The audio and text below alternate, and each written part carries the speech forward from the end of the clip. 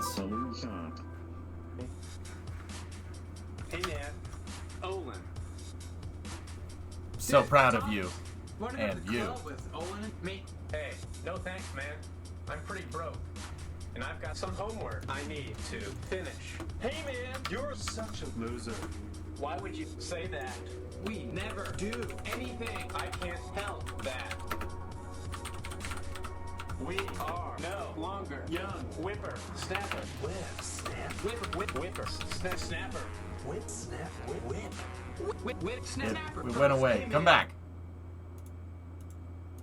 Why did it stop? Willie. Oh, there we go. Willie! Nilly! We are getting older. Responsibility for our lives. High time. You're right. It's about time I take control. High time. I am so proud of you and you. So proud of you. Whipper! Snap! Curse!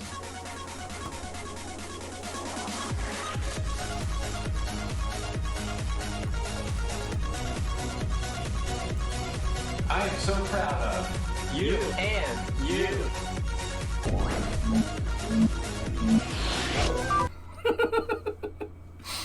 I am so proud of you and you. It's still funny, Shimmy. After all these years, man, it's still funny. Whip. Snap, whip, whip. I don't know why it stopped playing it halfway through, but either way, whatever. Eat it. Nice. Oh, my goodness. Man, Joe did it first. Always remember that. Yep.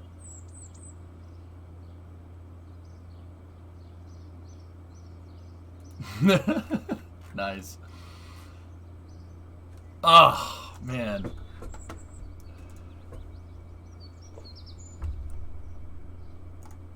All right. Okay. So, we have to go look at the pad here. Let's see what we got. Don't make us internet boomers feel old. Yeah. Shimmy. Want to talk about feeling old? Look at my head. Look at this. What am I supposed to do with that? What am I supposed to do with that, man? At least I'm tall. No one can see it, but jeez. It's ridiculous. Paint over it? Good call. Get the spray paint. Let's do it. It's time to shave the head and keep the beard. Oh, yes. The Jack Byer. I gotcha. Alright. Better than your massive cowlick? Well, the cowlick, my cowlick make it look like I'm going bald in the front. Look, see the cowlick right there? Everyone's gonna be like, EJ, you're going bald. No, it's freaking cowlick, man. Eagle, I know you're a bird guy, but looking at buying a scat pack on Monday. A scat pack? Eagle. Eagle. Bro.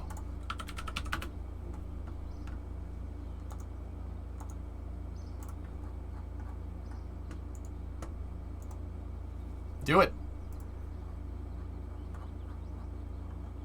See? Do it. You won't. Do it. You won't. Remember that? Remember that little guy? I like dodges, remember? Yeah. Alright. Let's go take a look in here.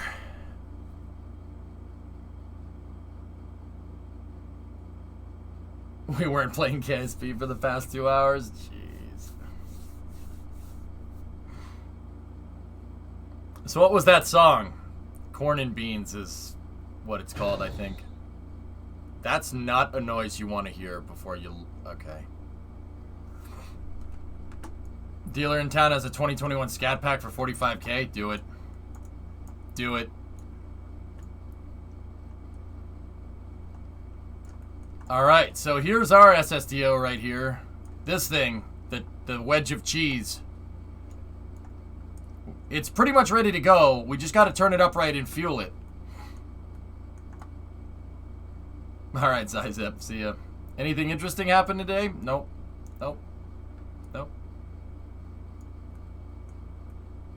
What time are the launches?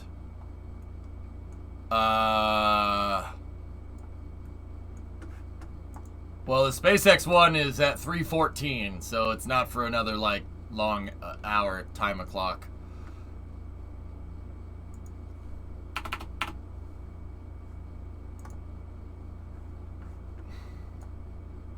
Does Long March 5 count as an SSTO?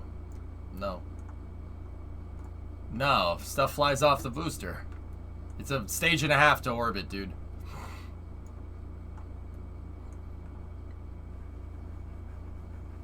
So cool. I can't believe that. Alright. Guys, let me get the tunage up, and then we'll go from there.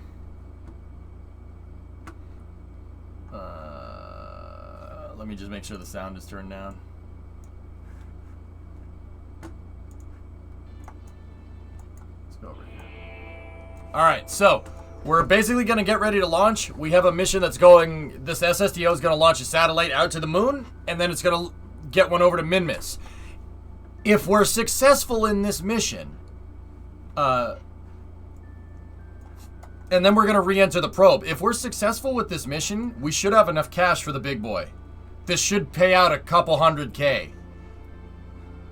Have you seen F1? Yes, I have. Is there anywhere I can find your mission mode flight log template? I can show it to you on stream, dude, and if you want, you can pause and take a look. Here. I'll get my head out of the way. So, it's just a notepad file, dude, that's why, like, so I have the name of the mission here, lift or payload, orbital parameters, basically where it's going, inclination, launch date, landing date, if it has crew, payload mass, the pad. Can you see that okay? Anyway, I could just have the SSTO files.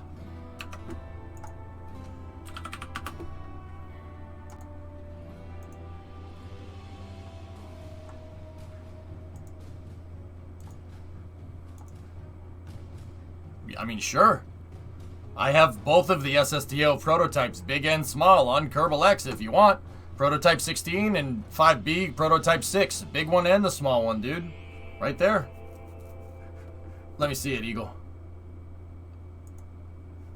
No problem, Big. Oh, Eagle, yeah, no, yeah, you should do that. Scat packs are dope, dude. Yeah, no, you can...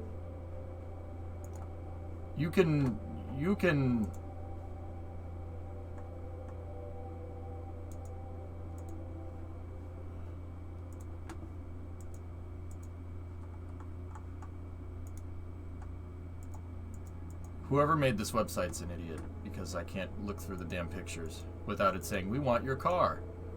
Yeah. Yeah, you should, yeah, Eagle, yeah, buy that. Buy it, do it. Do it, man. Absolutely.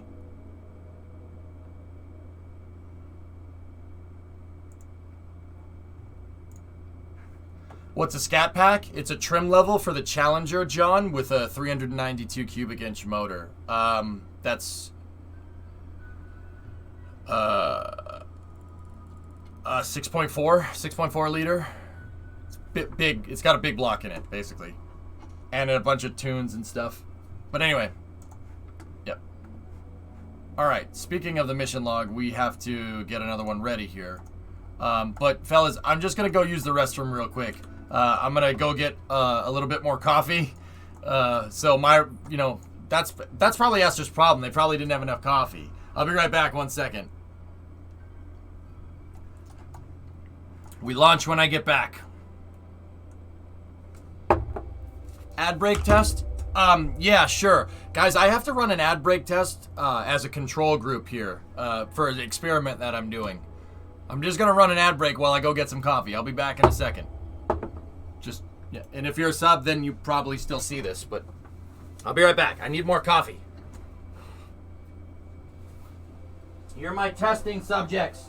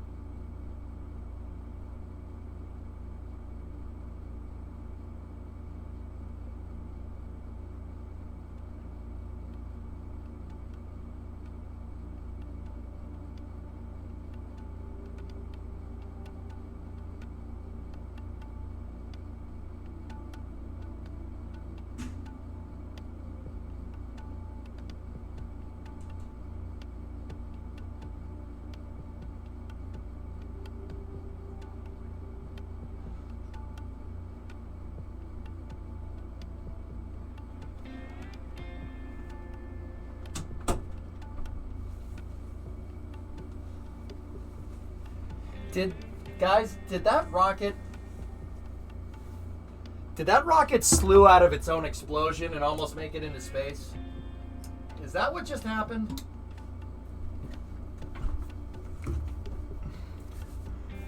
Did that thing slew out of its own explosion and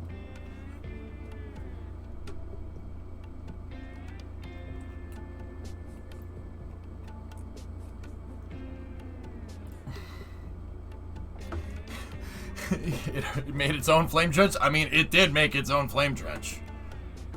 Muted? Muted? Muted? I'm not muted.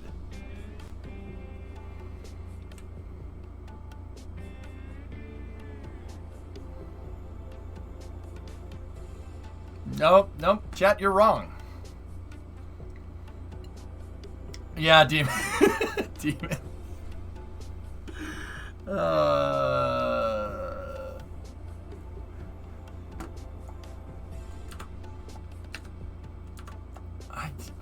I can't believe that. I can't believe that. We're trying to play a prank. Yeah, awesome prank, chat.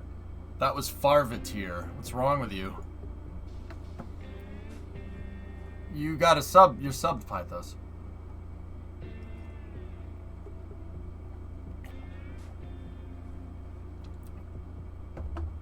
You're Farvateer. That's what Farva would say.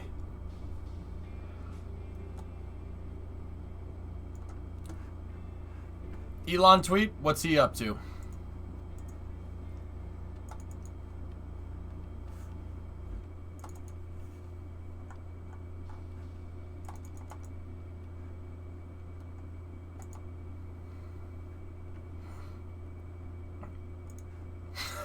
Up. He's posting about Lego Stormtroopers.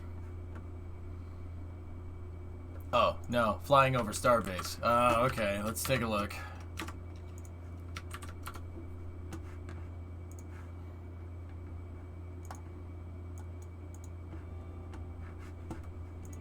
Well then.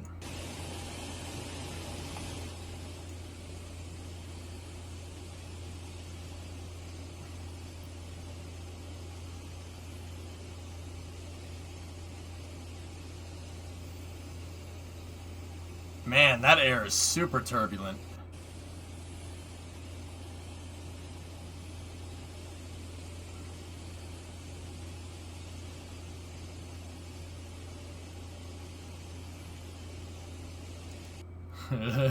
Yeah. John said he was in the blue plane. Cool. Where are they flying? They're just doing a flyover. This is the Inspiration 4 crew.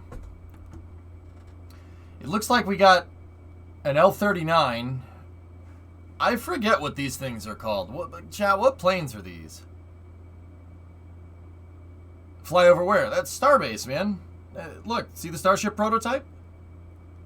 The Assault Alpha? Yeah, maybe. So there's two of them here, and then this looks like, the plane that this is in, it looks like another L-39.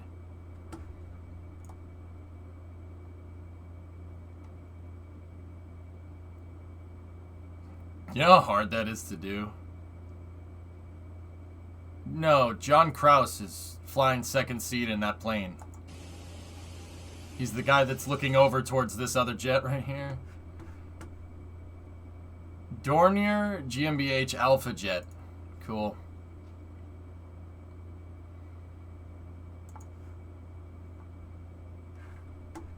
November 572 Alpha Juliet. Meh, I've seen closer. Yeah, but this isn't bad for civilians, though. Alpha jets are really interesting. Alpha jet. So it's Dassault Dornier Alpha Jet. Let me see, real quick. Yeah, look at this little guy. It's a light attack jet and advanced jet trainer by Dassault Aviation of France and Dornier Flugzeugwerks. Flugzeug.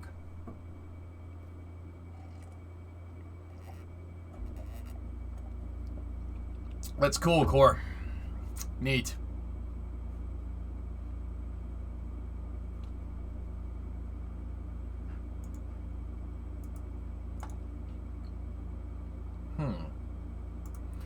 Interesting little plane.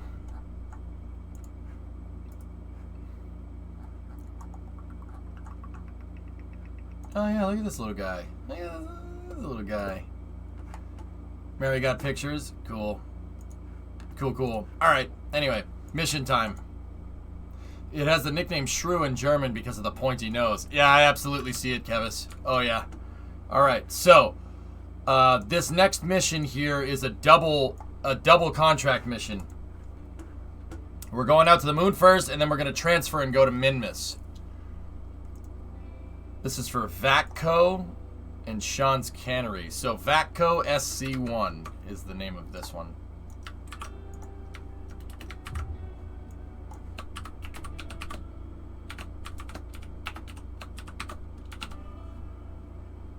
Well, actually, it's not SC1. I gotta find... Oh, that's SC2. StarCraft. Sean's Cannery. Alright, so... we have a Mark 0 satellite return vehicle. Still using 7. Payload orbital parameters are 85 by 85. Sat deploy to moon. To Minmus. To Kerbin EDL. Inclination will be 0. We don't have a T0 time, so just leave that one blank.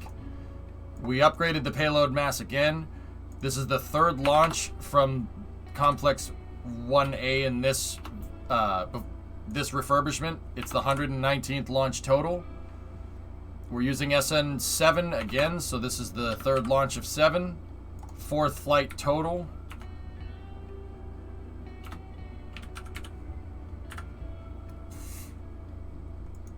Commercial satellite to the moon.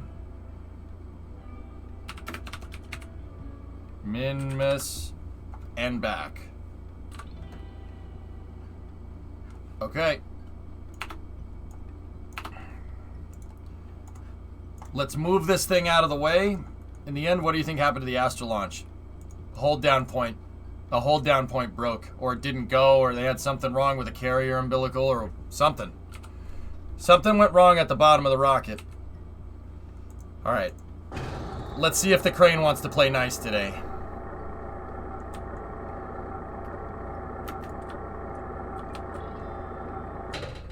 So the SSDR already has its payload in. We just gotta basically get the crane out of the way. This hangar thing that goes over it is a crane that moves the payloads into the payload bay on the vehicle.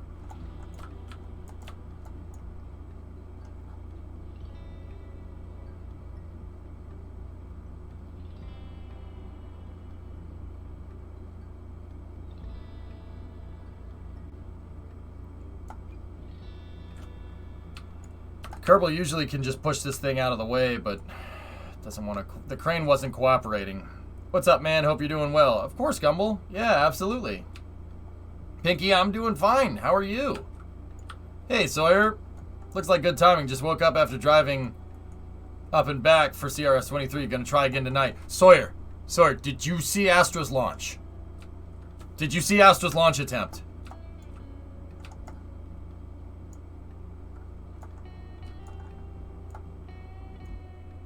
Tell me you saw it, man.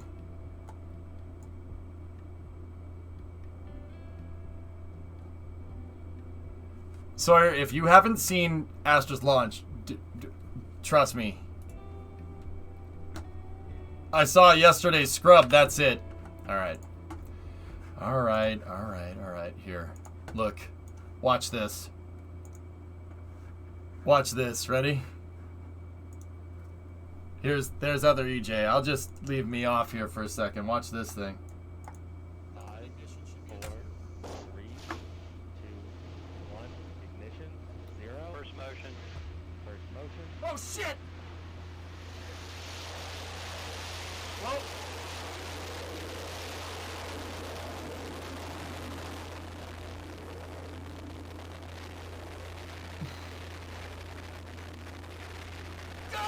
Baby, go! Yeah! Fly, you freaking piece of junk! Let's go! Yeah! Awesome! Go! Get up there! Go! Get up there!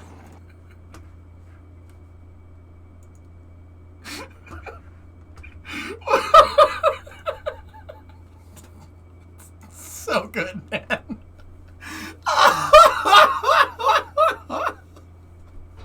Oh, you freaking piece of junk! Let's go!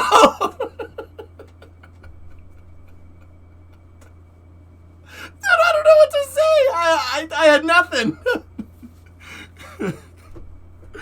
Oh my goodness. Dude, I still can't believe that happened. I can't believe it rose out of its own flames. It freaking made it. It failed a little bit later, but still, that's ridiculous. Then you had to share the rock. Buck up, boy. You're one very lucky Marine. Right, Ishiku? It looks exactly like it, man. Life imitates art, dude. Unbelievable. I still can't believe that happened, man. It comes out of the flames. It comes up from behind the trees. That's so cool. Never skip helmet day.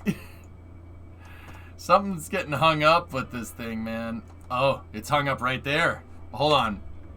Dude, the fact that it even made it away from the pad just looks like it flies sideways and up and out, dude. And the only reason it didn't make it to cutoff, Sawyer, is because it used all that fuel trying to compensate, which is just ridiculous, man. I couldn't believe that. I can't believe that just happened. It's so crazy. There we go. That should unstick the crane pretty well.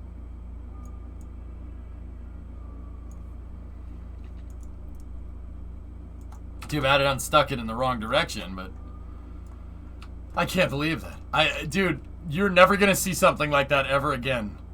That's so cool.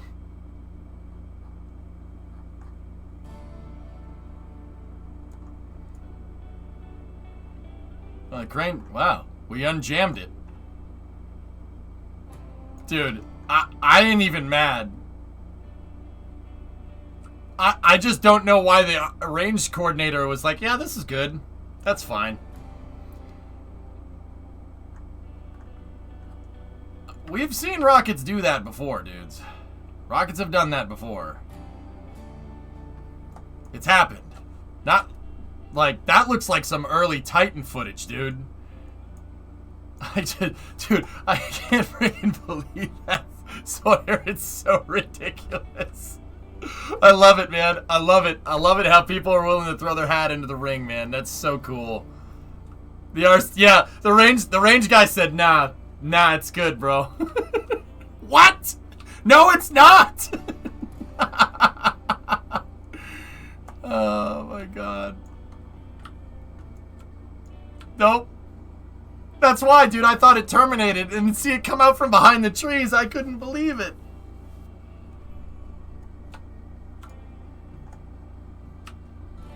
That's, dude, that made me so happy. That little rocket was like, no, I got this. I can still do it. I swear. I'm still good. He was going to let it go. We needed the data. Yeah, right? Could they have wanted to try and save the pad? Maybe.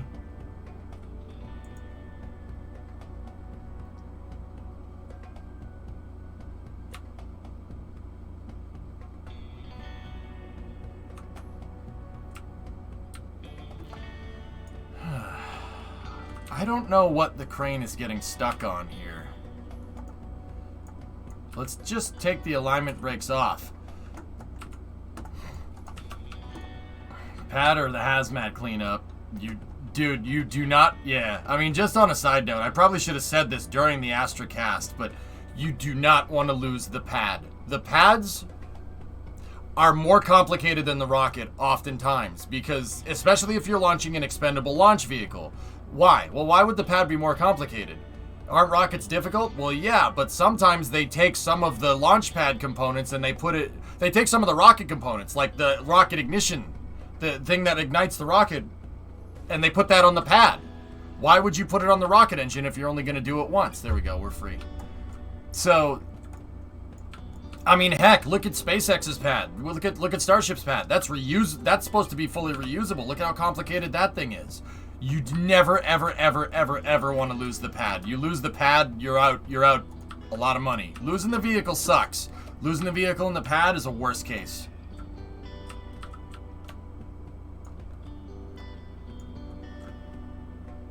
Nice, Alex. Yeah. Jaka, can you believe that? Can you believe that, dude? I can't believe that. Webless, look out!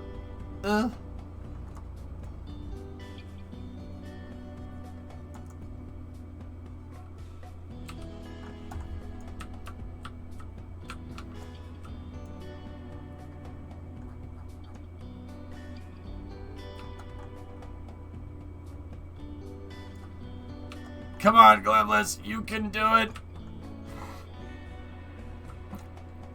I can't, dude. Unbelievable. Go.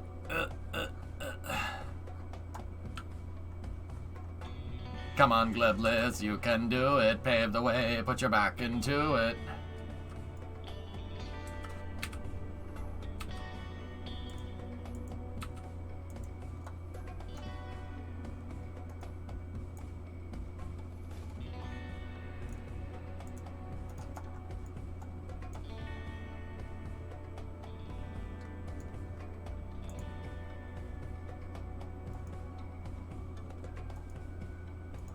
All right. There.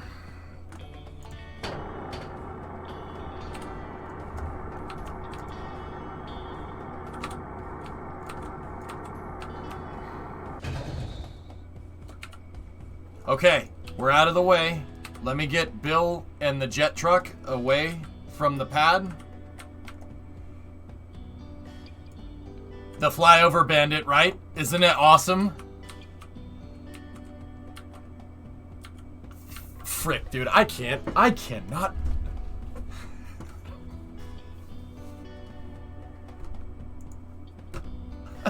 It's ridiculous, man.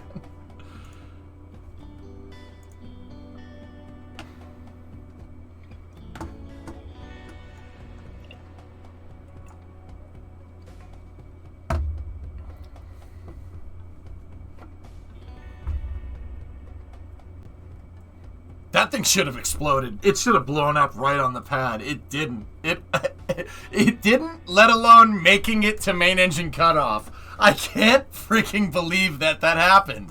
That's blowing my mind, dude.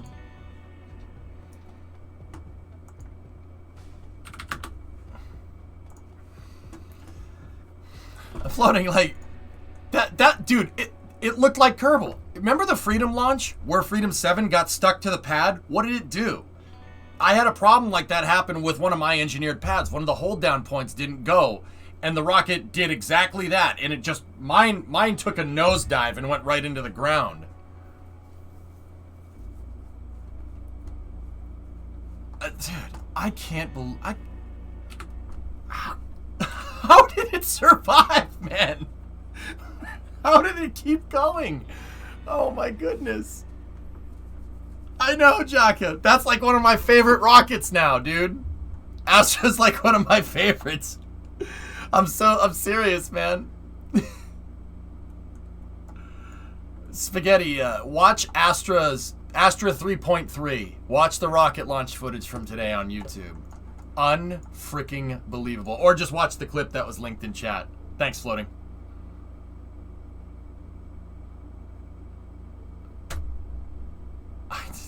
All right. Okay. Let's game face. Let's go game face now here with this guy. All right.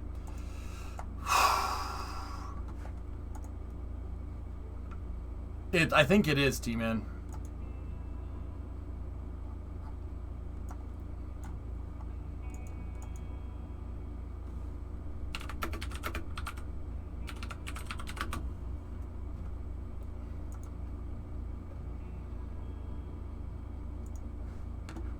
It's aluminum. Wait, Thomas, can I start calling it aluminum? That's what I'm calling it from now on. Aluminum. Let's just piss off everybody. Aluminum. Yep. Yep. Yep. Oi, oi, no you may not. The Crown's saying we can't call it that, mate. So guess what? We're gonna call it that from now on, aren't we, bruv? That's a good name for it, isn't it? It's a good name for it, innit? Innit, lads? Right. Aluminum. Aluminum. Yep, that's its name now.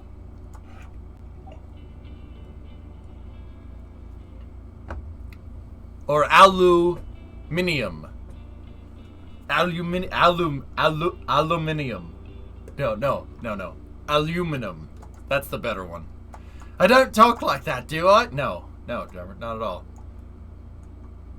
Drummer, I take like 6 or 7 dialects and I put them together whenever I do a British accent. And then when I go to do an Australian accent, I still do a British accent because that pisses them off even more. Yeah. I figured, but I wanted to be sure. No, your accent is more Cornwall. Sounds like this. Yeah, very different. Damn you! Yeah, damn Aussies. And then smirks when I do a New Zealand. That's when we do Australian, and yeah. Yep. I just piss off all the Commonwealth. I'm just gonna piss off all the Commonwealth. That's my job. It's my job as an American. I'm just doing my patriotic duty.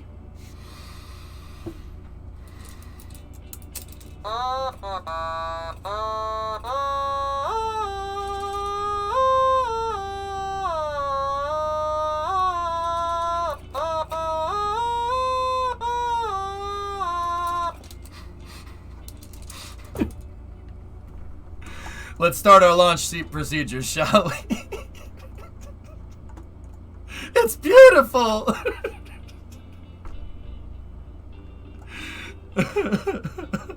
Stand up for the anthem! My heart will go on. No, alright. Serious time. Serious time.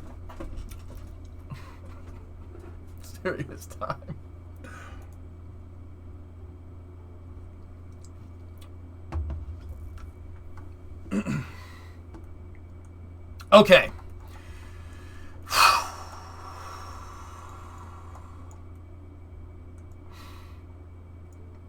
I'm sorry, I can't do it. Alright. Free bird! It's beautiful. Jimmy, have you seen the automaton? This is Sasha. This is Boris. Yes, I have 2 of them. They're beautiful.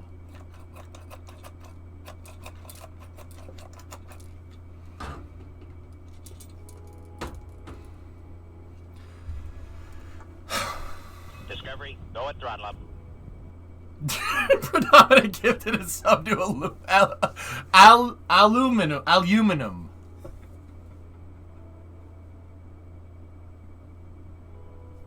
I can't do it. Oh my god, dude. I can't do it. You gotta stop.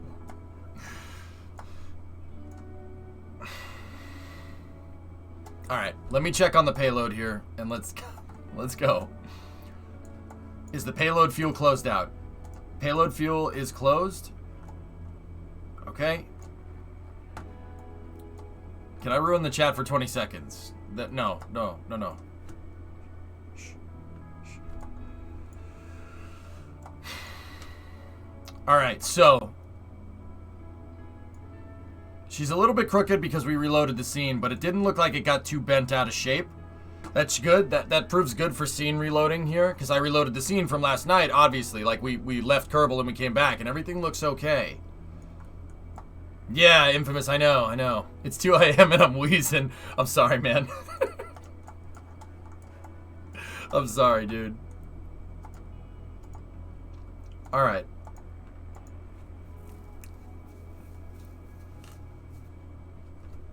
Okay.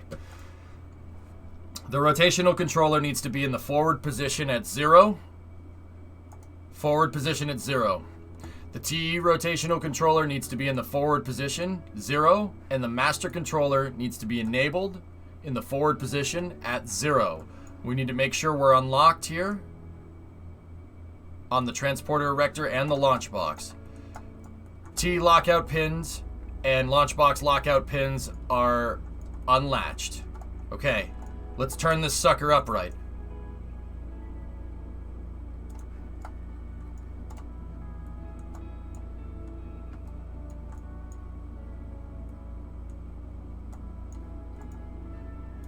Okay.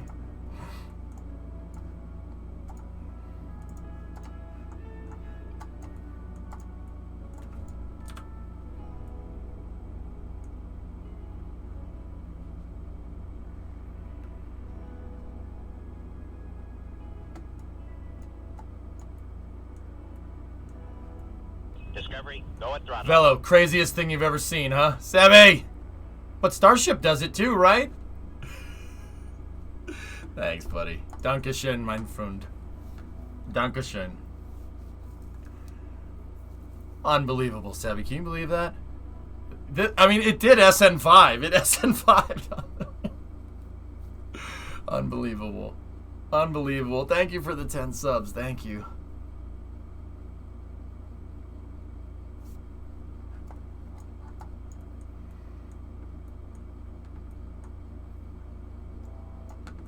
Also, I haven't seen KSP recently. How's the SSTO going?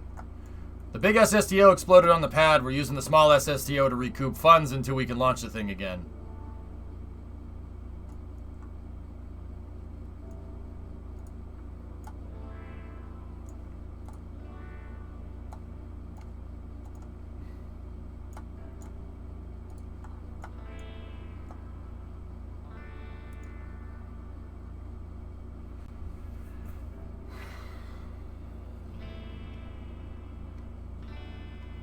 I don't like that.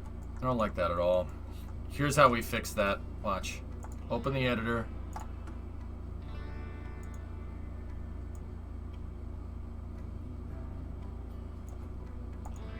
Just got to adjust these curves here.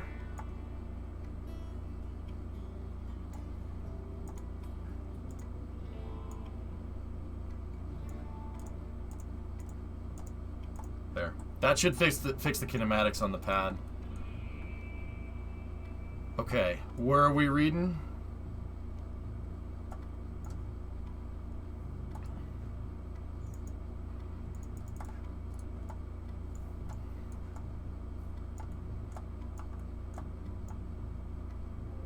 Okay. Alright, we're looking good. Vehicle's 89.4. So we're a little bit crooked, but that's alright.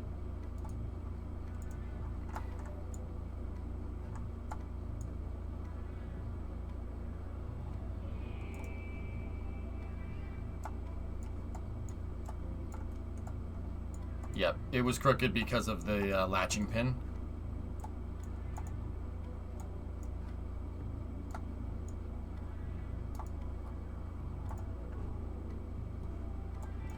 Okay.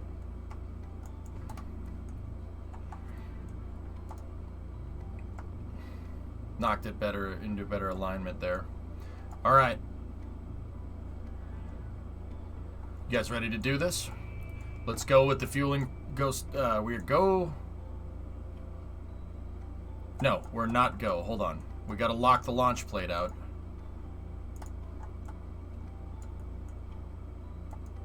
Let's see if the launch box wants to lock.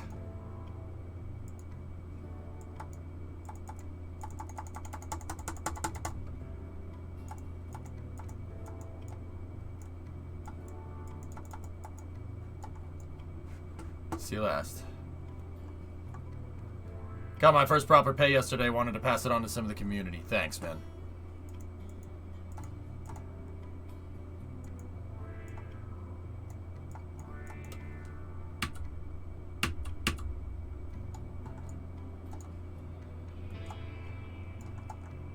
Alright, take the launch box controller, disable the cow controller, set it into the reverse position. Take this one. Let's move this into the standby position here.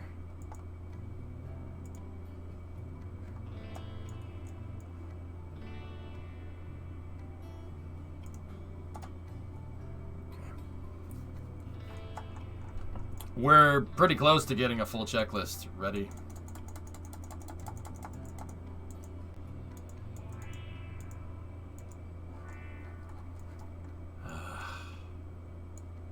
Did we dock down here? No. Didn't even throw the dock down there. That's a little strange. The lock isn't complete, dude. It didn't lock the hinge. We gotta put the locking pin back in here, and it didn't want to do it. Hey, Kelmir. Yeah.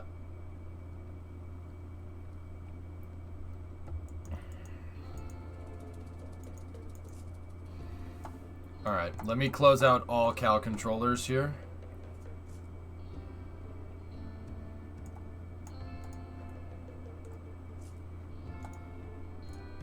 All Cal controllers that have control of that port. Cycle them all. Sometimes this works, dude. This thing is still giving us trouble, though. I need this hinge, the one that's pointed, the one that's 90 degrees. 89.8. I need it to be able to lock.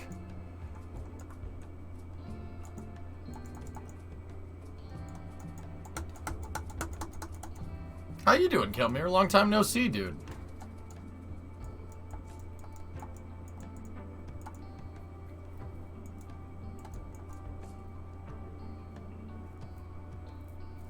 You did the piston trick last time? I think what we did was switch vehicles.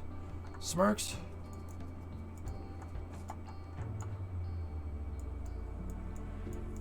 What if it doesn't lock? Can't launch. I can't launch it. So, here, let me explain, Lick. Or, I mean, I could solve the problem or I can explain it. I mean, so, well, actually, I could do both of those. This isn't locking. This needs to lock. The reason why is because auto struts do not go through, they don't go through active robotic pieces, right? So what does that mean in plain English? So basically, if I lock that out, that means that the SSDO can auto strut itself to the pad because it's not going through a pivotable component, which means that when the thing actually goes, what happens is the landing gear on the SSDO will actually strut themselves to the fuel tanks because the fuel tanks are by far and away the heaviest part. That's basically inadvertently acting as a hold down point for me. I use a little bit of trickery here. Anybody ever notice why I have a small docking port? There's a single small docking port connecting the SSDO to the pad. That's it, right? Or is it? I use a little bit of trickery there to make my launch plate flanges a little bit more realistic. Because in reality, you can't stack a rocket on this. Rockets usually have a bunch of hold down points locked in, right?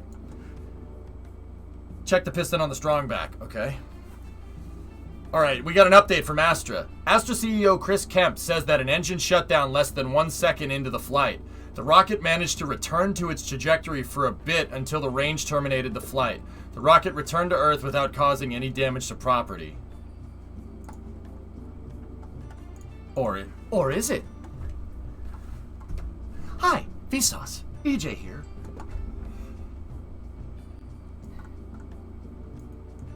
Yeah, look, so I need this thing to lock out. If I don't, I'll go to fuel it, and it will put all this stress on the docking port, and the thing will tip over.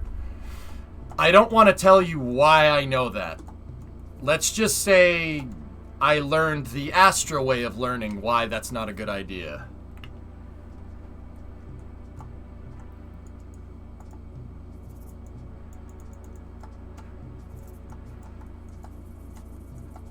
I still can't believe that, man. I would be so proud of that team. Oh. Alright, we're gonna shim it with the piston.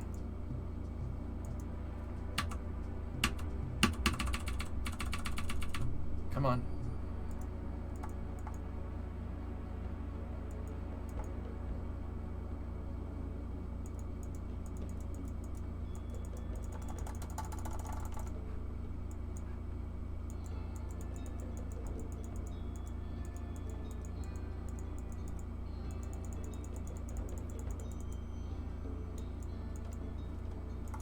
Nah.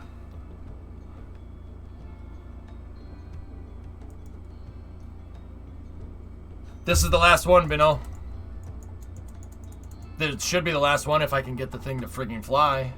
Here, let's try time warping. Oh, I had it. Okay, alright. That's a good sign.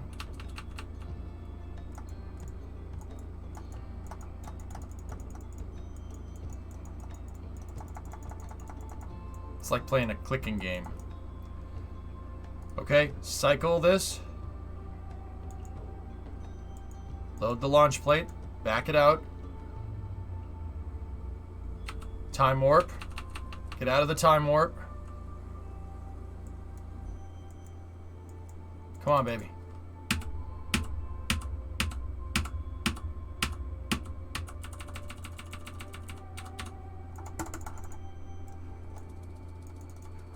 Switch vehicles.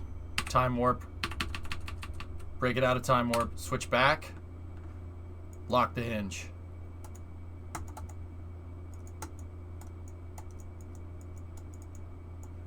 She ain't working. Alright. Sometimes cycling the window works. Turkey jerky or beef jerky? Beef, bro.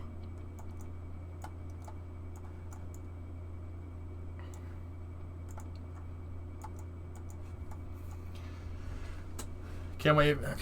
Alright, let's see what we got here. Come on.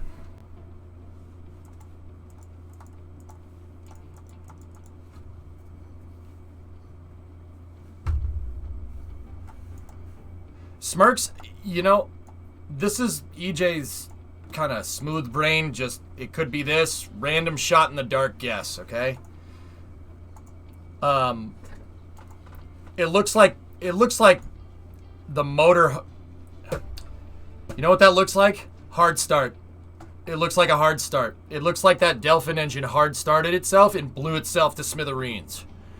That would explain, the hard start would explain the backfire through the line that caused the umbilical to blow off. Because when a rocket hard starts, long story short, the explosion goes back up through the lines. And if it overpressed the lines and it blew the umbilical out, right? But once again, that's my like Kerbal knowledge of rocketry talking. I honestly, it could be a bajillion different things. It looks like a hard start. When engines hard start, they basically pop and they backfire. Hard starting a rocket engine is the equivalent of putting your foot all the way down in a car and turning the engine. The engine will start and that's really, really, really bad for it. What launch are you talking about? Guys, link the clip. Violent, look at Smirk's, the thing that he posted. The clip. I got it. We're good. Box is locked out. We are go for fueling. Unless it's VTEC. Dude, I'm pretty sure that's a great way to break VTEC actuators. Faster, I'm pretty sure that's a really good way to make your VTEC not VTEC. But also, Faster, that thing did do a VTEC just kicked in, yo, and then it drifted off the pad, so... VTEC, drifting is Japanese. VTEC is a Honda component. Honda's also Japanese. Get it yet? I mean, bro, it makes sense. We got to see a rocket drift today. That is the strangest thing, dude. That's a good one, too. I try. Illuminati confirmed. Basically, yeah. Yeah. It was the lizard people. Alright.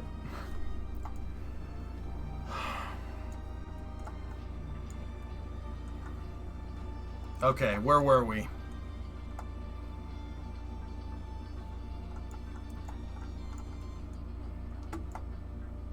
Alright, we'll coordinate the T0 and we'll go for fueling.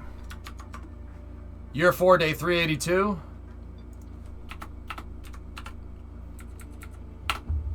00:22:08. Deja vu, I just been to this place before. We need 3-2.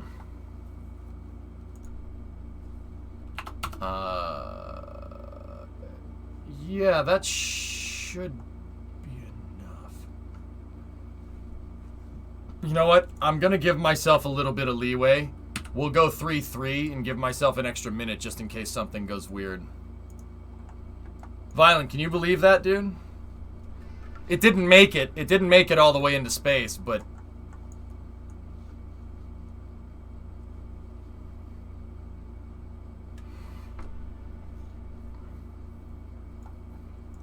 I love that rocket, AJ. That's one of my favorite small sat launchers nowadays. I'm serious. I want to meet the guy that did the guidance system. Give that guy a freaking raise. That is unbelievable. There's not many rockets that can have an engine void itself right off the pad and still make it into space. Falcon 9 is the only other rocket I know that's done that. I mean, Falcon 9 actually did have an engine blow up on the first or second Falcon 9 flight, and it still made it. Yeah, the engine just popped, and the vehicle did this off the pad. It just turned. The shuttle can't have an engine. If a main engine fails at like T+5 smirks, you're screwed. You're screwed. Like, screwed. Dead. Bye-bye.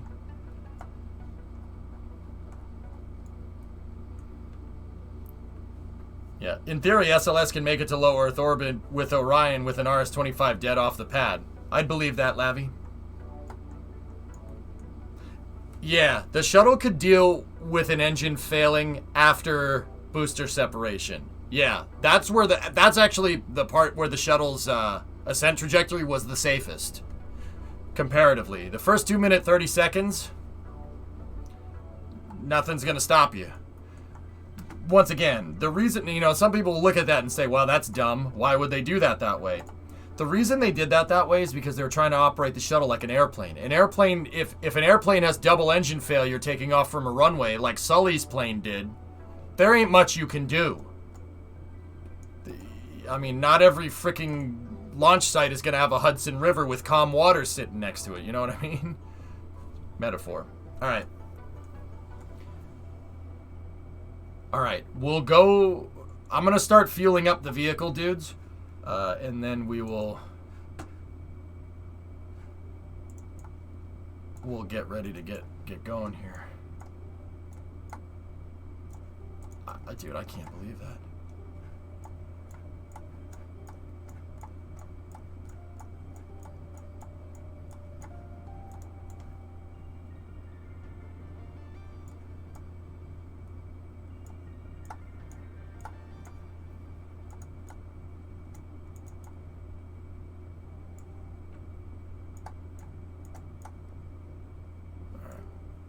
Last, please.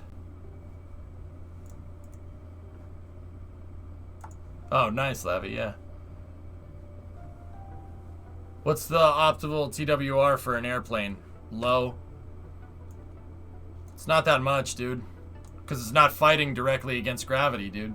That's what the wings are doing.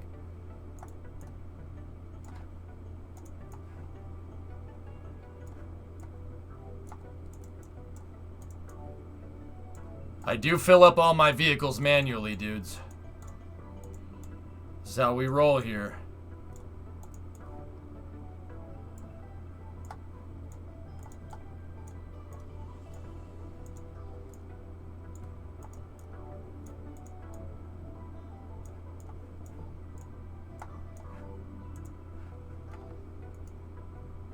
Okay, all tanks are good.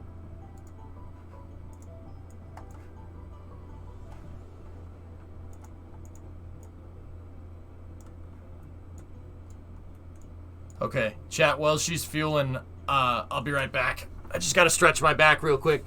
They did do helicopter on Mars. Yep. I'll be right back 1 second. I gotta stretch. My back's bugging me. Sorry, I got a little too excited during that launch.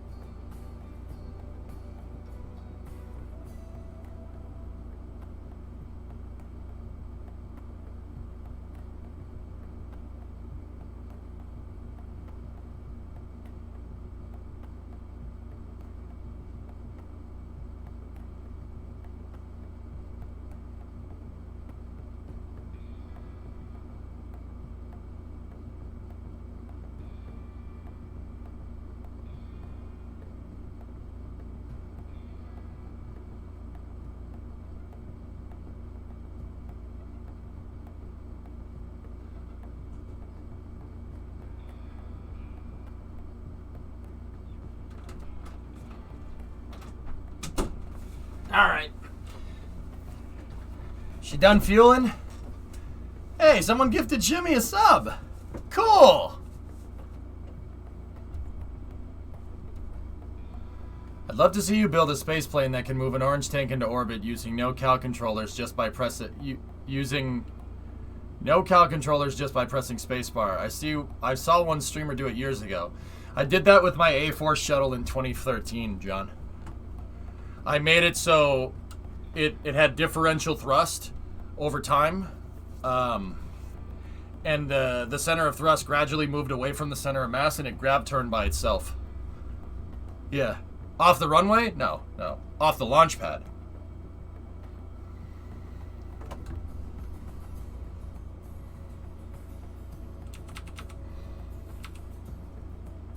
It goes faster if you time warp.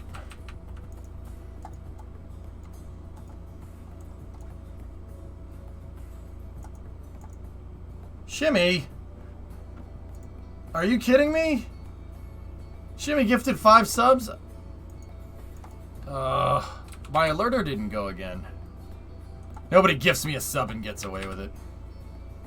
Nobody makes me bleed my own blood.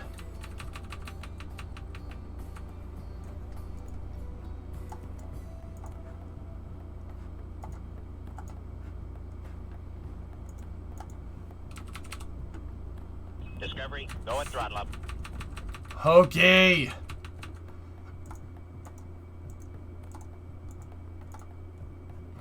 Jeez, Discovery, dude. go and throttle up.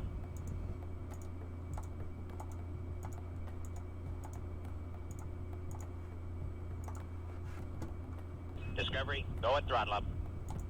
Jeez. You guys have been super generous with the subs. You people who are doing that, you know who the hell you are.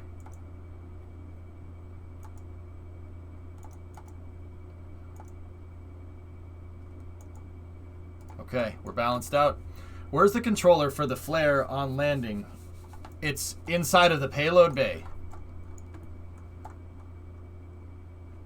These are the differential. This is a differential controller. If you need differential body flap control, I've never needed it thus far, but I kept the capability. It makes it so I can move one body flap independently of the other. The SB, the body flip pitch controller controls both of them at the same time. I can lower one flap if I need to, and for differential yaw if I need to. That's what the real one did, and I'm still kind of like wondering how I could control that with the Axis controller, but... Funny Man, 29 months, and Nilshan gifted a sub to T-Man. What's that? Noobly, there's a secret tunnel in Starbase. Dude. Oh, that's so cool. We got to get more into that. Anyway, Hellfish. So, this is more... Is that Jay Leno's tank car? That looks like Jay Leno's tank car.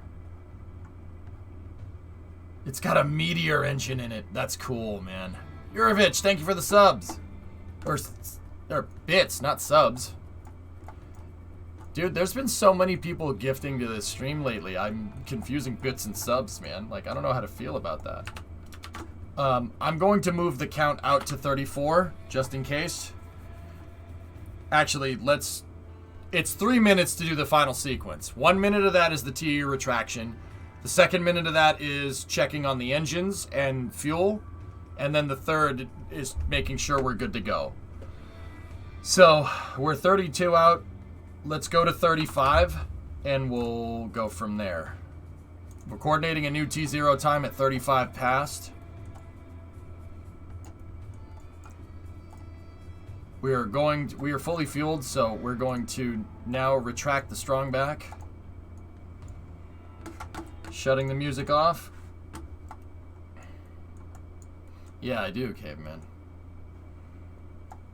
Alright. We're going to bring up the master controller right there. Saro. Thanks, man. Thank you. Guys, I really do appreciate it. Okay. Now we're going to go in here, bring up this controller. The orbital parameters.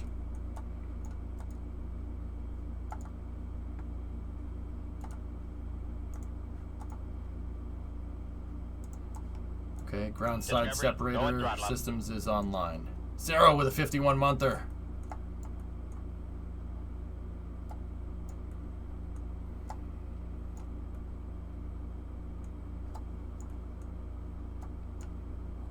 The erector is... Discovery, go at throttle up. Thanks, Oki.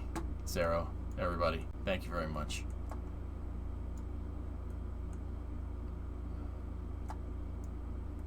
It's a hype train. It's a hype train, dudes. It's a walk-off.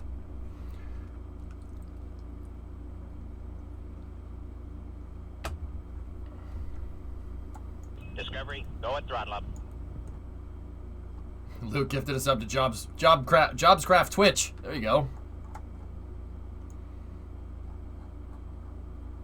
Okay, we should move into thrust vector control checkout now. Stand by. Cycling the igniters here. Okay.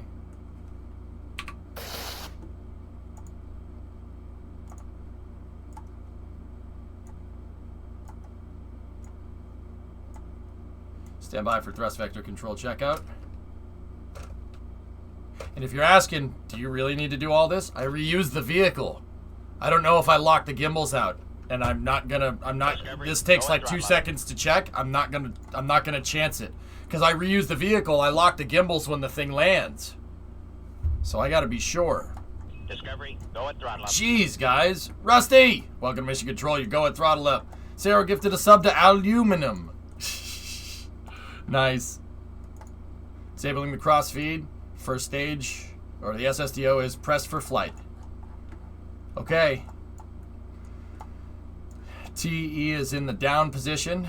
We're going to lock the transporter erector out.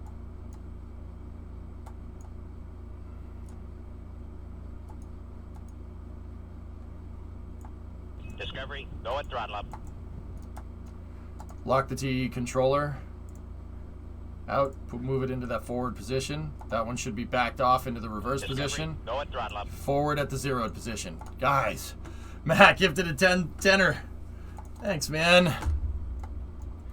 Okay, we're inside of 1 minute here. Ground side separation systems are armed. Guidance is on. T-minus 50 seconds in-game and counting.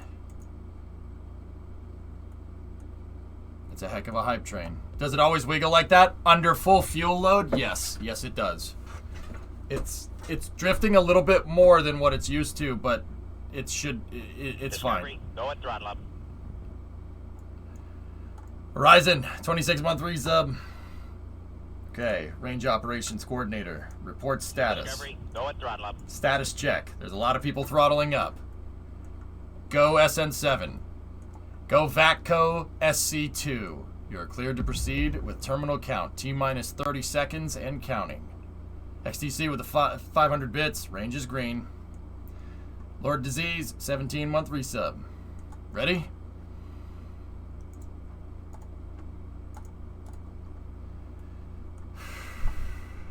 It should be okay, Josh. Discovery, go at throttle up. Detto gifted us up to Skullhead 51.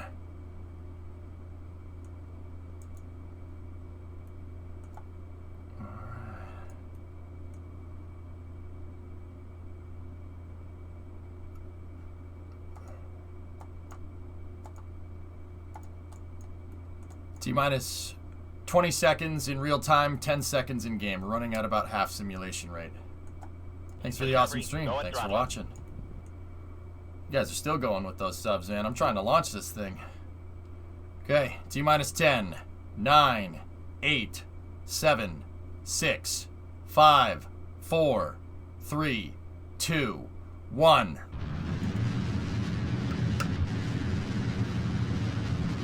We have a liftoff. Liftoff, SN7.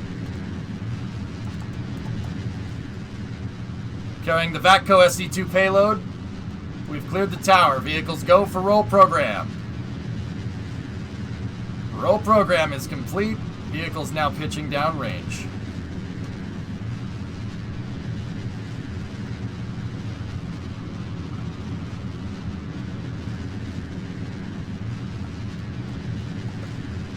Everything's looking good.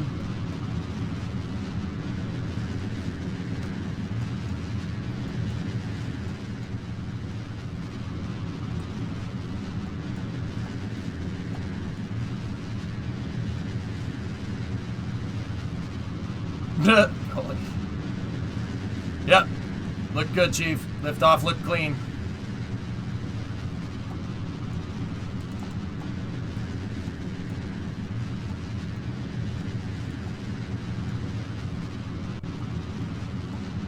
Fourth flight on the orbiter here. Dynamic pressure is approaching 10 pascals. Altitude 4 kilometers. Thrust to weight is 1.7. We're blasting through maximum dynamic pressure here in a few moments. Choo-choo on the hype train. 7 kilometers in altitude. Stand by for max Q. We have max Q 13.2 at 8.8. Vehicle's beginning second pitch over, standing by for supersonic.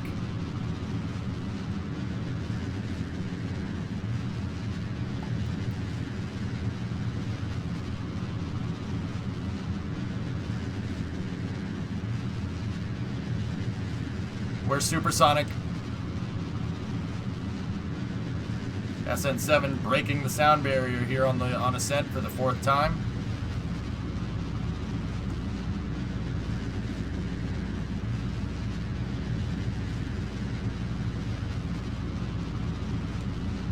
Okay, we're beginning initial throttle back here.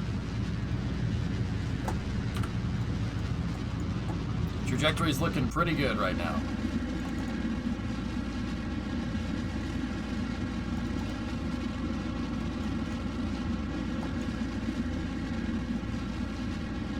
What's up, Vexing?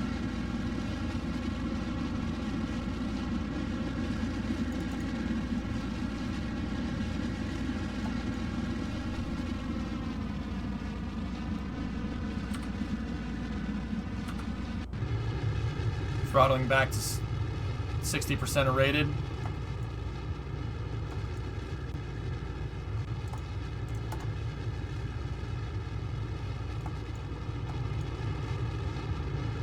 Nah, you gotta punch through it with this thing. It doesn't fly very well in the lower atmosphere. Funny, the quicker you can get out of the atmosphere with this thing, the better.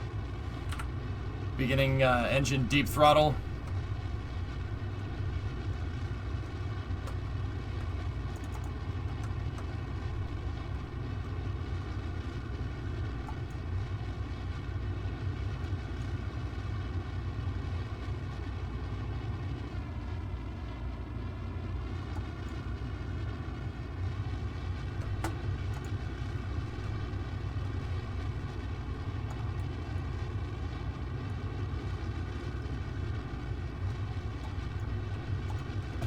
Stand by. We should be pressing for MECO in another 20 to 30 seconds.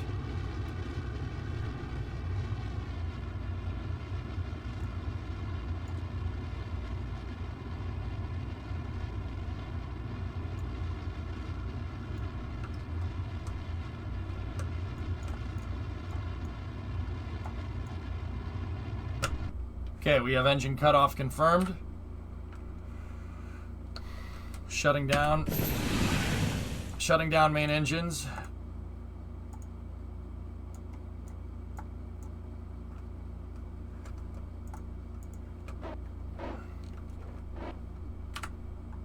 Vehicle will now coast here for a moment.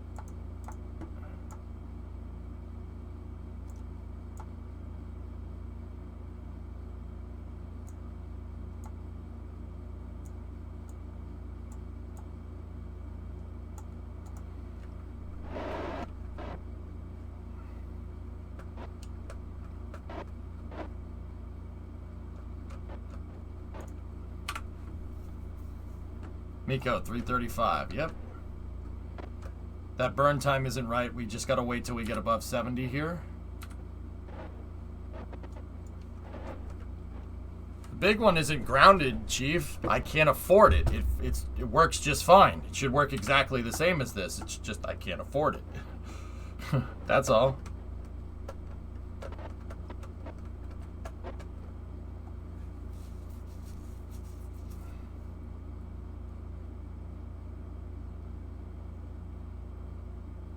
The lunar mining mission is going to be the first SSTO mission, I think, Papa Bear. Okay, 4 minutes, 12 seconds, which means we should start the burn Start the burn with this thing right about now.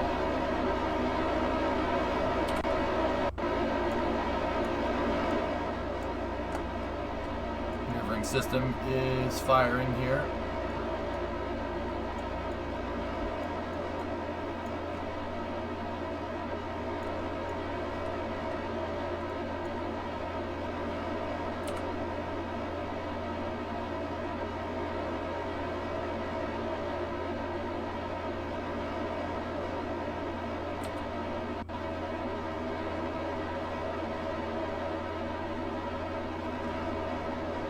Yeah, it should be good to go after this flight. What's the TWR? 0.08. Booyah. Right on the limit.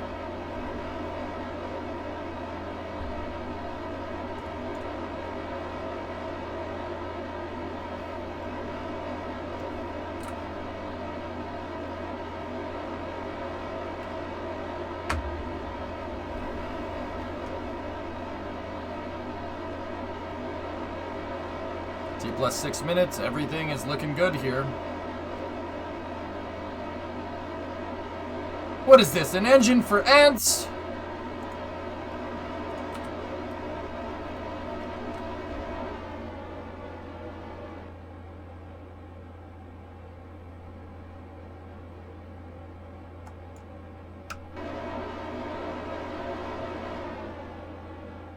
We got to throttle a little bit. We're pushing that AP too high.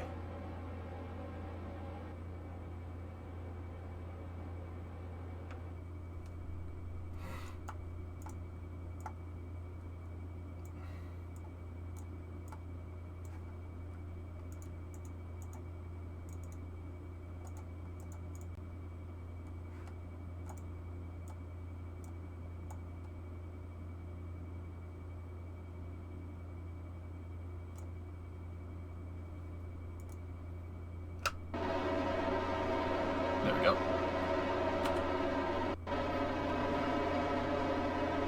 Push it to the limit.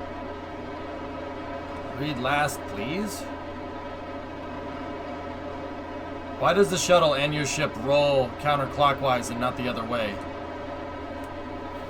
It's the closest point of the orientation of the pad to where it needs to go. The shuttle, yeah. Basically, if the shuttle's pad is facing this way and it needs to go that way, it's gonna roll that way. It's just more or less basically similar orientations. Pad 39A and 39B are north-south, and if the shuttle wants to go east, it needs to turn 90 degrees in that direction.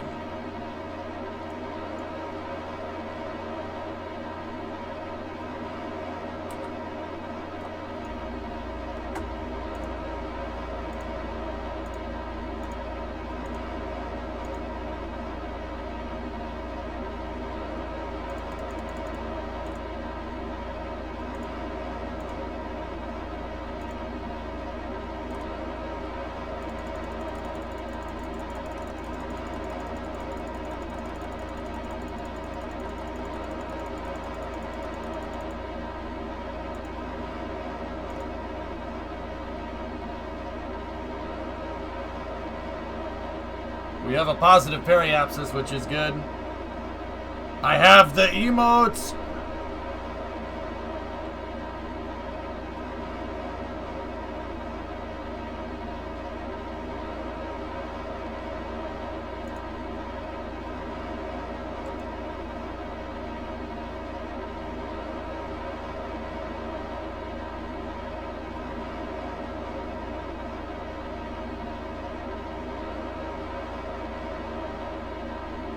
Pretty awesome, Switchio. You're not going to see another one like that.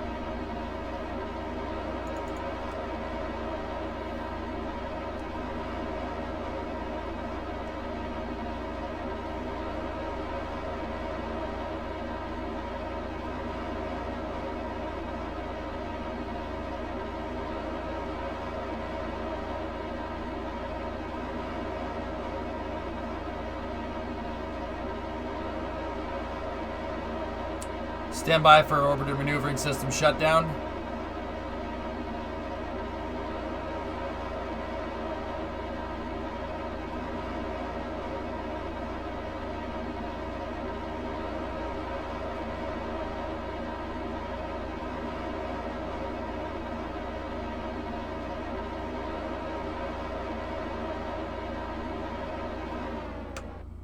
Okay, we have shutdown 1. Not the best orbital insertion, 70 by 88.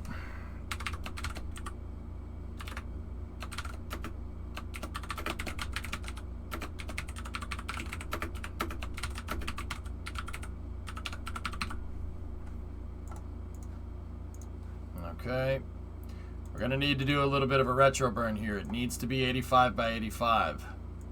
Not much of a burn, but still enough where it's going to, we're going to have to do a little bit of tweaking here. No problem, though. She's up. Okay, 7 year go for payload bay door open. There we go. I guess my question is, why does it not roll till the orange tank is below the ship instead of above it? Does that make main engine cutoff more difficult? No. Violent, there is some G-forces involved. You don't want to ride on a vehicle on the top of the external tank. But mostly it's so the pilots on the shuttle can see the ground. Pilots like to see the ground. It helps with orientation, even if it is upside down. That's why. That's why the real shuttle did it. I did it because it's more aerodynamically stable for me to fly upside down into space, believe it or not. Payload bay door open, confirmed. Yep.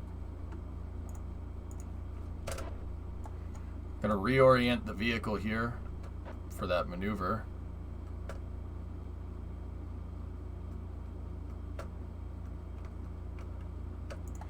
Yeah, and the reason why they don't just like turn the pad, for instance, is first of all, if you want to go and try and parallel park NASA's crawler transport, yeah, you go do that. Second of all, the shuttle would go to different orbits every time. Not every orbit that the shuttle went into was an orbit like this, a straight orbit like this. Sometimes it went into a diagonal orbit like this. These diagonal orbits are up and down orbits. It never did an up and down orbit like that. It went left to right like this most of the time. Actually, a lot of the shuttle launches went this way. They went northeast because that's where the ISS is. The ISS is in an inclined, what's called an inclined orbit. Inclination is measured in degrees, and it's the degrees difference off of the equator. So if you're 90 degrees off of the equator, your orbit is polar. It goes over the poles. It's called a polar orbit. It goes up and down. If you're 0 degree inclined, you're on the equator. You're following the equator. The shuttle liked to go kind of halfway in between at 51.6 because that's where the ISS is. 51.6 degrees inclined at 400 kilometers right now. The reason why the ISS is in such a funky orbit like that is so the Russians can get at it, the Japanese can get at it, we can get at it, and the Europeans can get at it. All the international partners can launch to the ISS from their respective space centers. That's why. So, long story short, the shuttle would roll wings down into space so the pilots could basically see the ground. And the reason why it rolls at all is to go to a different tilted orbit. G-forces do have something to do with it, Coldtech, but it's more... I used to say that a lot. The G-forces are bad. You don't want negative Gs. Negative Gs are bad for you, but it's literally so the pilots can see the ground. Better orientation. Now, with that being said, when the shuttle, in the later shuttle missions, when they had communication satellites, the antennas for the space shuttle are on the top of the shuttle. You can't put it on the bottom. There's a thermal protection system in the way. So when the shuttle would go over the horizon and launch control couldn't see it anymore, it would have to, in the early shuttle missions, it would have to wait until the next ground station. So the shuttle flew upside down all the way into space, kind of like what I just did. We were upside down all the way. Now, later down the road, when we have the tracking data and relay satellites that we still use, when the shuttle would go over the horizon, it would flip over and fly wings up into space, and it would jettison the external tank downwards towards the ground. Negative G's, blood rushing to your head because of outward angular momentum from literally taking a turn going like Mach 6. What do you think about climate change? Would it accelerate space development? It should. It should. I mean, everybody thinks that we need to be down here to solve climate change, but they don't realize in the same sentence that all the things that we know about climate change are thought up from satellites up in space. Learning about our place in the universe can help us protect our home.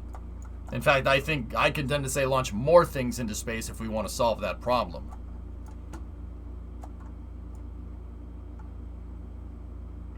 Alright, we got to get that down to 85 here.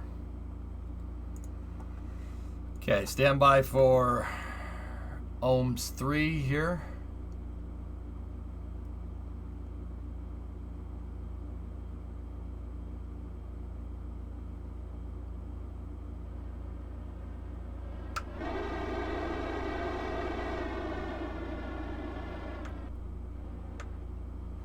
Okay.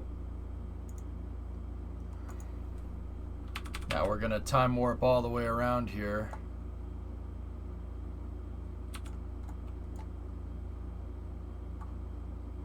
Ohms 4 for circularization.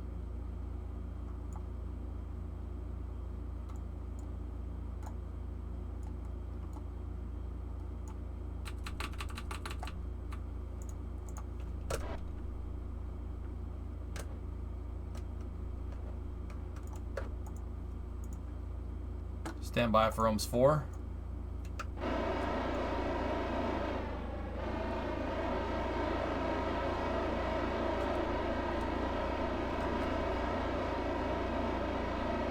All right, Neo. See you, buddy.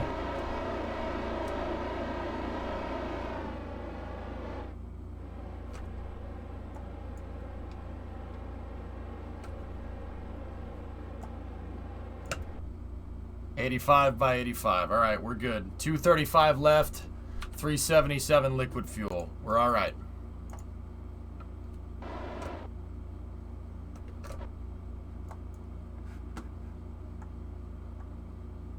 What was the power slide that Rocket 3 did off the pad? That was the rocket braking, Berg. Yeah.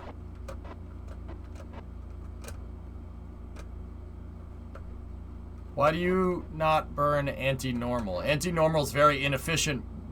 Inefficient when you're in orbit. Anti-normal in coplanar normal and coplanar anti-normal are burns that will adjust your inclination. Trying to adjust your inclination is difficult. Violent. Why is it difficult? Well, we're going 2.2 kilometers a second in this direction. Trying to take a left when you're going that fast, you need a lot of energy to change that. You have a lot of momentum going in this direction. Trying to go in that direction takes a lot more energy. It's better to do that when you're going slower.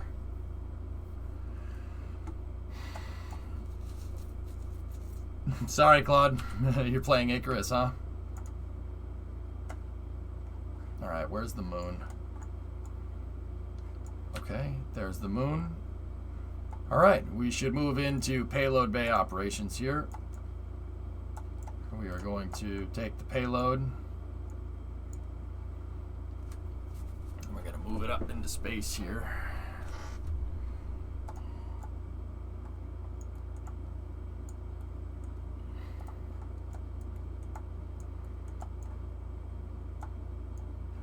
Okay, the dispenser is moving into the open position here.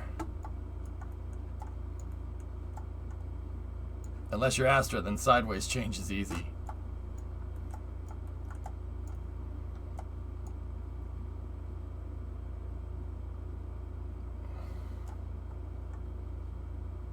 Satellite has a heat shield. Could say that. All right.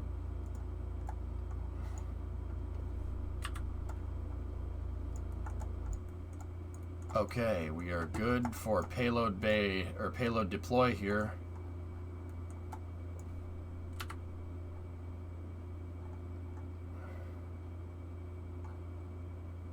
I'm going to hit it right at the apogee here.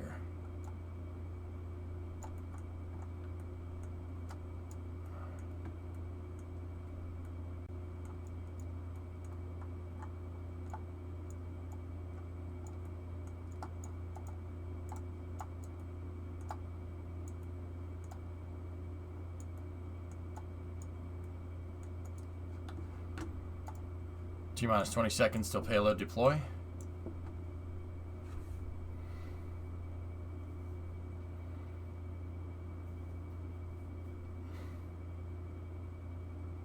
T-minus 10.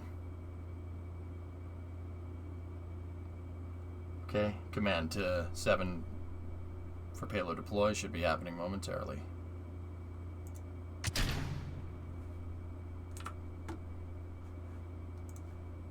We have a nominal deploy on VATCO SC2.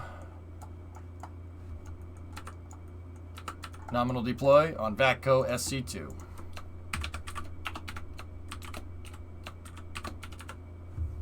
Payload bound for Minmus and the moon.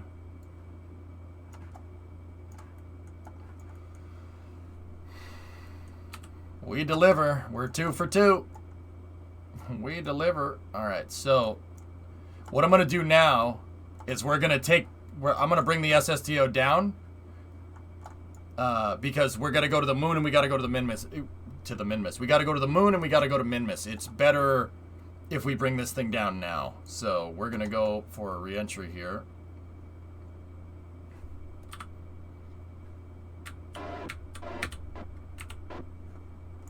Okay.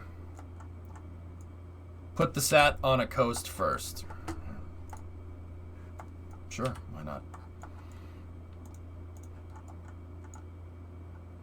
Okay, so where's the first target for the moon? Okay, VATCO wants to be in this type of orbit. Which way is it going? It's retrograde. Okay, so we need to do a retrograde insertion around the moon. No problem. Alright, I'm going to turn the music back on.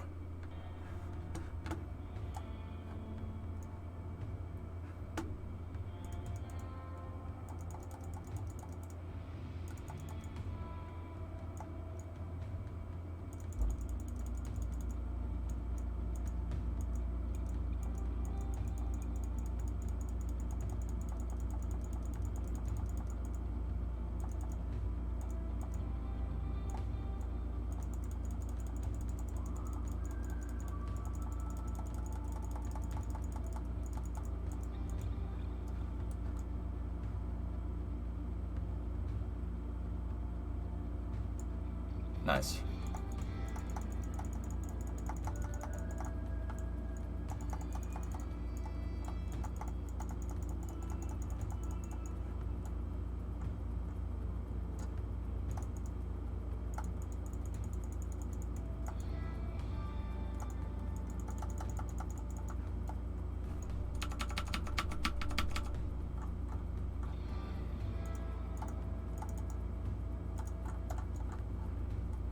Trying to get the maneuver in place here.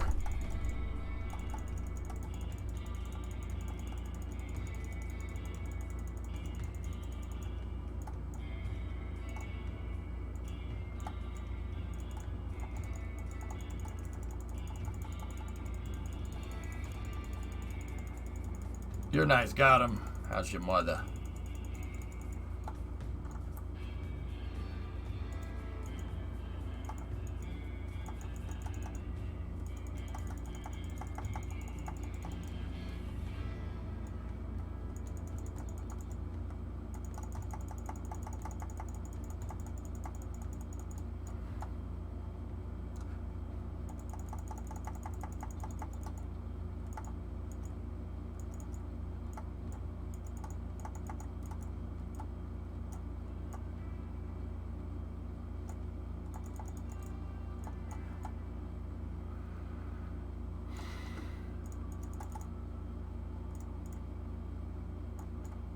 I'm just fine-tuning this orbit a little bit.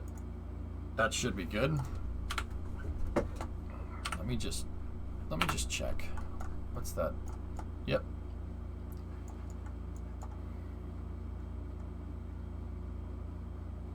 A little bit of a strange free return there, but it's all right. Okay. Let's open up the fuel tanks here on the vehicle. And we'll get it to its first orbit now.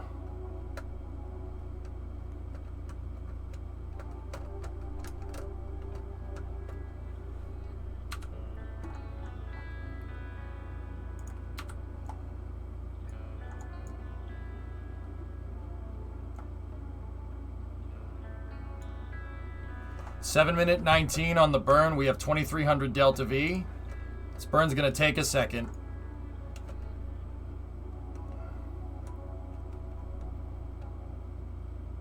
So 3 minute 30 plus 10, so 3 minute 40. So we got about a minute until the burn here.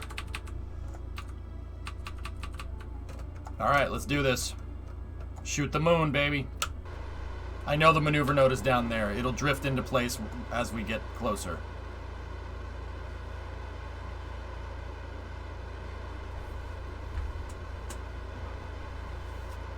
Do you think that Elon will accept Rogozin's invite? Maybe.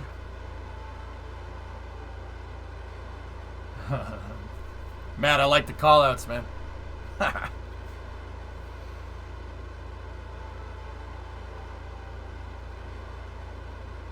Yeah, it's the maneuver node editor is amazing, dude. You can dial in orbits. It's easy. It's so easy. I had to eyeball this stuff way back in the day. You kind of had to. You didn't have any maneuver nodes. It's just moon's right there. Get to it.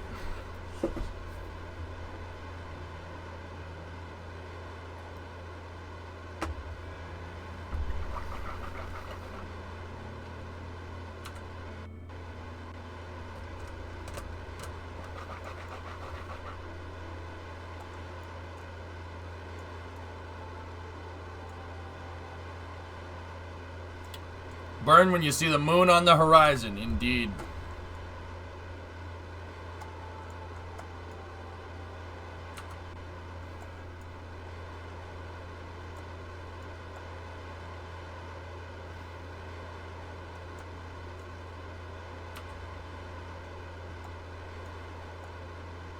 Back when I was a Kerbinaut, we thought the moon was made out of cheese.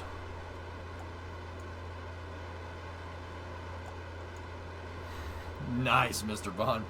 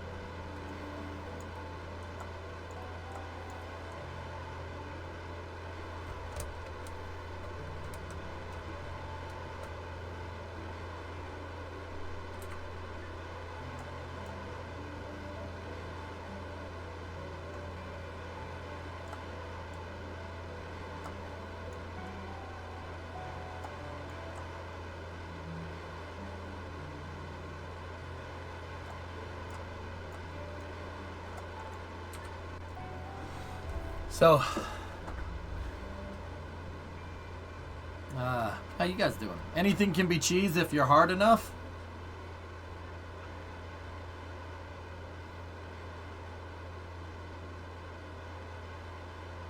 Keep the perigee higher, STX.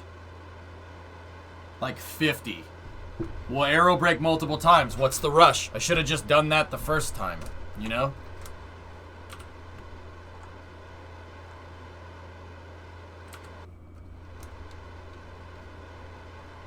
Anything can be cheese if you try hard enough.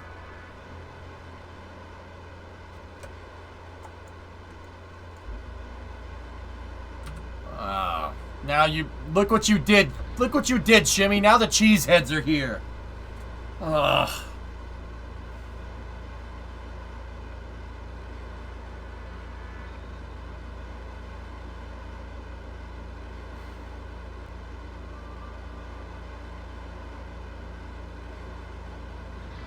Might want to go higher than 50 because we're coming in from Minmis. Jimmy the Shay Shay. I do not understand this power. Jejita, what does the scouter say about Shimmy's power level? It's over.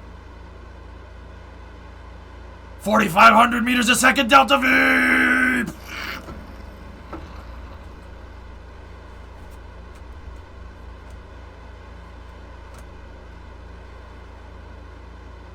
It's over. 9,000 taco trucks. Welcome to the taco truck.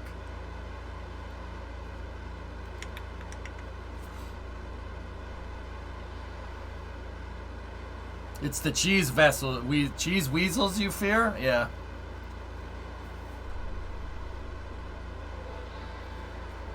Every restaurant is Taco Bell in the future. Hey, you're that guy from outside Taco Bell. Yeah, what do you want? I guess you weren't part of the Cocteau plan. Greed, deception, abuse of power, that's no plan. That's no plan. Is that why everybody's down here?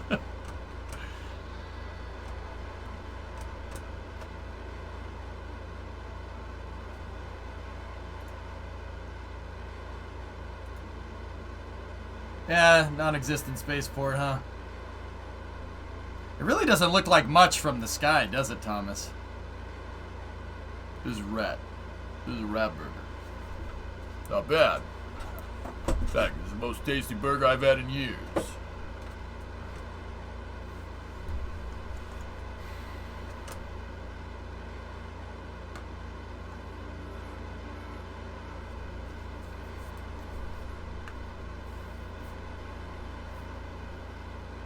Yeah, that's right. You can tell Cocteau to kiss my butt. Alright? You live up there, you live his way. What he wants, when he wants, how he wants. You live down here, maybe starve to death. See, Cocteau doesn't like me because I'm into freedom of speech. Freedom of choice. I want to smoke Cuban cigars the size of Cincinnati in a non-smoking section. I want to cover my body with lather and walk around naked in the streets. Why? Because I might suddenly feel the need to. I forget what he says, dude. You know what? You know what? Yep.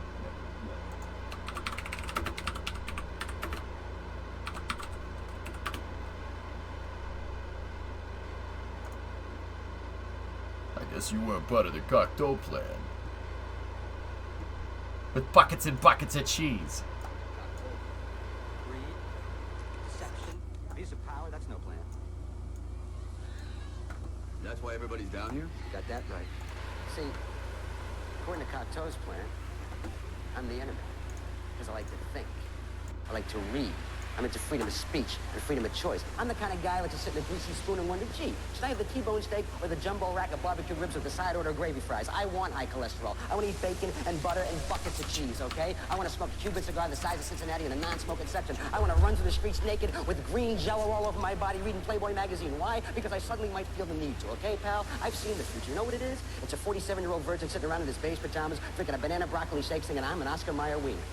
You live up top, you live Cocteau's way. What he wants, when he wants, how he wants. Your other choice? Come down here, maybe starve to death. Man, that got too real. What movie? And yes, that's Demolition Man, dude. Demolition Man is dope. Such a good Stallone flick. Jeffrey Dahmer? Oh, shoot! I love that guy! I'm gonna free him! Dang! It's like I'm possessed of something.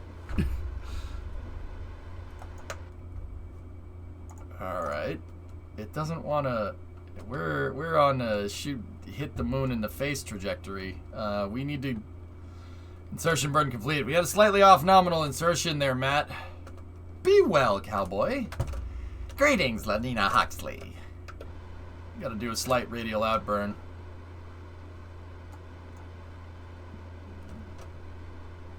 That's not good because we have a very, very, very low altitude circularization here. We might not have enough to get out to Minmus. Yeah, Dish, I'm pretty sure Demolition Man wasn't supposed to be a documentary. Alright? A 45-year-old man sitting in his bedroom drinking a banana milkshake singing, I'm on Oscar Mayer wiener. Dude, such a good flick, man. I guess you weren't part of the Cocteau plan. So good, dude. Oh my god. Alright. Yeah, small normal burn should fix it. Yep.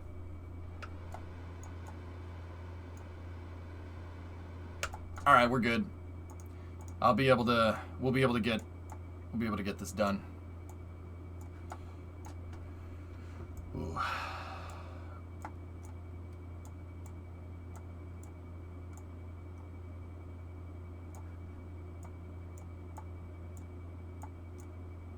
Yeah, watch Demolition Man. Just bought. Watch Demolition Man. It starts out a little weird, but yeah, the movie gets better and better over time. Just bought. What was that, man? Are you also gonna say that Red Dawn was not a documentary? Only if you're a member of Ammunition. Ammunition has a wide array of peacemakers come by on Militia Mondays. Exercise your Second Amendment right. And get all discounts and get a 10% discount on all armor-piercing bullets. We're the only gun store that lets you try it before you buy it. You need anti-tank missiles? We got them. Flamethrowers? Oh yeah. No credit? No problem. No money down. 90 days, same as cash. Shoot now, pay later. During the 10-minute waiting period, have a few shots at the Ammunition gun range featuring pictures of famous commie pinkos. Come by Ammunition on wait, what does he say? Sign up to win an anti-aircraft gun actually used when we whooped Australia's butt.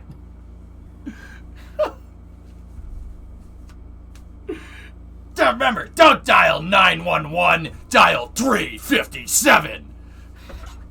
It's so good, man. It's so goddamn funny. How do you remember this stuff? I don't know, man. I like movies because I like to party. I like to picture my movie quotes in a tuxedo t-shirt because, you know, it says, I want to be formal, but I'm here to party. Because I like to party. I like my movie quotes to party too. What was that one? That's the combination of like 3 or 4 Ammunition commercials. Alright, let's coast. Actually, we probably should bring the SSDO down before we do that. Let's go get 7 back down here.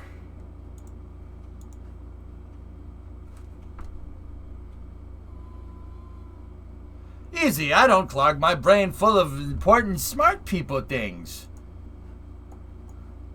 Right.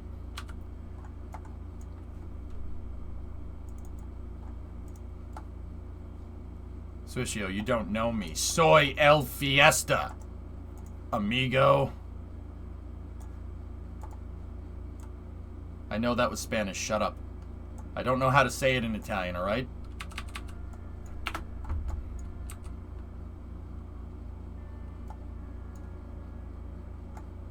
Shimmy, did they do that to you as well? Huh. That's strange. Just got in. What did I miss? We got 7 back up. I fixed the problems with the pad.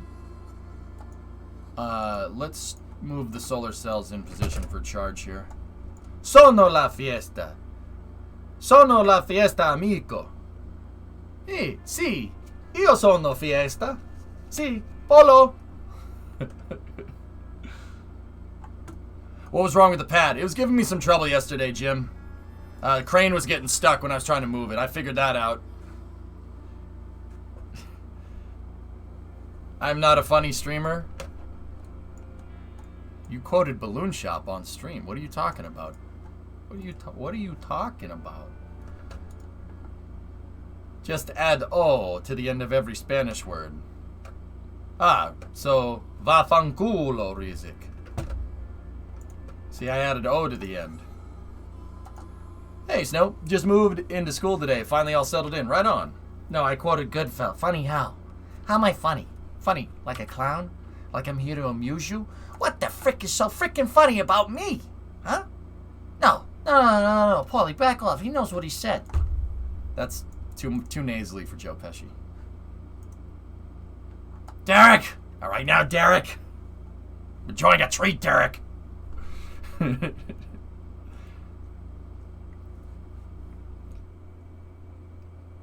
Festa, not fiesta. So, wait, how do I say it, Swishio?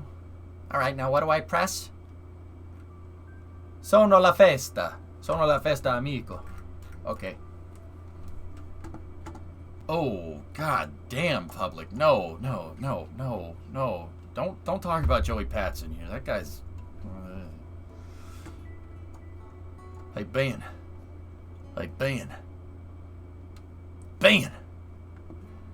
What's next, Casino? We can't quote Casino here. Great improv scene. Yeah, that's about as good of a movie as you can make, man. It don't get better than that, Raw Guy. But you know, no, it does. There's one movie that's better than that, okay? There's one that gets better than that. It's the movie where they make marks on the pavement with posi traction. Can't make those marks without posi traction, which was not available on this 62 Buick Skylark. Hey, Ben, what you got there, Ben? Mate? And what is that? What is posi traction, Miss Vito? It's a limited slip differential that evenly distributes power between the left and right tire.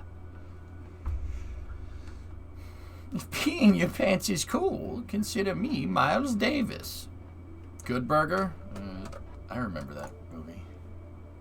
It did not heat her. It did not. No, Hilness, that movie is right, dude. Let's do the burn. That movie is correct. My cousin Vinny is right. The 62 Skylark did not have posi traction in it.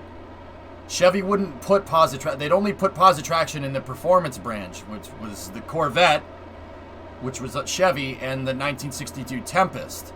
The 62 Tempest, for a lot of people that don't know, is on a Corvette chassis. Not a lot of people know that.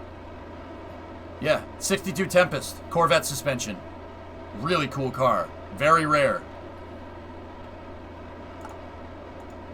That's why a 62 Tempest had posi. Because it's based off of the Corvette. One was the Corvette, which would never be confused with the Buick Skylark.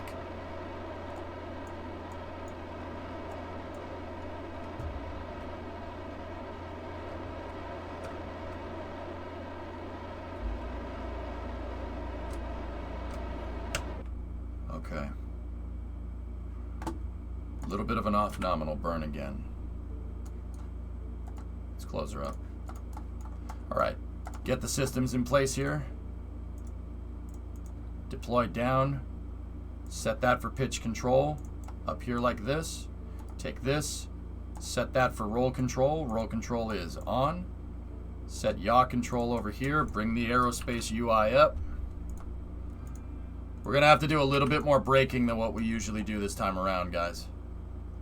You could swap out the rear end, right? There is no rear end on a 62 Tempest. There's no rear differential, nor is there on the Corvette. It's a transaxle. It's a differential and a transmission. The Corvette doesn't have engine, transmission, drive shaft differential. The Corvette, always for better weight distribution, up until the C8, obviously, which still has a transaxle in it, was engine, drive shaft, transmission over the rear wheels with independent rear suspension. That's why the Tempest is such a cool car. 62 Tempest has the transmission in the trunk. It's actually called the transaxle. Transaxle is what happens if you take a transmission and a differential and you combine them into one thing. Identical. Yeah, everything that my cousin Vinny said about cars is 100% accurate.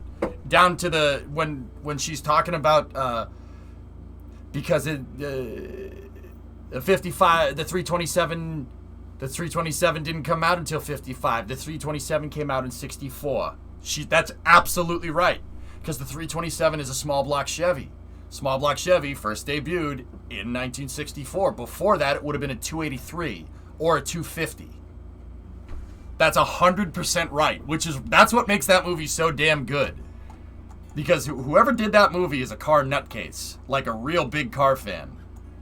I always thought that was really neat. Wrong. It's a trick question. Why is it a trick question? Ah, Mr. Gambini, what are you doing there with that outfit? That's right, Rizik. That's what happens when a transmission and a differential love each other very much. Transaxle.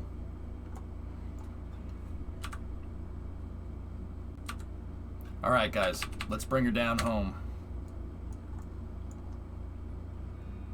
10 degrees before top dead center, rocket guy, actually.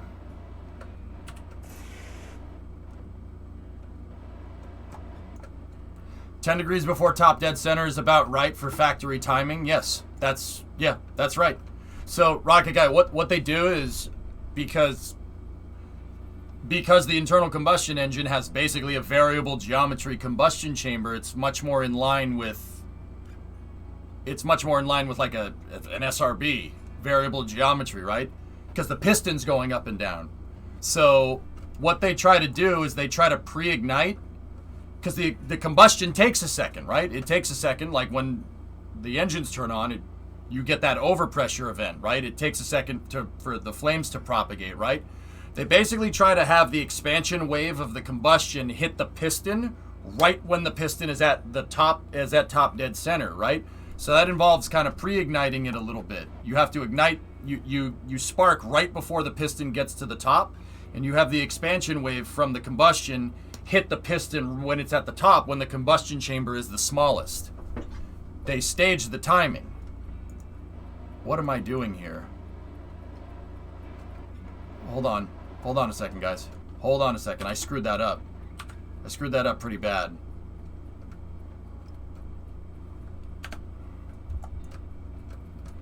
I gotta focus. We're going in for a re-entry. I don't want to lose 7 here. Okay, trajectory's still looking good. I saved it in time. Pythos, most modern motors have ignition timing advanced by the factory. The arrow is starting to mess with it, IQ2. Don't worry, it's fine. I was explaining something about ignition timing. What does the 10 degrees refer to?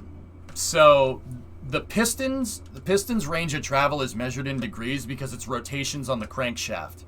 So, 360 degrees of rotation on the crankshaft would be up and down, right? But the degree measurement changes. How engines work, because you have multiple pistons, right? So does your degree timing change depending on the piston? Well, yeah, absolutely. But most engines' ignition timing is set off the number 1 piston in the engine.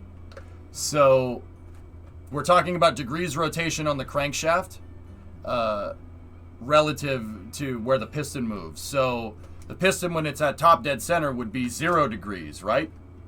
10 degrees BTDC would be like if the crankshaft did 1 rotation and it rotates 350 degrees, that's 10 degrees BTDC. 10 degrees before top dead center. Top dead center is the highest point of travel with the piston.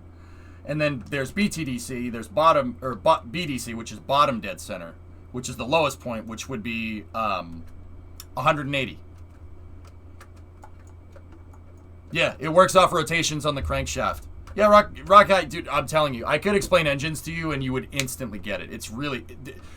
Rocket engines are 1,000 times more complicated. Engines are chump change compared to it. But they both do the same thing, which is kind of cool to me.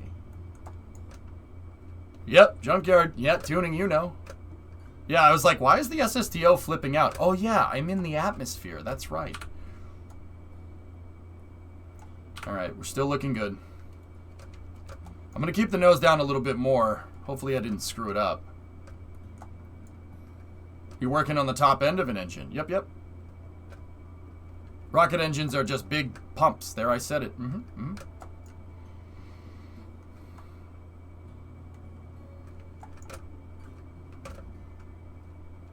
Yeah, so...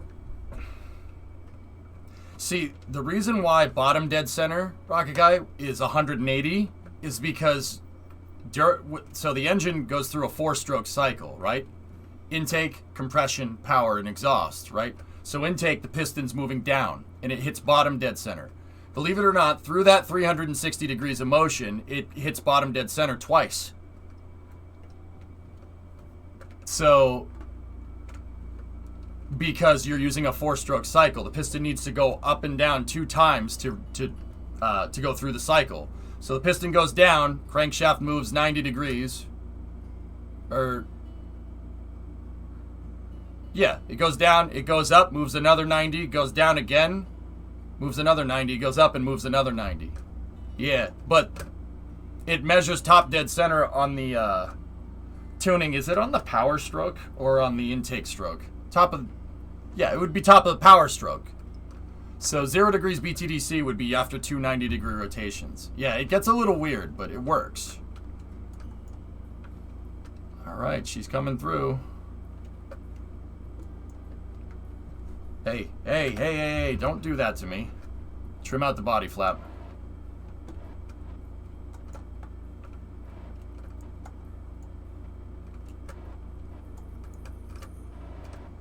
Why does 2-stroke need oil? Because the piston only needs to go up and down once. 1, 2, 1, 2. John, a 2-stroke engine has oil and fuel being delivered through the crankcase. That's why 2-stroke has oil in it, because it lubricates the piston and they combust it. It combusts the lubrication oil. That's why 2-stroke sounds so weird.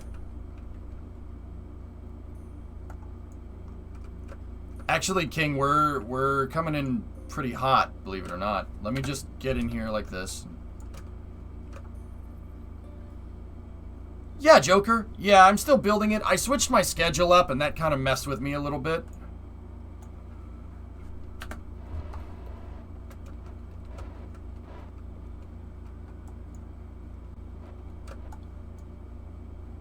King, we're right on the money. We're okay.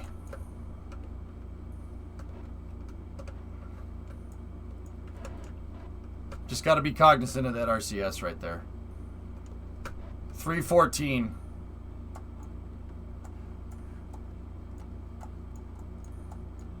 Okay. We're going to S-turn here. Basically going to try to turn. Because right now I'm going right at KSC. I'm going to turn and change my trajectory over here. And that turning will slow me down so I can loop around and come back. Everything's looking good, guys. AM, B-Monies, yep.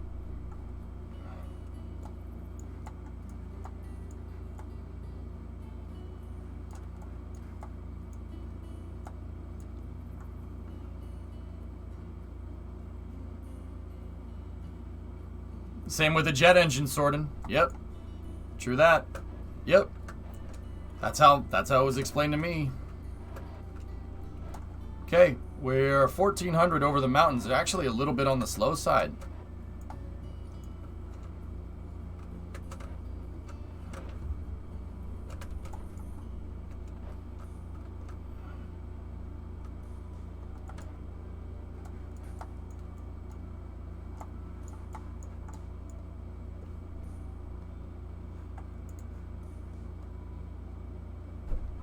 How did the satellite mission go? The satellite's coasting out to the moon right now.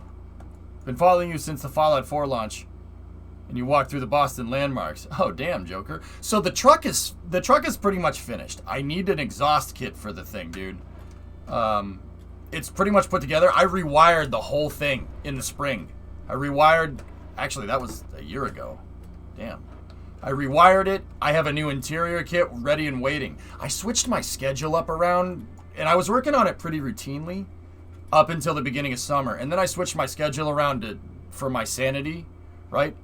I knocked myself back from streaming 70 hours a week to 60 hours a week. When I say it like that, I try not to talk about it, Joker, because I sound like such a pretentious dick when I say that. Like, oh, I only work 60 hours a week. Like, screw you, man. You play video games all day. Shut the hell up. Like, I had to take it back a little bit. 70 was even getting to be a bit much. And when I did, I didn't work truck streams back into it because I was like, oh, I'll get back to it real fast. No, it didn't happen. So the truck just needs, I got to put the interior in. I got to do some metal work. I got to do the exhaust, and I have to mess with the brakes, and then it's done. And then it is done. Like, finished.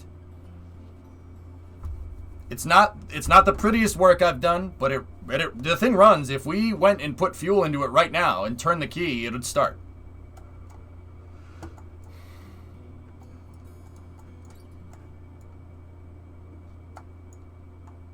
Yeah, Swishio.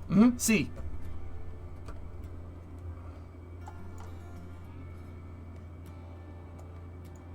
60 hours of talking nonstop sounds exhausting, frankly. T1, at the end of the day, dude, I'm pretty gassed. Like, dude, it's not physical labor. Guys, I've worked on a...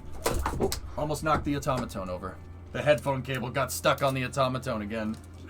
I gotta turn that thing the other way. Also, I gotta fly my SSTO. That would probably help.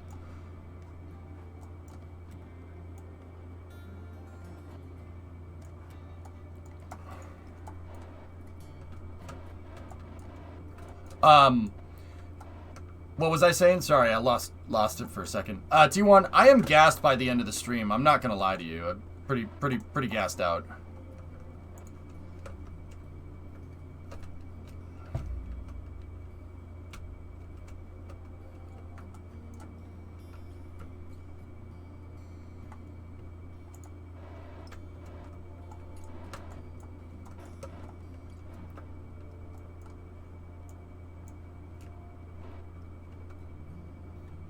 Alright, we're circling around. Yeah, we coasted a little bit long. King, we actually came in a little too fast.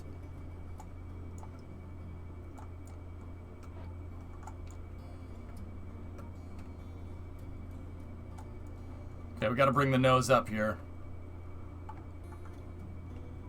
But yeah, dude, like, it's difficult for different reasons than, like, working on a loading dock.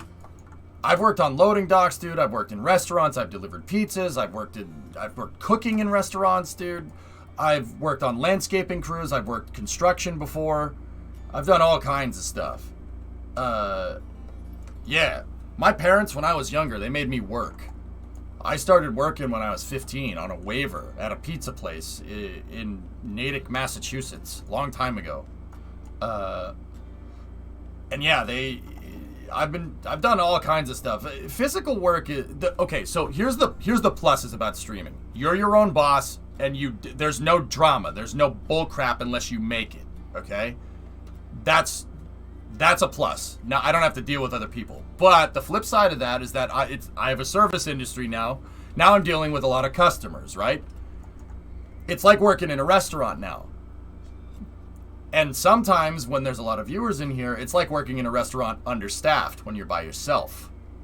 That gets to be a little difficult. But at the end of the day, this isn't the most physically demanding job that I've had. It is a lot to manage at times, dude, but I wouldn't trade it for much.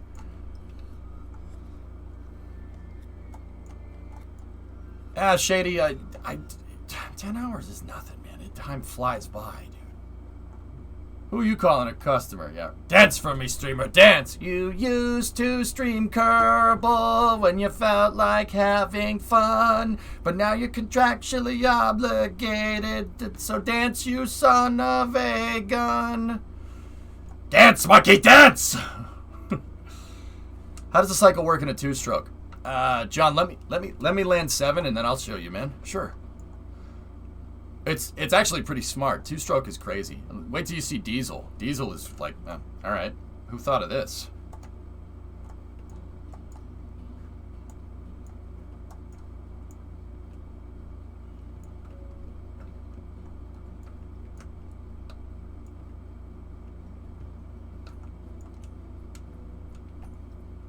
But yeah, okay, here's the thing. I'm not tired when I'm done with a stream. But my brain is paced.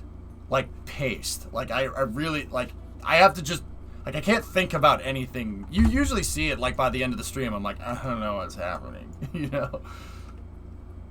Like, that's why I don't play Kerbal if we go too late. Because I don't want to do something dumb.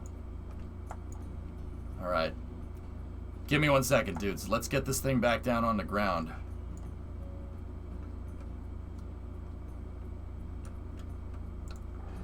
Gear comment. We're rendering the pad. We're going to have a momentary interruption.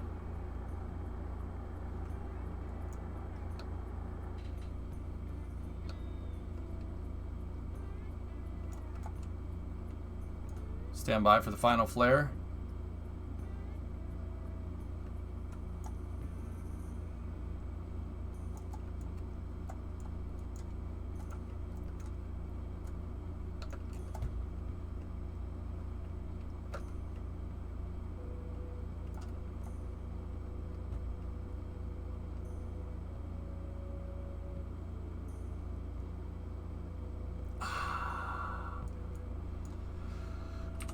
We got wheel touch. Not bad. Closing out the control surfaces. Saving out the body flat. Saving out the roll control surfaces. 7 is safe and sound. Back down on the ground. I flared just a tiny bit too early. We still bounced a little bit. But that was pretty good. Now drift you like Astra.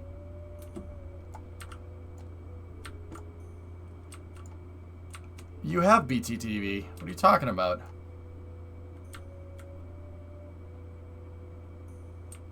Zero out of 10. No power slide.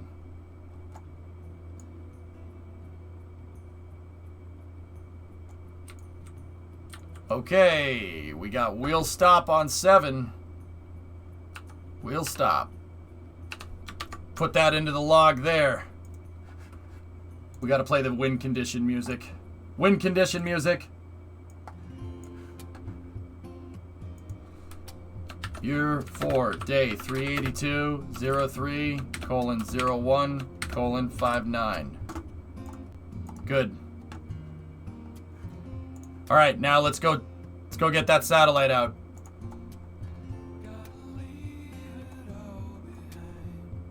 Yeah, Num, do you see that thing? Unbelievable.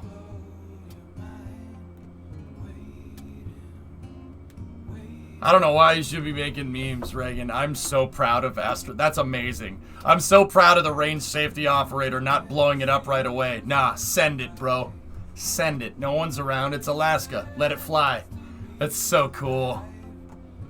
It's so freaking cool, man. That makes me so happy that that thing tried. Oh, it tried so hard. I agree, Jax. Just let it fly. It's a shame, though. Oh, that's so cool. Alright, where are ya?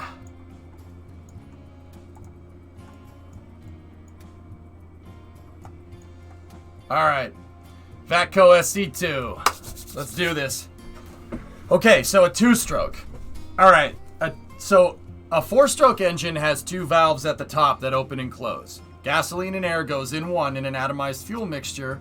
That intake valve closes, spark plug goes off, blows the piston down, piston goes back up. On the exhaust stroke, exhaust valve opens, it pushes it out, right?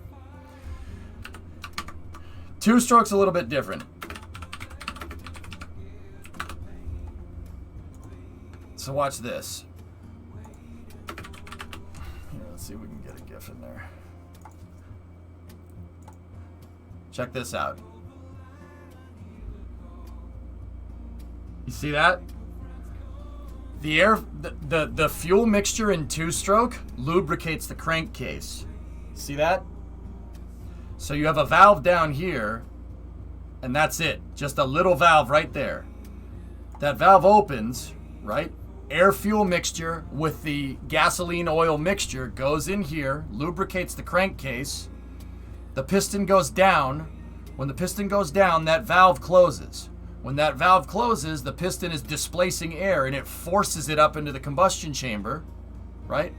Forces that extra air fuel mixture because your volume is changing here. It forces the air fuel mixture up into the combustion chamber. Then the piston comes back up. The spark plug goes off, right? Piston goes down, blows the exhaust out the exhaust at the exhaust port. 2-stroke. Just in order to get the piston to make power, it needs to go up and down just once. Up, down. Down, up, down, up, down. That's 2-stroke. 2-stroke's cool, man. That's like dirt bikes, weed whackers, lawn mowers, all 2-strokes.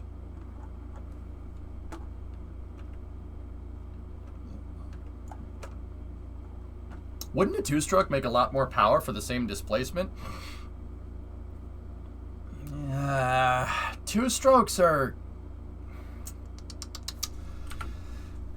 strokes do make torque. They're not the best on the high end. Gasoline engines are good for revving. Diesels make torque too, but two strokes are very simple. But two strokes, the emissions from a two stroke are kind of,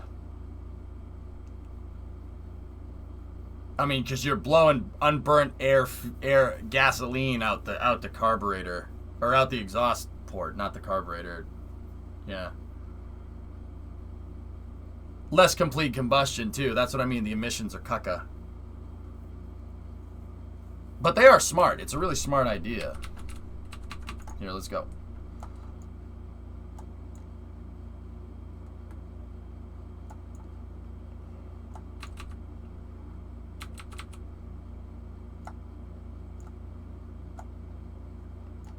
All right. Two strokes, yeah, what they lack in efficiency, they make up for in simplicity. Oh, there goes something. All right, let's circularize. It's 560.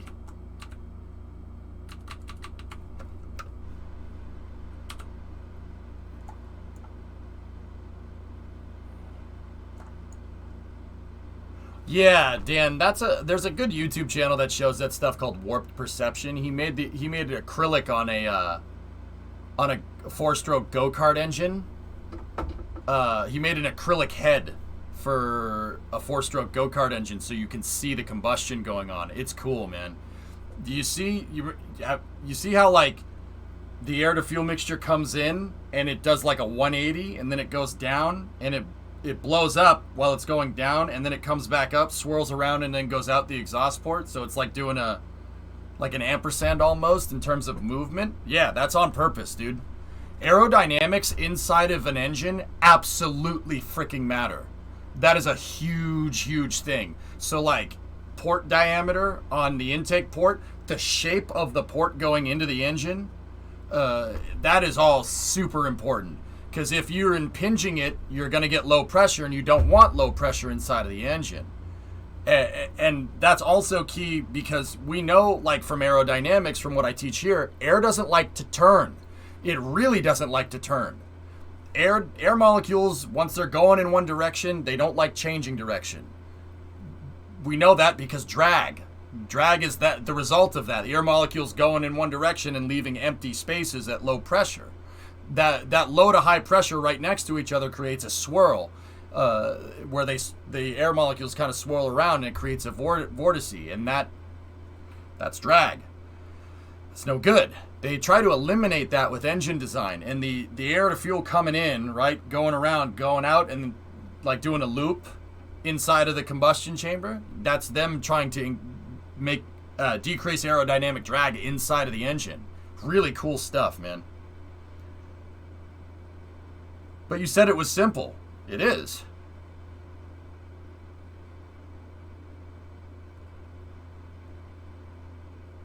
I have an imager link showing what failed. Yeah, any mods can give Rizik link perms, that'd be good. Guns are just one-stroke engines. Same idea, Dan, pretty much.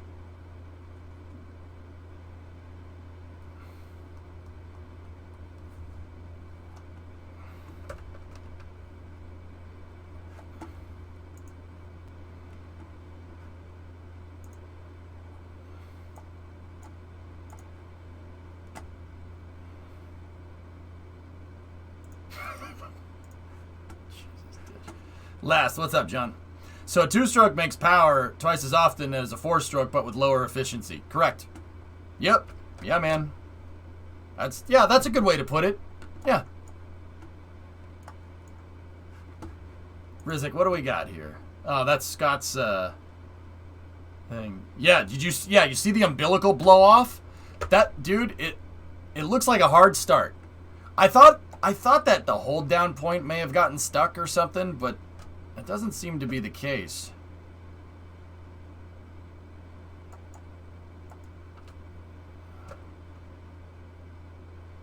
I think an engine popped right after. Okay, we got to change the inclination here. I think an engine popped right after they separated. And that could have caused them to tip the pad and crash.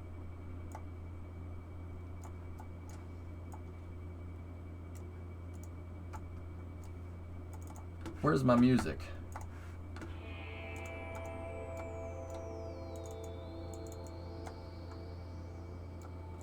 Alright, we burned just a little bit too much. I gotta push that PE up a little bit.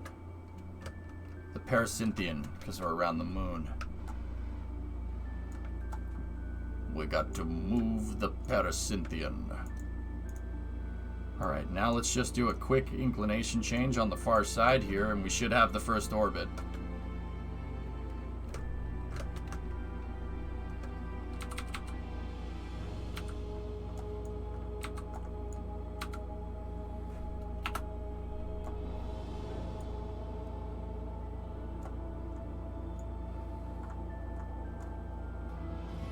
The Wankle. The Wanker engine.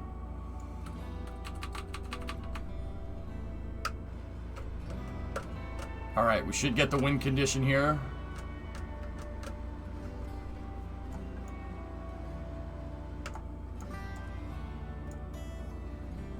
Okay, just gotta do a quick retro burn. Our Apocynthian is a little too high.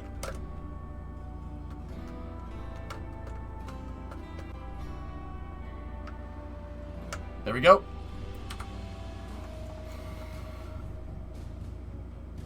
How long, Tiny Tank? 6 hours.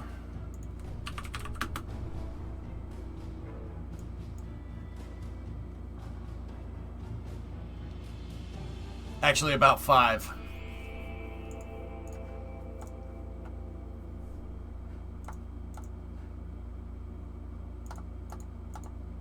One contract paid. All right, now we got to go to Minmus.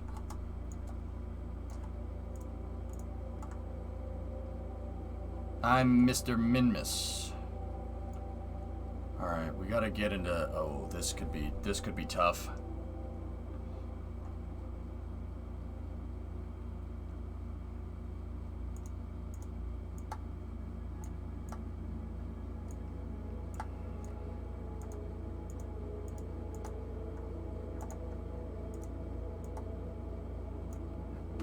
We're retrograde, aren't we? Okay.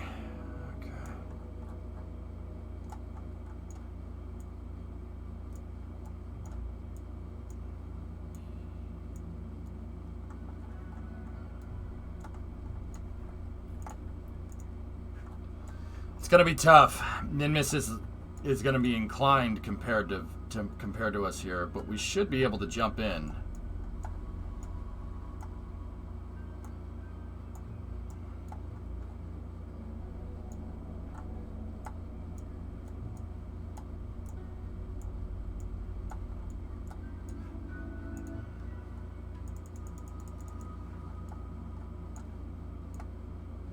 Ah, frick. 2 course. Oh, come on, man. 2 course of an adjustment.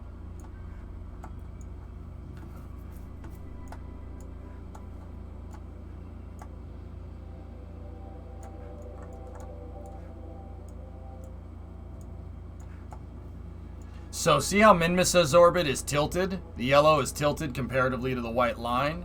We got to make up for that. That's a little difficult to do, but I think we can get it. And we can change where our apogee winds up by changing the ejection angle on the orbit. Basically the direction that we leave the moon in.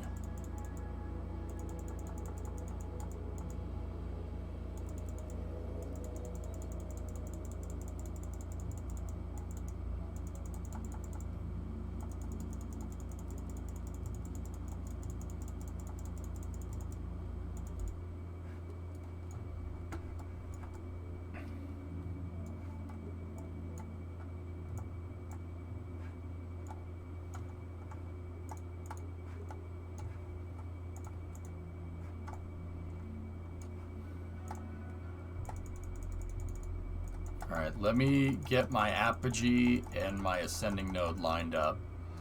221. Let's get it close to Minmus.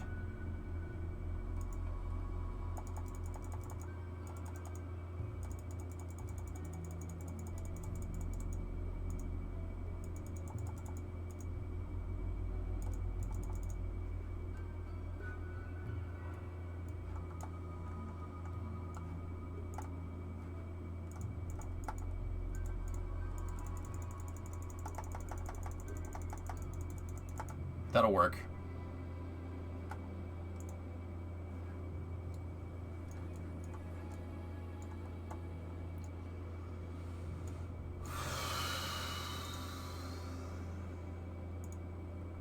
That'll get us close.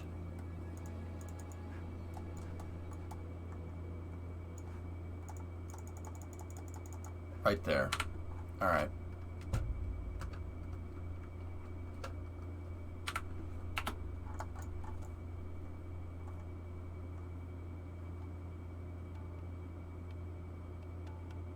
Yeah. All right, let's do this. So we only have 700 meters a second to get to that target orbit. What's an orbit outside Minmus? Failed relay. So we have a 1 minute 9 second burn time here. Split that in the middle. So 30 plus 4.5. So we're going to burn at T minus 35 to the node here. Okay.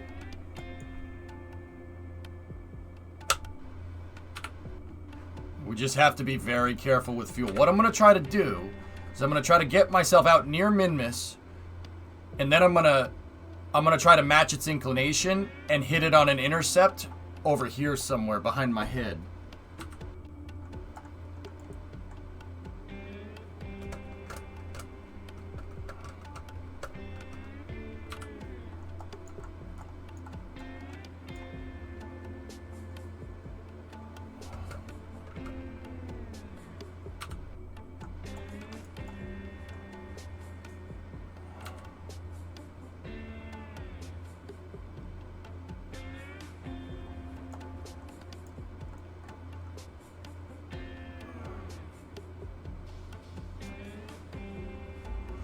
If we had just waited some orbits, we could have done a direct transfer. Yeah, I'm not sure how that comment helps me in this situation, but sure. Yeah, you're probably right, dude. I mean,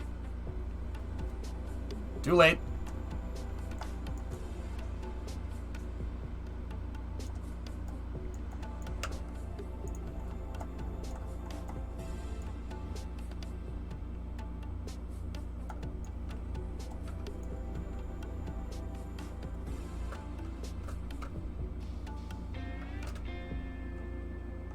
Any idea if you'll be getting new merch this year? Yeah, I could. Yeah, no, alright, let's just... Damn it, that was a little too far. I gotta retro burn just a little bit. Right there. Okay, so now that we're out here, add maneuver.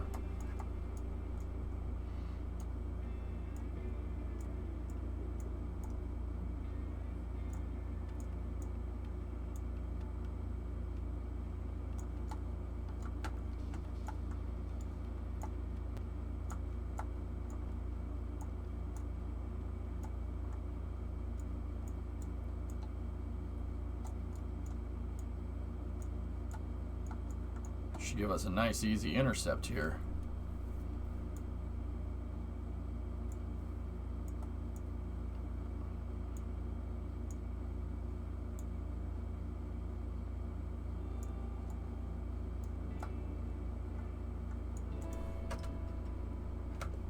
All right, 100 meters a second.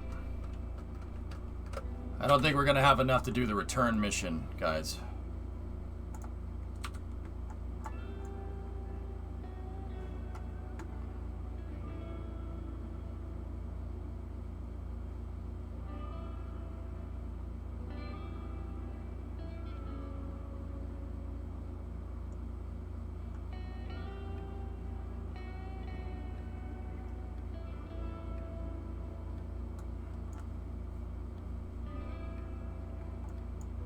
Last if you have time. Why does my plane in KSP yaw and roll slightly when I do the roll, pitch, turn? Side slip, most likely. Connection's not stable. Careful, okay? Yeah, we got no connection out here.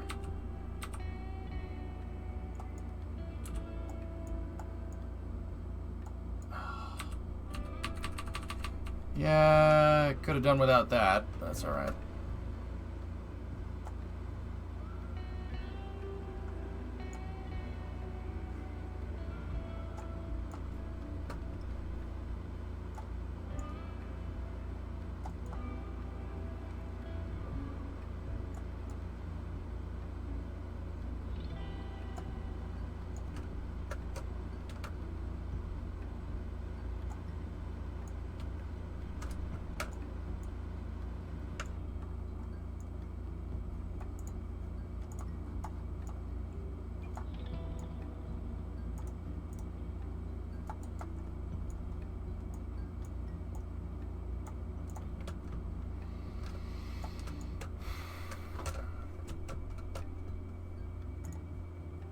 Got to do another slight adjustment here.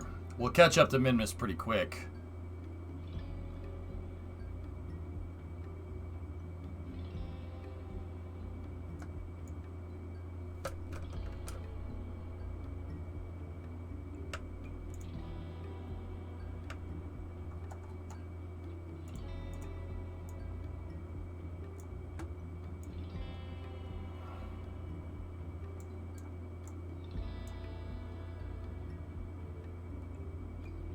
Man, this mission's gonna friggin' take forever, dude.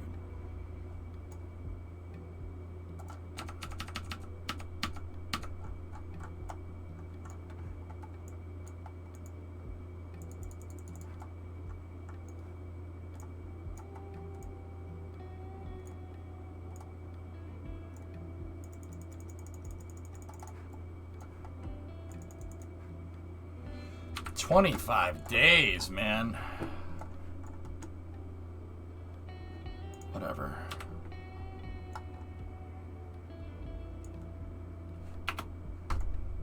All right.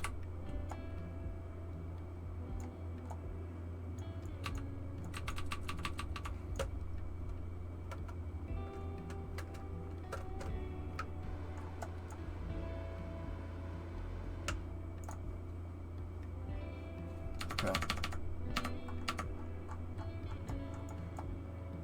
It honestly does not matter, Papa Bear. The Delta V requirements around Minmus are nothing.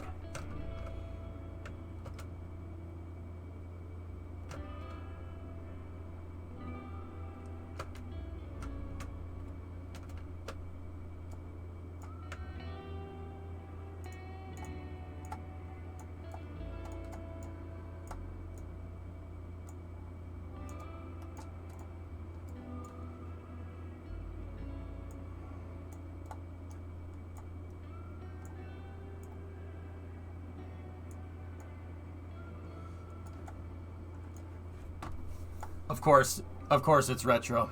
Why wouldn't it be? Damn it. You know, we can do it. I'm just not sure we're gonna have enough to get back, but it's okay. I'm not sure if we're in a good position to change it either. I might be able to flip it. Hold on. Let me check.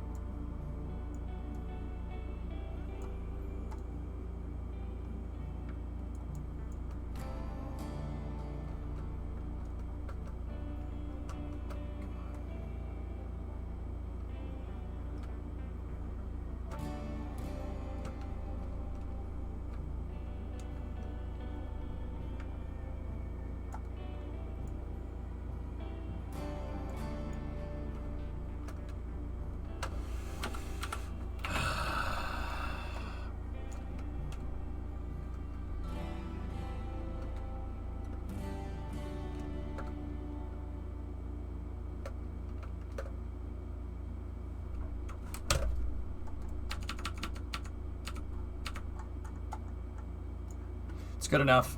I can flip it.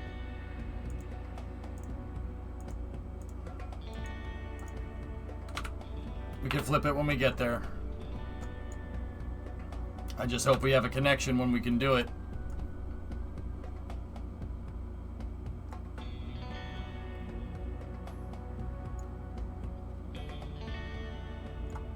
We only have a connection about a third of the time.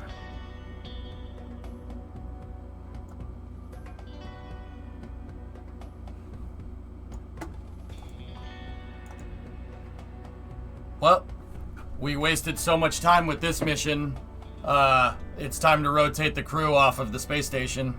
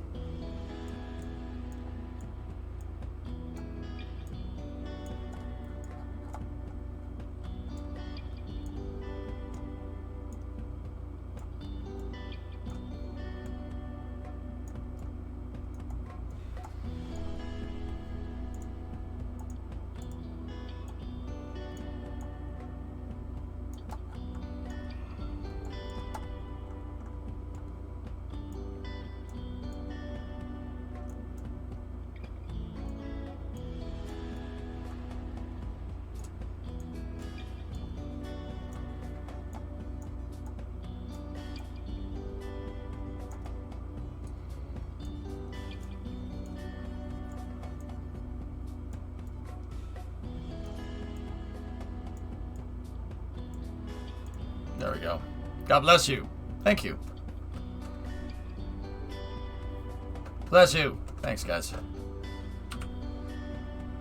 Yep, it's time to rotate the crew. I mean, this mission has taken 60 days. That's why.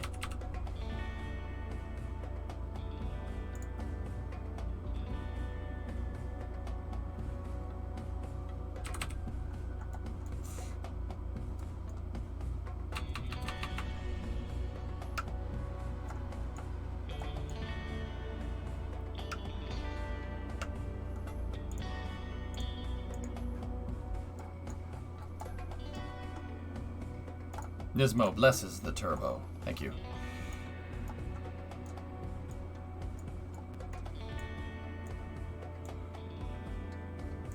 We just gotta be careful, man. Hopefully we're in connection range when this happens, or else we're gonna have a bad day. What I'm gonna do is slow down so we're captured, just in case something goes completely wrong.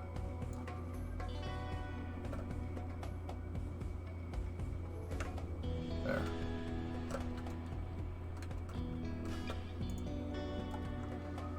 It's very possible that we won't have a connection here.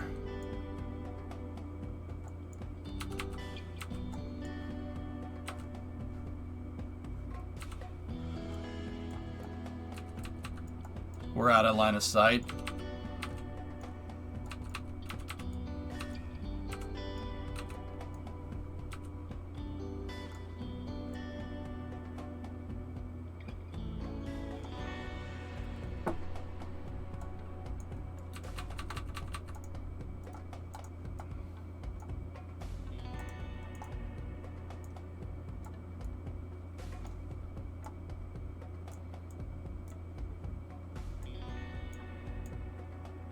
Come on.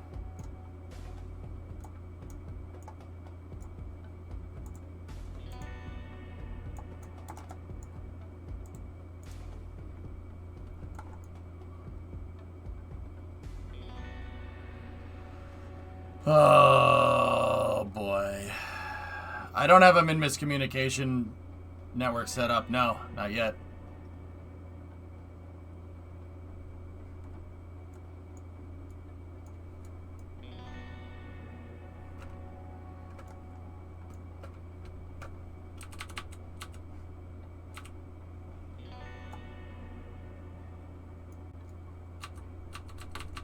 Connection could go out at any moment, so.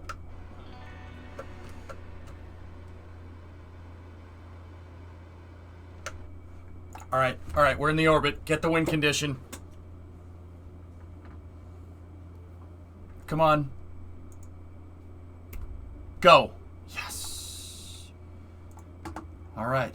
We have 300 Delta V left, guys.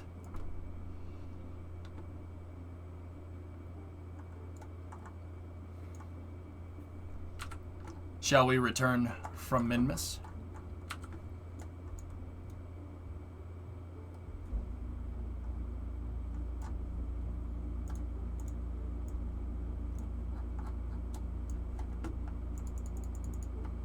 Let's see what we got.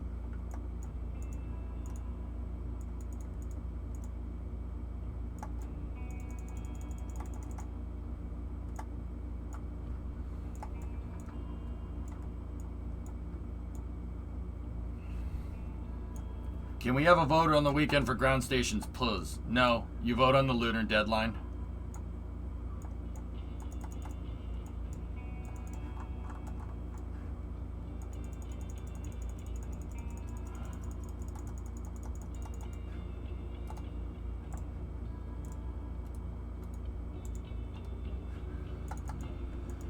Come on, Kerbal.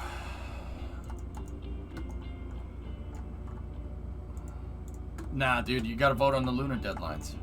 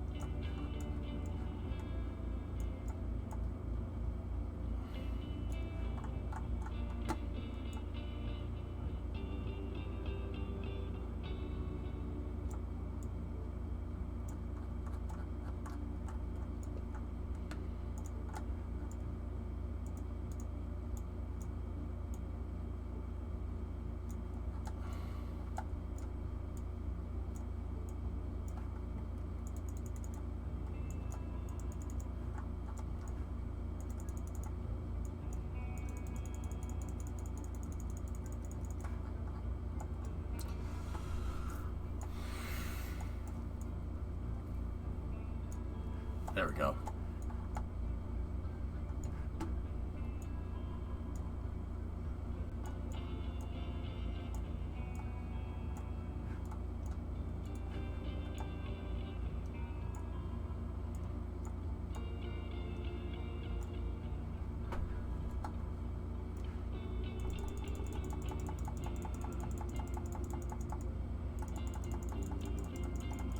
Please explain what you're doing here. I'm returning it from Minmus.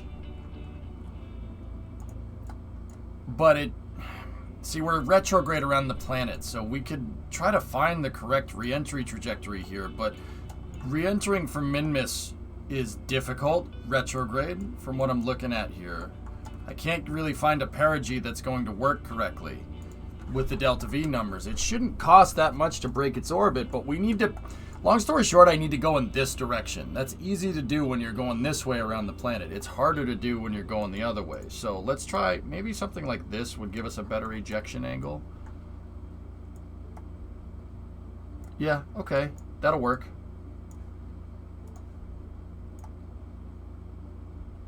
Right around there is the sweet spot, so we just got to give it a little more gas.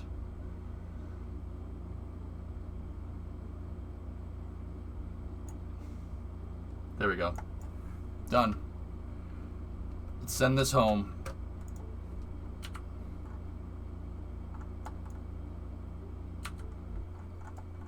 I know that. I mean all the things you're changing. Just different, there's prograde, retrograde, normal, anti-normal, radial in, radial out. They're basically the cardinal directions for space that change different parameters of your orbit. One of them, prograde and retrograde, will change eccentricity. Coplanar normal and anti-normal will change inclination, so the tilt of your orbit. Eccentricity is the shape. And then there's radial in and radial out. Radial in, radial out change your longitude of ascending node. They basically, if your orbit is egg-shaped, radial in and radial out will change where the egg is positioned around the planet.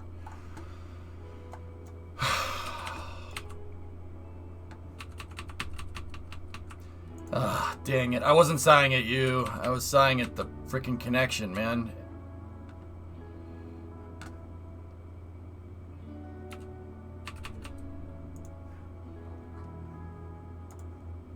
It better not be resonant. Give me a connection.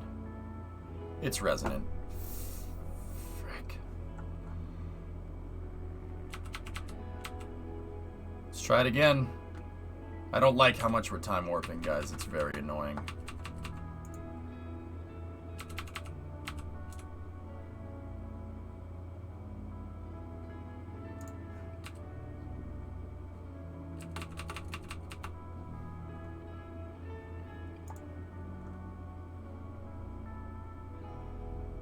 Okay, it's not resonant, it's shifting, so we should be able to...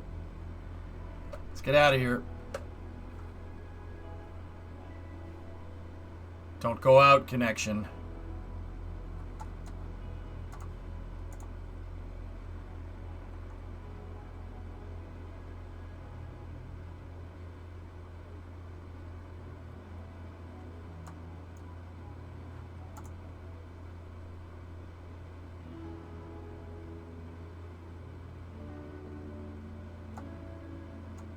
Discovery, go at throttle up.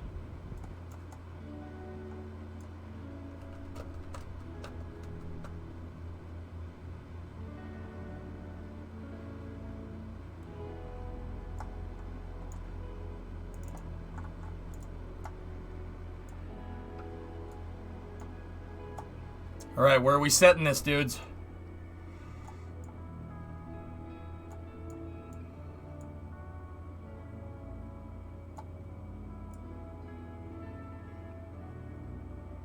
$55 is where you want? Okay.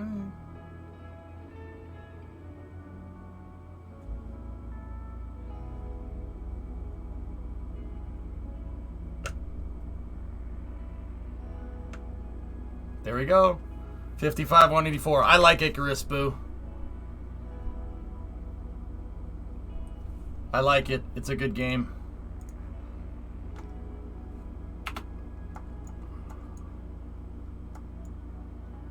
Are you trying to land it at KSC? No, it just needs to come back onto the ground. Man, this mission almost took 100 days to do.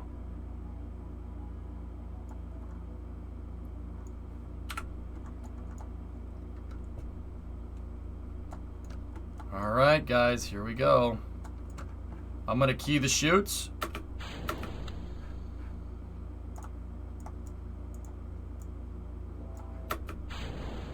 There we go. The chutes are armed. Let's see what it does.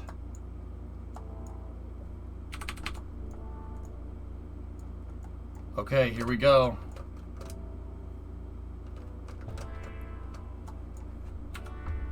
Heat shield's getting real hot.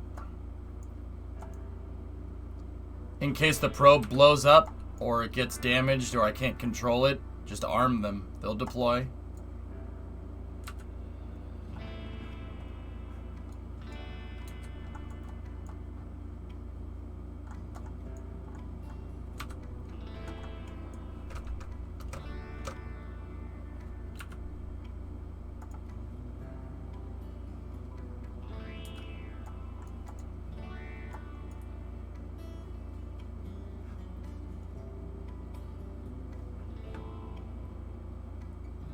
We're not litho braking at all. This is an aero brake.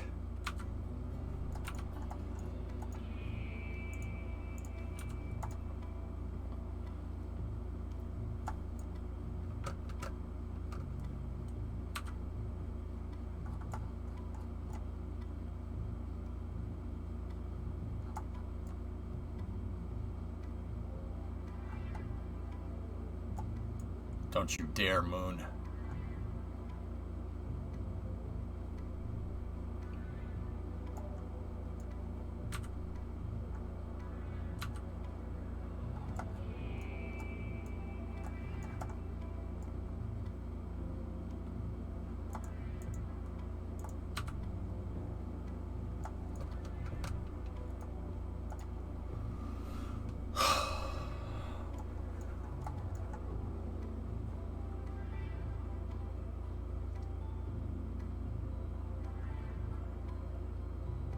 Okay.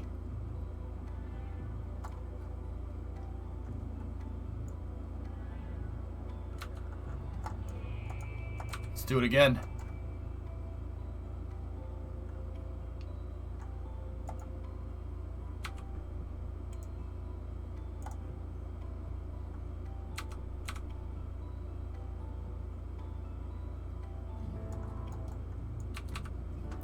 Man, this mission's gonna take 100 days, man, when we're done. That's okay, because this is the last mission we need to set up the big SSTO. It actually makes sense in the mission mode lore.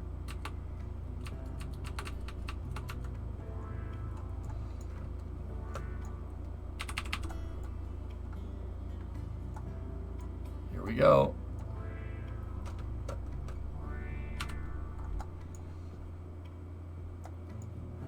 Come on, baby.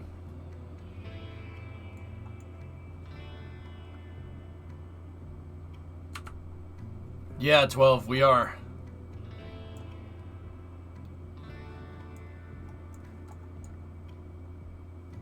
Hey, Skunk, what's going on?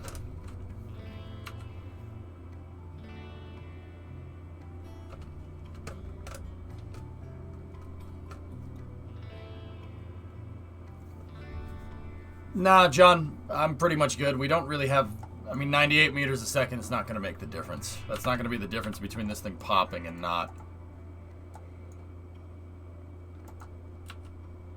Come on, stay together.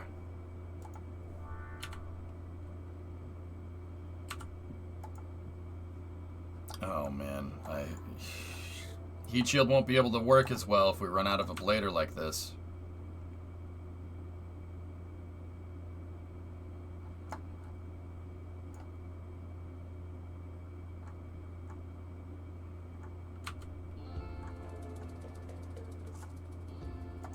Sometimes the heat shield would be okay, sometimes it won't.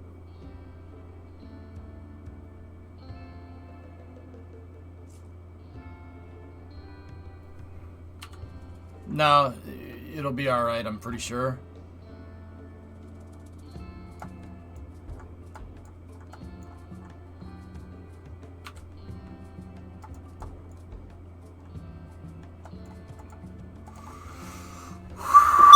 Come on, I hope this one works, man.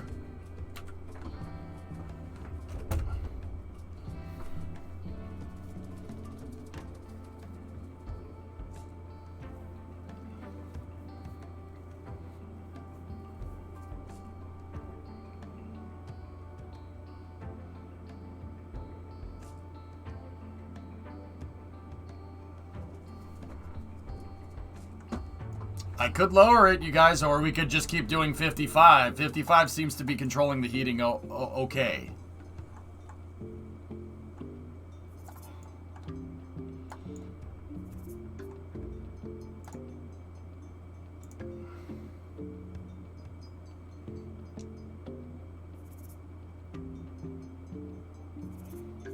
Yeah, I'd say don't touch it. Just let it do its thing.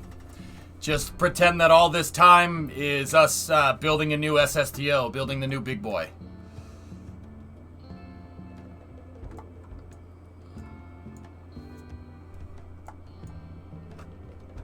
If you lower AP, you should keep a bit to keep high PE.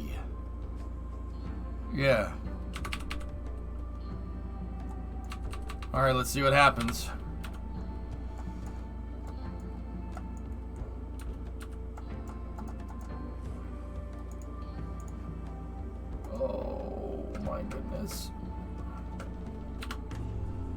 Stay together, please.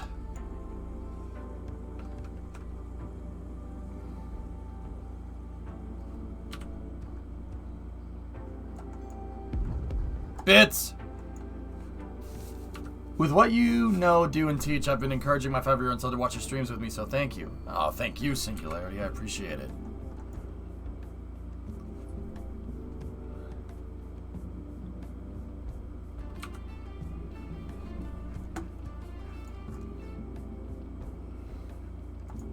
We got no ablator.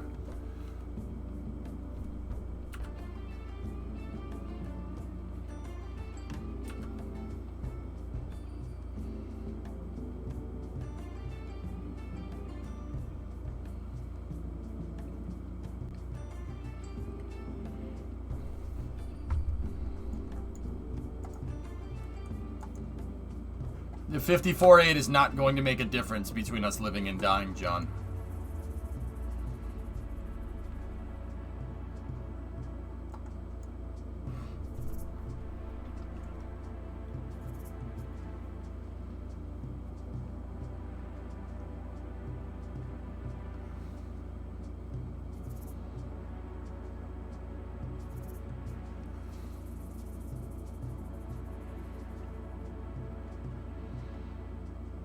Something is gonna pop.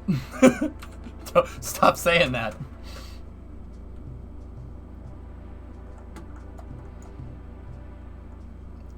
Guys, I'm thinking if we survive that one, we're gonna survive most of them. I think we're all right. Is Scott crap posting again?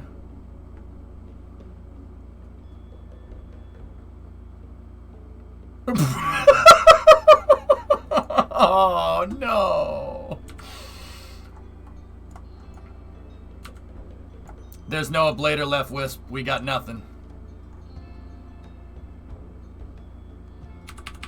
Alright, go around again.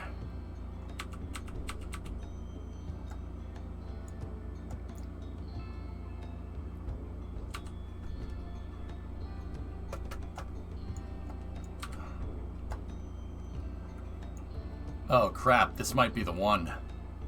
Oh, hopefully we go around one more time. We don't want to do this and land in water. That would suck.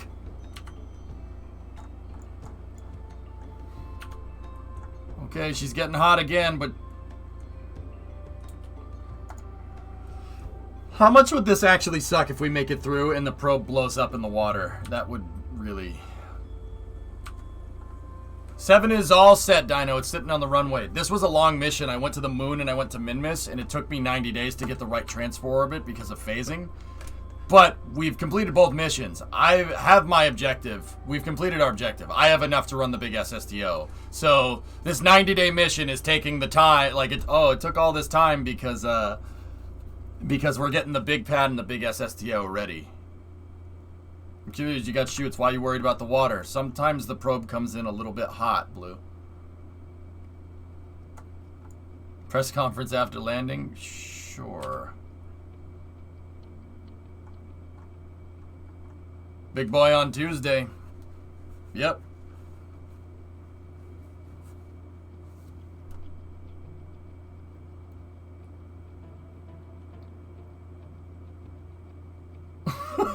Green.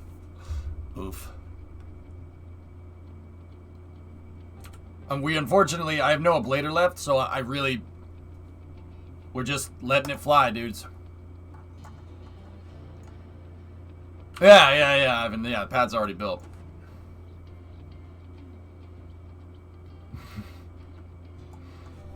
Yeah, the area is cleared. Hey, F-Holtz, love the stream, bro. How do you know what you're doing? Where do you learn it? I'm self-taught. Internet's a pretty powerful tool, man.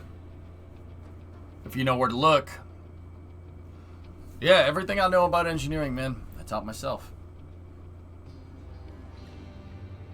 Don't get me wrong, I'm not an expert on this by any means, but I do like it, and I do have fun.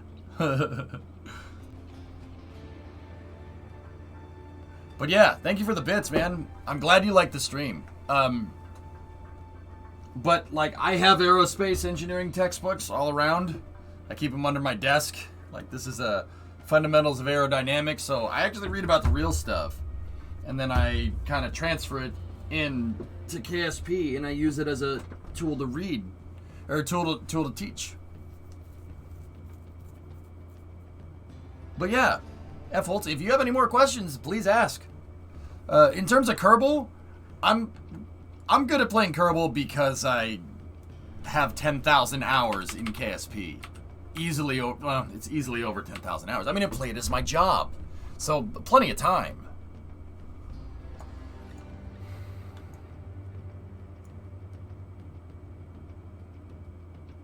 Alright. That's awesome, man. Really enjoy watching. Thanks, dude. But yeah, in terms of Kerbal, I learned the hard way. Let's just say I learned by failing. A lot.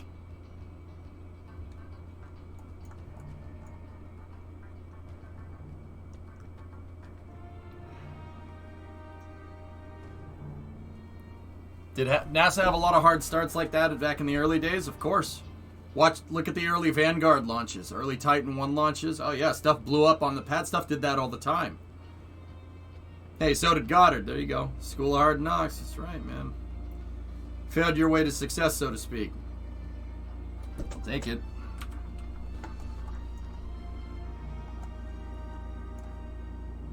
Discovery, go at throttle up. Look, I gifted a sub to F-Holtz. There you go. Vanguard was a disaster. Oh yeah.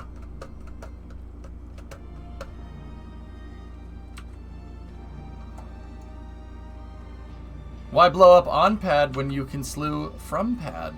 This might be the one, guys.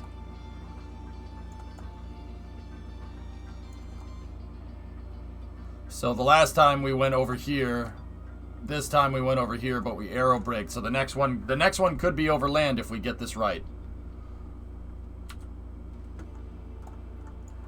It's a free flame trench for you, Jim.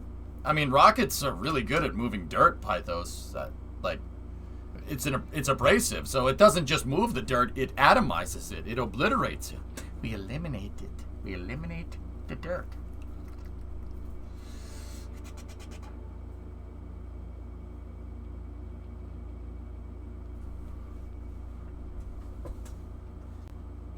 I take offense to that. I tried, dang it. It's not your fault. It's the people that made you. Why land? Why no splash? Dude, guys, I tested it landing it on land when we tested if the parachute system worked. I tested it on a sounding rocket a couple of days ago. I had a little rocket that I launched off the back of a truck and I tested it landing on land with this chute configuration. I know that it works on land. I don't know if it works on water. And the contract, I think the stipulation for the contract is also land. And that's why I tested it on land. Land. Dough. So I maxed out level in Icarus and it's lonely at the top. Repost. Okay?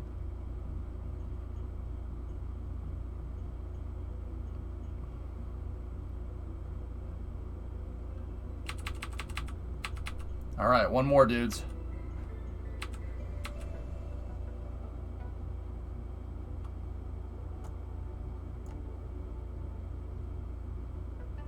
Oh, I hope this is the one here. I'm even gonna flip around here for a moment.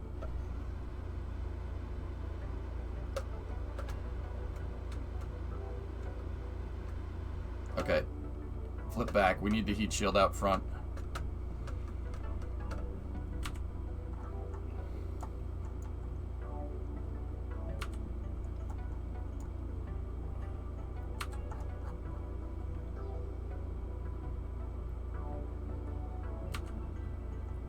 Come on, baby. Our heat shield is done. Our heat shield ablator is working on fumes here, quite literally.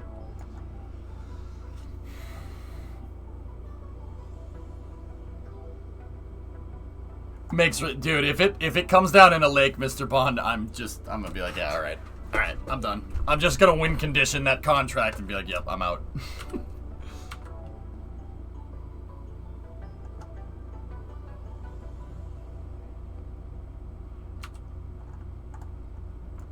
I don't have enough for landing STX. These engines don't work too well down in the lower atmosphere.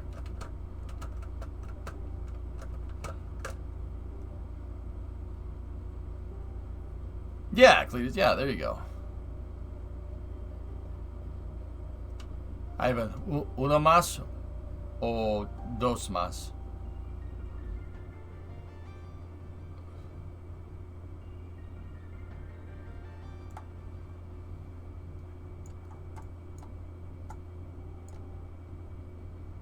Tres comas. Dos más. Okay. Tres comas. Uno coma. Uno comas. What launches later? SpaceX! Launching a Dragon to the space station. Not with people on it, it's a cargo Dragon. CRS-23, Slackster.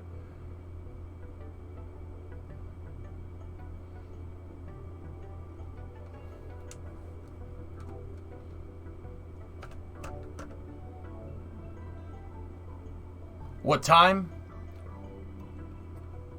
4.5 hours from now, something like that. It's 3:14 in the morning, King, Eastern. Do you think you want to burn adjust your periapsis any lower? I'm not sure, man. I don't want to risk it because I don't have any ablator, but I also don't want to land in the damn water.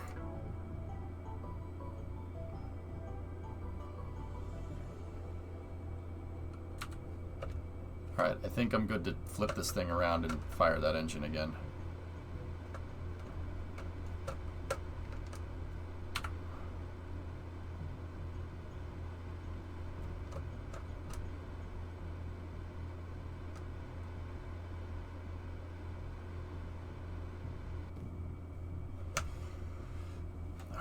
That's it. I'm not gonna go engine first. Oh, look at our heat shield is toast.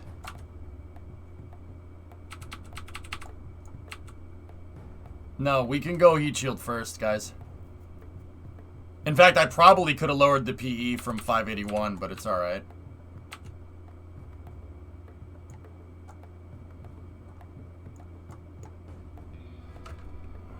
Okay, here we go. If it goes one more, we're coming down in the water. Watch that number. If the AP goes below 70, we're coming down. You're probably going to come down in your other favorite, the mountains.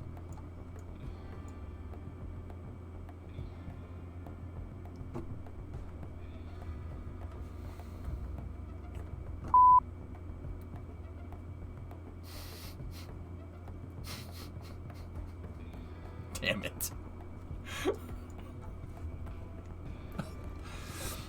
Whatever happens, happens. The other one rolled down an entire hill, right? It should be fine. No, it's going right in that lake right there. Or in that lake right there.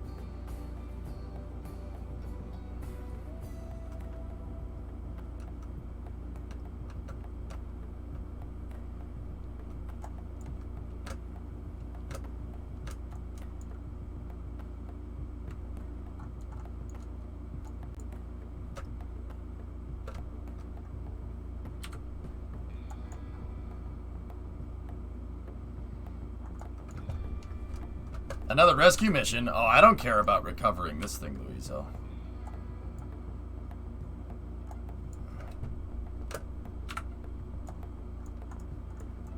I have thermal view on, so...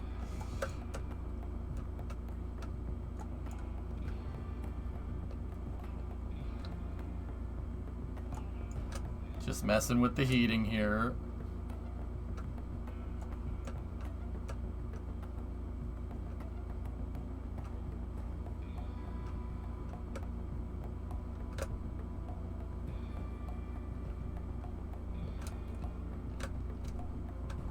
See how stuff's changing color?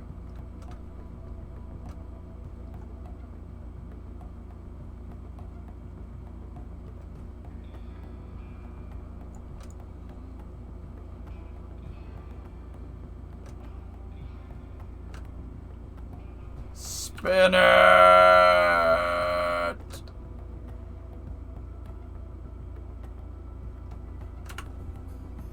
Come on, I need you to come down.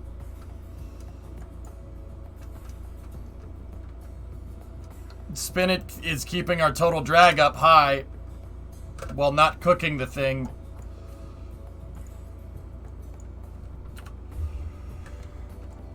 See how it's flickering? That means it's tumbling. That's right!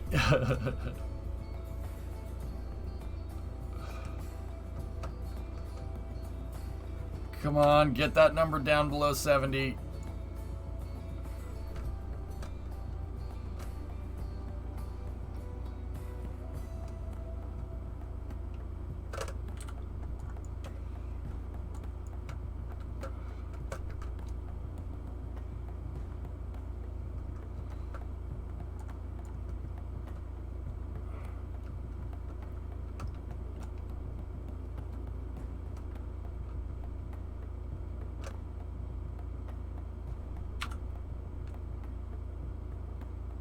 This one might get it, guys. It's almost there. Come on. I can't go around one more. We're going to land in the water. Actually, we're shifting the PE. Oh, look. It's going to come down over the other mountain range if it doesn't come down now.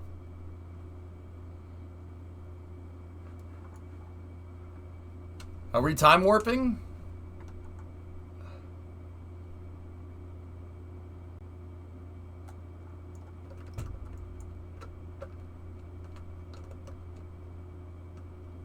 What?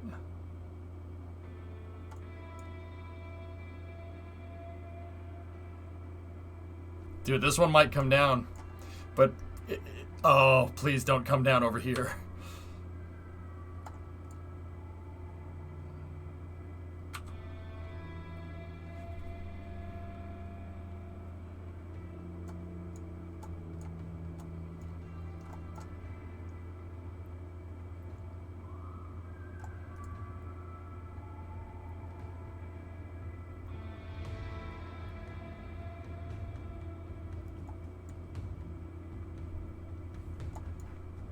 See, shifting that over there was good because it would have been over the water. We're gonna come up into mountains north of KSC, like way north.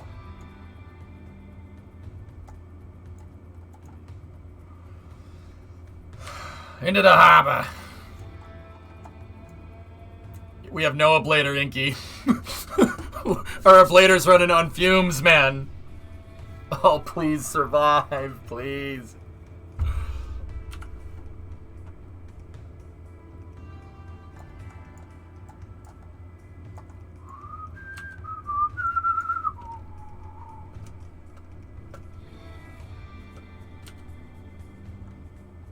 Dos más.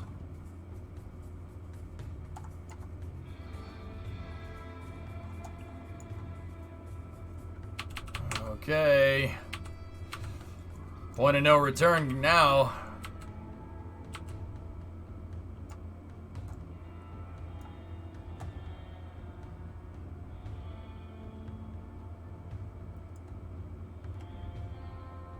Oh yeah, we're coming down. We're coming down on land. It's gonna be over the mountains, but we're coming down on land.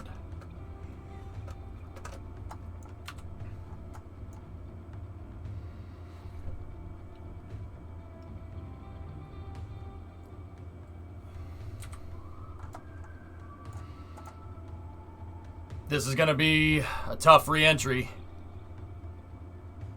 Are we gonna roll again? I don't think I need to.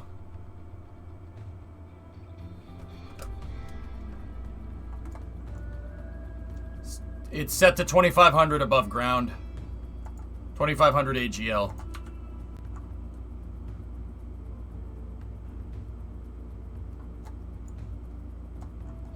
What if we land in the river? See the river right there? If we landed in the river, that would suck. Now we're gonna go rolling down the mountain again? Ugh. Maybe. It's light enough to only need the drogues, Forfa, but yeah, maybe that wasn't a good idea in hindsight, but it's alright. You could say that we landed down by the river.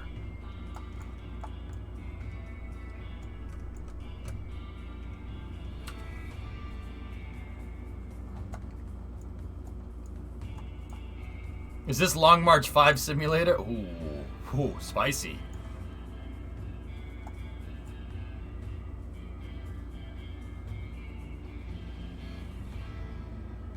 Shoots are already ready to go, dude. I already primed them.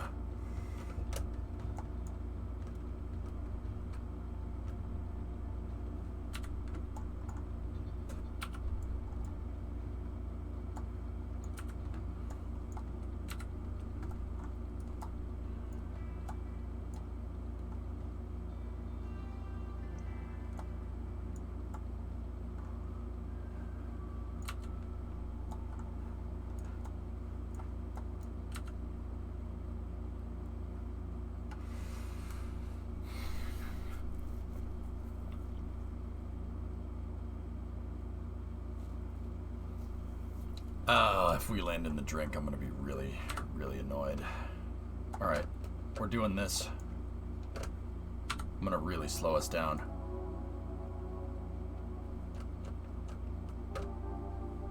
Just got to be careful about that heating, though.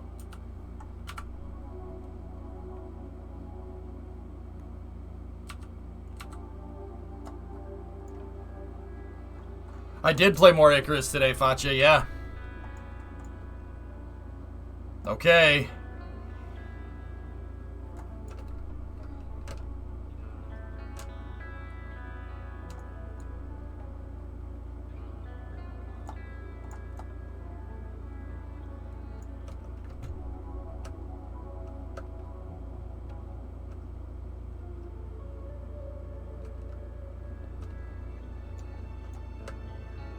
We're coming right down in the middle of this.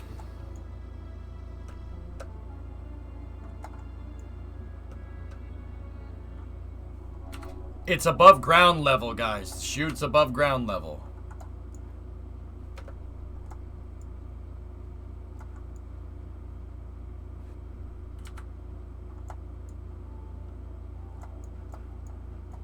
There's the river.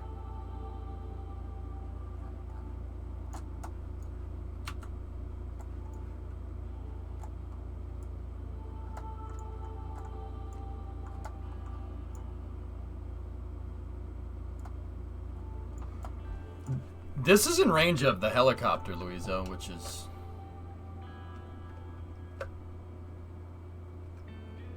Yep, we're coming down in the river. Yeah, it just says surface of Kerbin, but we might... It might blow up the probe. In which case, this was all for nothing.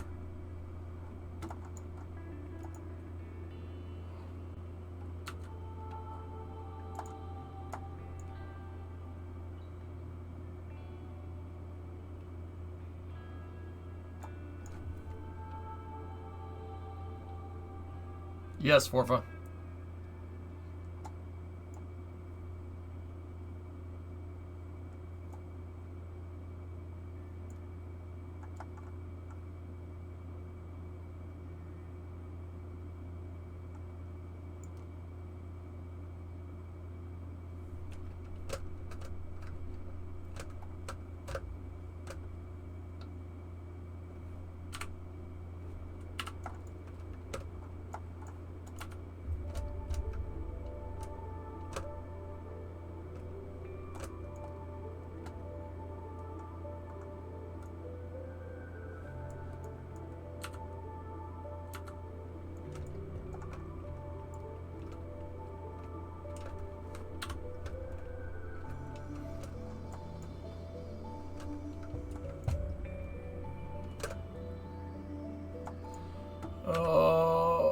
Right in the dead center of where I do not want this to be.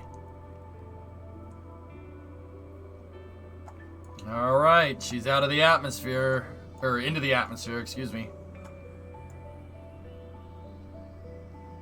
F11 is your thermal view.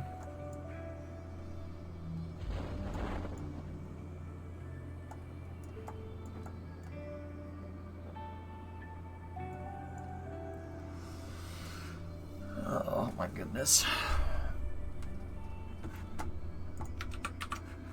Spooky Ghost Boy, link in chat. Sonic booms heard over the harbor. Alright.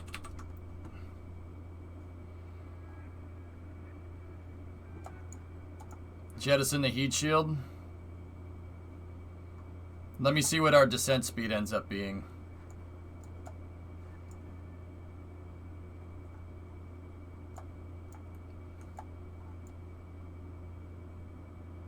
This blows up the probe core, I'm gonna be pissed.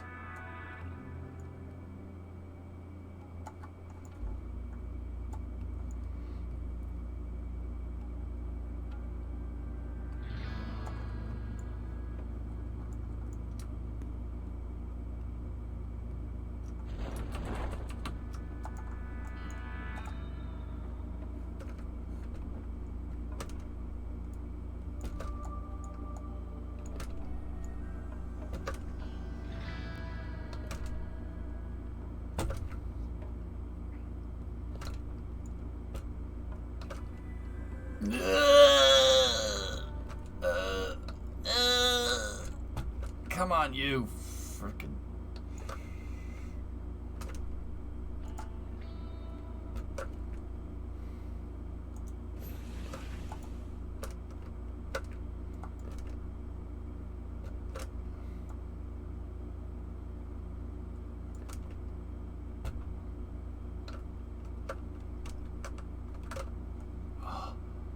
Oh.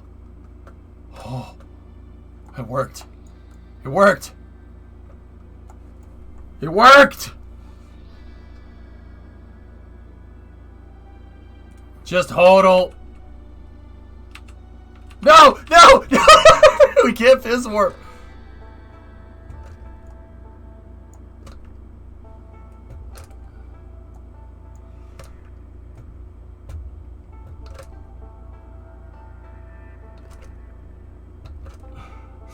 One more time.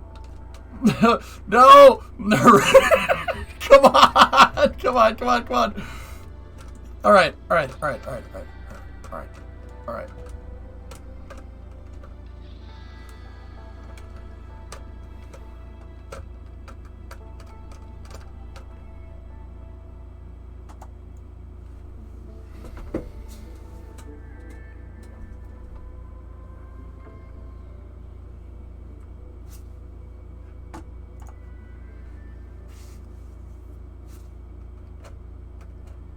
No, no, no, no, stop it. Stop it. Stop it.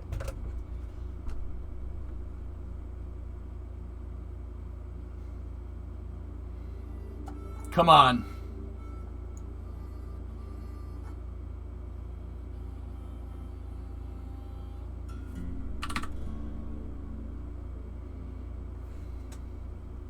$900.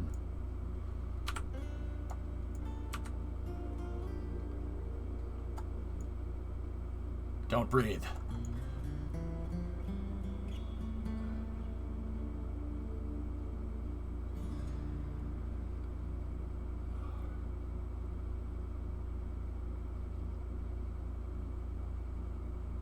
Stop breathing on it, Jack.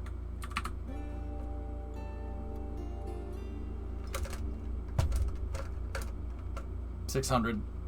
No. Stop it. Stop it. The SAS is trying to correct.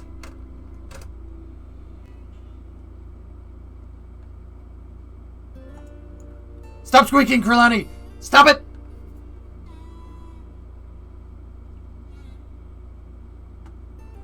Your probe is weird. Why doesn't it have all the directions? You could have pointed it to radial out. Surface.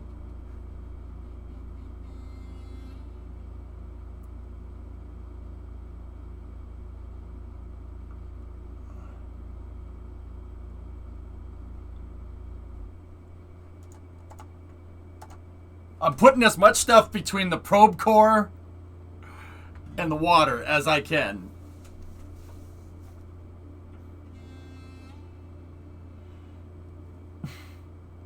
All right.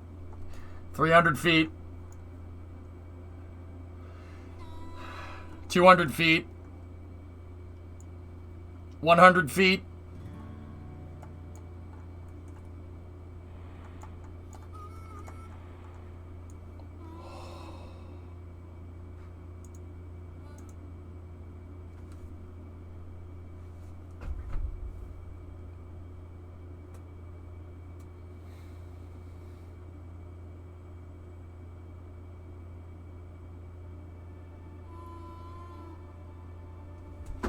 I love this game.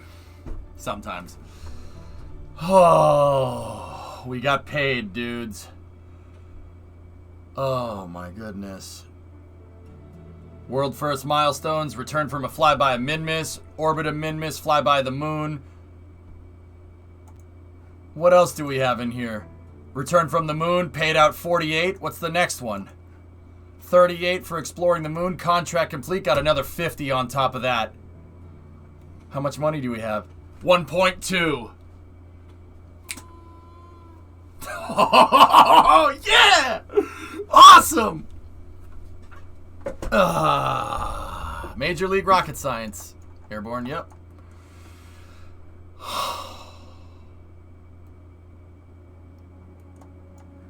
What a day. What a day it has been.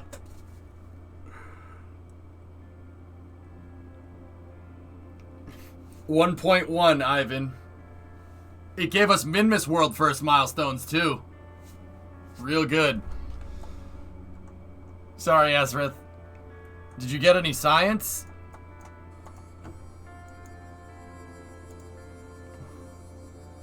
Yes. Yes, I did. Where can I order that shirt? It's one of Das's shirts, Airborne. I know, John. The small one's a real champion. It's a real good lifter. It's one of the best things we've ever made, dude. We've made... Okay. How many times have we flown... How many profit missions did we fly? With between 10 and 7 right now. How many profit missions did we fly? 7? That was that thing's 4th flight. 10 flew 4 times on profit missions. We've made 1.2 million. Thing's a beast, dude. No, it's contract completed, dudes. We're good.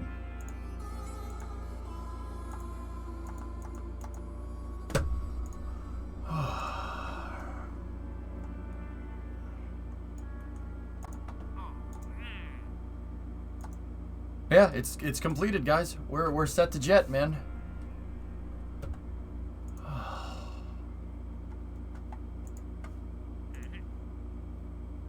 What are your rules with the tech tree in mission mode? Is it harder than stock? Actually, it's easier than stock, Binal. NASA didn't invent the I-beam, so I had I-beams and wheels, so I had rovers and rover parts unlocked.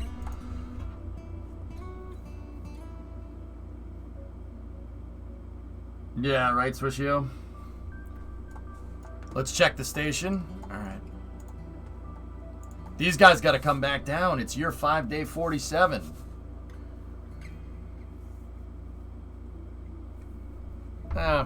They can piss off, Green. How about that?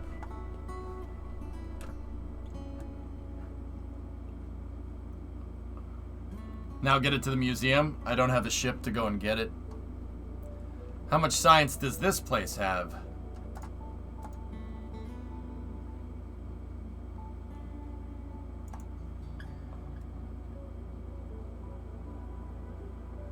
Yeah, we gotta rotate crew.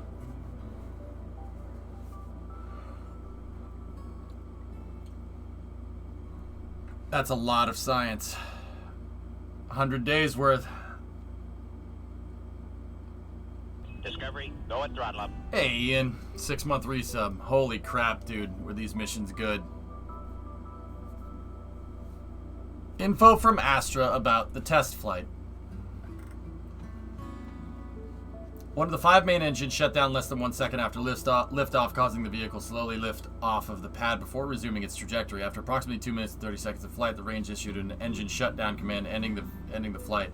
Vehicle achieved an altitude of approximately 50 kilometers before returning safely to Earth.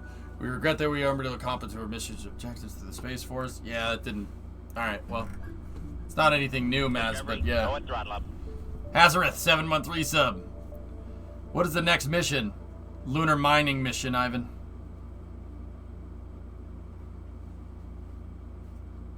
When I've unlocked all the stuff that I need, MotoKid, it's not a bad strategy.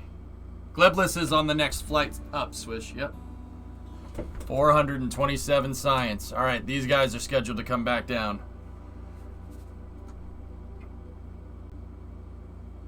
Yeah, Shady. It's pretty good, man. Pretty good. So crew rotation with the 33 and then on to the big missions. Passing, I actually have to figure out, yeah, I mean, basically, are you doing that rotation tonight? Nah, it's time for, we're gonna do GTA racing in a little bit. Stick around for a second. Yeah, let's just go in here real quick. Time warp us to the day. That mission took a long time. But total mission success. Probe Orb.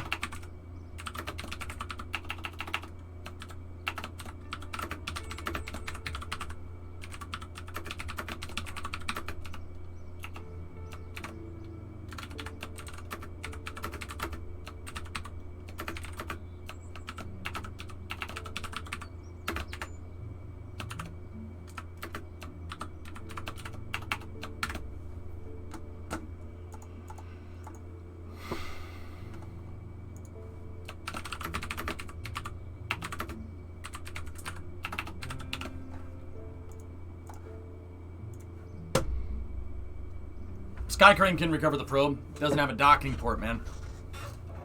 Another angle, the Astra slide. Let me see.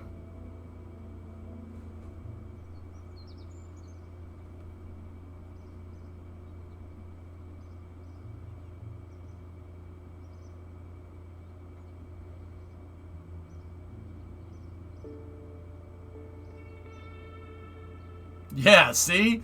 See, Thomas? Kemp? Yeah, dude. Look, look, look. Check this out. There's another angle here. Look.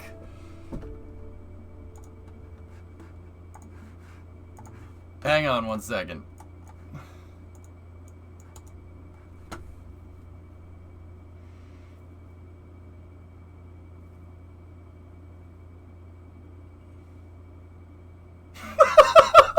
That's awesome.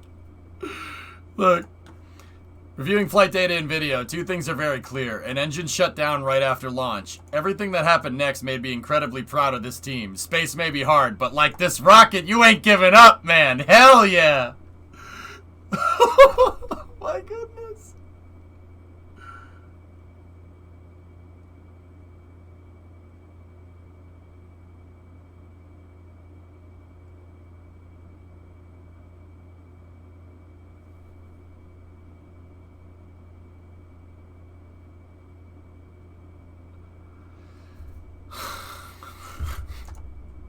I thought I've seen everything, man. Did you see this?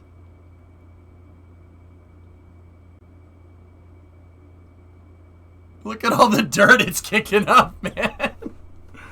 No, it's the Space Force Instrumentation Unit, Green. They were testing the parameters of the rocket. I'd say the parameters were tested quite well. Holy crap, dude, you've got to be kidding me. I can't believe it. That's so cool, man. Nice, Vanguard. There you go. Oh, dude, I totally forgot about the race. Crap. Anyway, I'm going down here. We have 1100 science.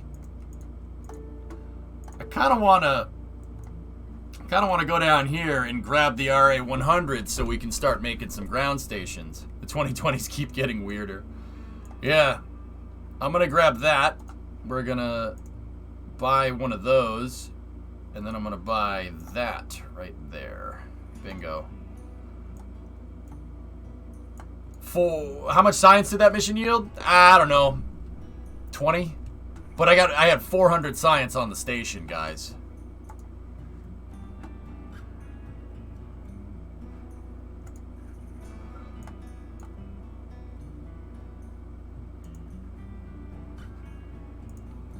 Sweet. I might want to use the other 600 to get Nervas and to get the better probe cores. These probe cores are money, dude.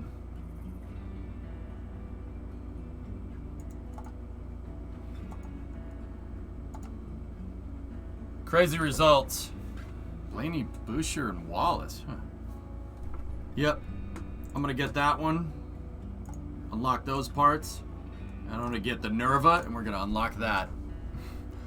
Hell yeah, dude. That was a milestone freaking mission. And now we need to go and get 7. Yeah, Spooky, for sure.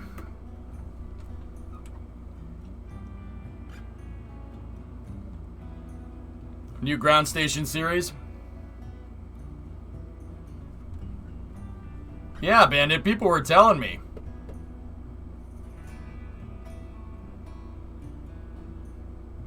Just pretend we recovered it after it landed, okay?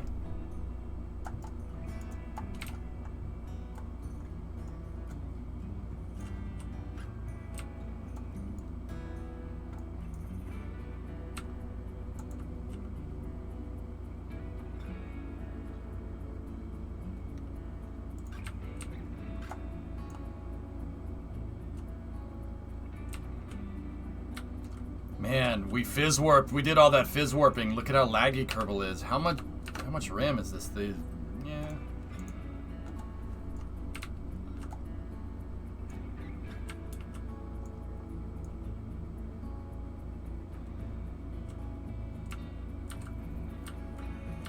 Yeah, blue shorts. Blue, it wanted me to do it today. It wanted me to do the mission today, dudes. Guys, I want to keep running the small SSTOs. Not now. Like, I want the big one too, but the big one's pad needs to go right here. It needs to go there because I'll be honest, the big one's pad is like twice the size of this. And this smaller pad here would be easier to move. So if I wanted to take a small SSTO launch complex and we could put this thing on landing gear and move it out there, move it out here, and then we could take the landing gear off with Kerbal construction. And then I could leave it out there and we could still use it. It's very clear that this pad can be reused a bunch of times. The only thing you really have to worry about is docking port drift. And the crane already has wheels on it.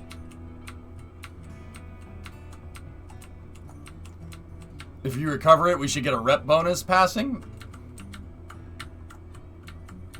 Yes, Fast Fly, they're going to have massively improved performance. The simulation, the physics in the simulation engine is being completely redone. If you retract the gear, is it really necessary to remove them? No, Toothless, but we could save some cash and part count. Well, the ground stations are the key to expanding out of SOI, Swishio. The ground stations are the key. You want to start doing deep space probes, landers on other planets? We need to expand our ground infrastructure.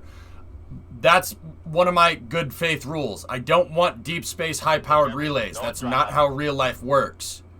Real life, all the deep space relays are on the ground because you can build a bigger dish to see further. I want to build deep space relays down here and build 3 relay stations around Kerbin. That's what I want to do. That's where we're going next. If you guys want to. Are your the launch pads? No, the vehicles are on Kerbal X right now, Spooky, but not the launch pads.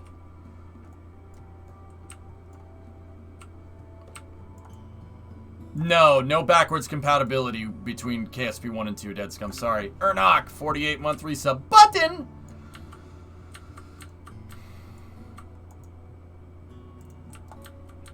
What about large relays on other bodies? A deep space relay station on the moon? What benefit would that offer, Talon?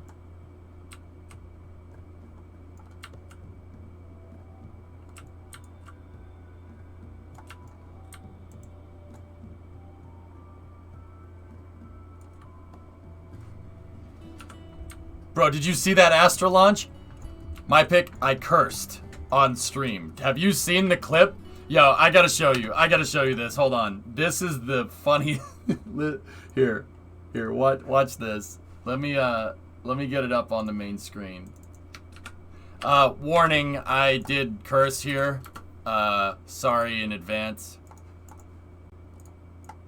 All right, watch your boy here. I only saw a GIF someone posted. Watch this. 4, 3, 2, 1, ignition, 0. First motion. First motion. Oh shit!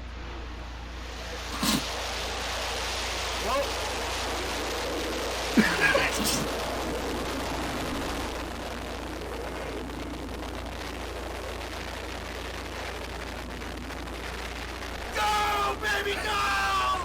Yeah! Fly, you freaking piece of junk! Let's go! Yeah! Awesome! Go! Get up there! Go! Get up there! Yeah! Awesome! That's so sick! It made it! Yes! Go, baby, go! It's so stupid. It flew through its own explosion. It went up into space. Come on, dude.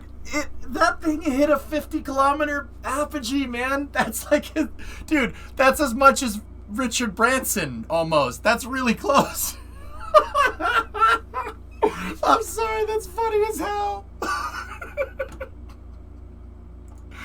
Oh my god.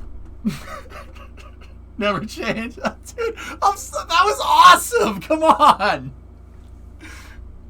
You're in the top 15 on live stream fail? Yes. Yes. I didn't fail. It's not me. Link to the clip. Okay. Oh my god, that's amazing. That makes me so happy. Yeah, somebody posted it on LSF. I don't care. That's fine. That's awesome, dude. Did you see that thing? Oh my goodness. Literally the worst time for an engine shutdown. Branson launches sideways too. Oh, you're not wrong. Oh my god. That's awesome, dude. That makes me so happy. Okay. What should we do with 7? 7 is in perfect condition. I think until I find another place to put the small SSTO launch complex, I'm gonna put it out in the storage facility. Really, 10? Oh, all right. Heck yeah, dude. Nice, Sawyer. Thank you, dude. Come on, man. That's amazing. I can't believe that. Right, Joker? There was some Falcon Heavy screaming in there, man. I was about to say... Dude, I was about to say another bad word. I was about to say, go, you fricker, go! I'm trending on number 3. Victory is mine! Who's the real failure now? It had a 50-kilometer apogee, dude. Yeah. That's awesome. Oh, that's so cool. Dude, it's so money. Oh, dude, that launch made me so happy. I can't, I'm like, the rocket never gives up, never surrender. Victor's like, hey, what up? It's one of the best launches I've ever seen, dude. Yeah, that's right. We got another one.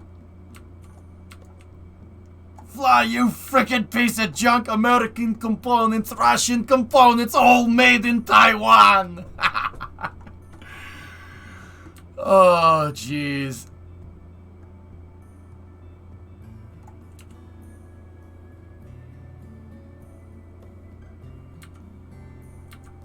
I can't believe that, dude. That whole launch was magical, man. I'm so happy I covered that. I'm so happy I covered that, dude.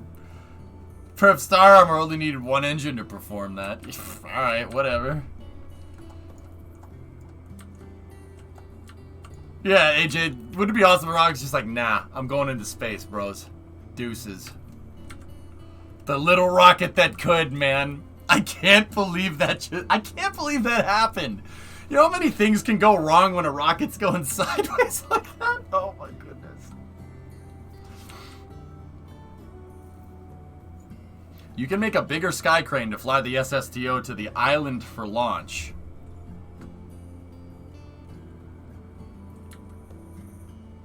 What, are you kidding? Yeah, I'm not doing that.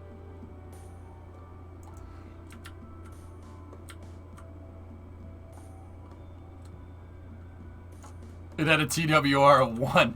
Pythos, yeah. You know how many things need to go right to do like a perfect slew off the pad like that?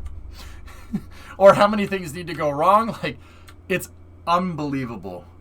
Unbelievable, dude. Luizo, I hate the island runway. I'm not using that. Yeah, no, I'm not doing that. We'll put the... Well, if I have to... So, Luizo, here's what I'd rather do.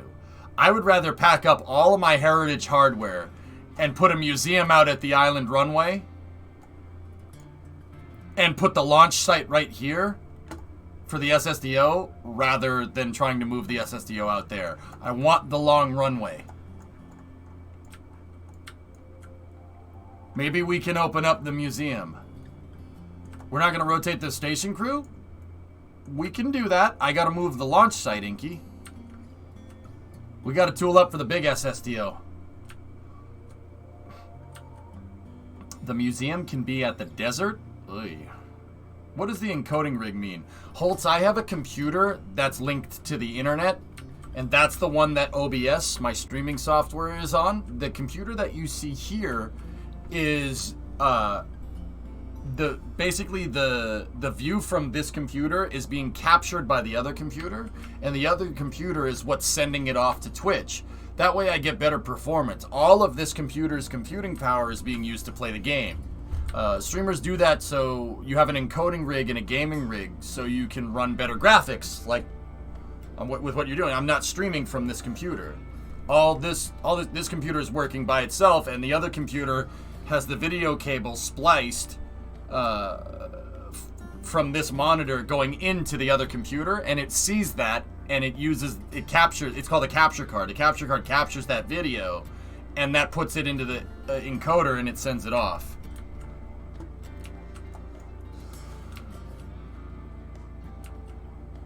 That sounds about right, Pythos. It's like engine out capability with an airplane.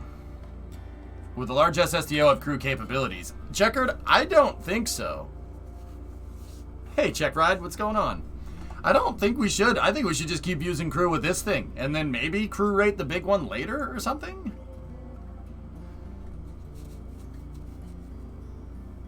Is the desert runway long enough for the small SSTO to land? It is, but this thing doesn't like...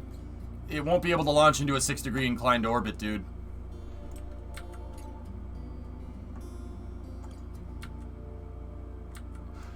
Yeah, Pythos, that's the thing.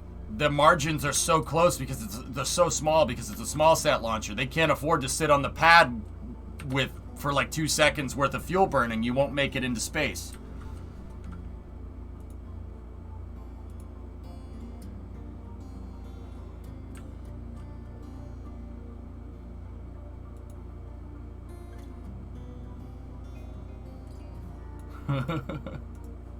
Nice, T-Man.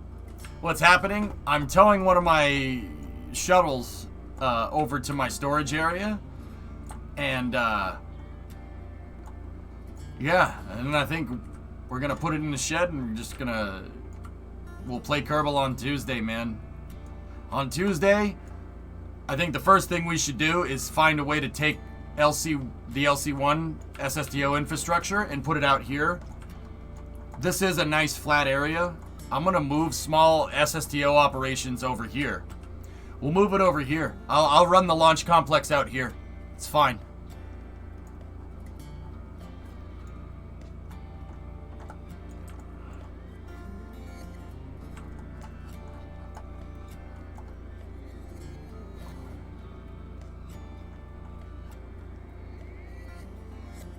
Yeah, that track should be just fine. Yeah, actually, Luizo, I like the idea of taking all this stuff and moving my storage facilities somewhere out there, or putting the museum out there and putting a hangar and stuff out there. Of course, 619.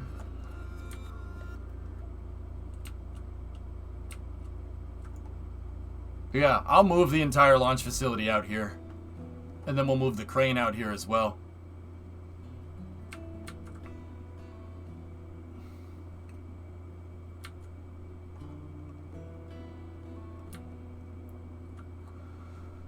Yeah, John, I was thinking about it.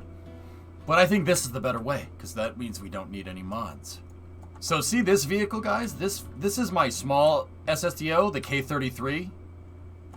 The K33, this one, the serial number is 7.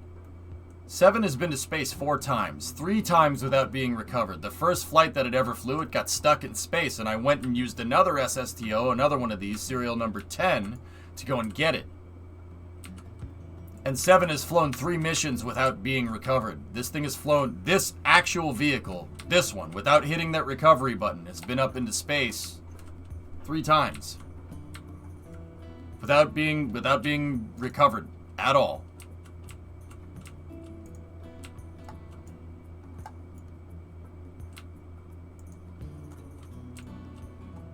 And this is my storage area. Storage area has space articles from other space programs. That thing has flown to space a couple of times. All of these capsules have flown to space. The remains of that have flown to space a couple of times. I have science equipment out here, a bunch of stuff. All right.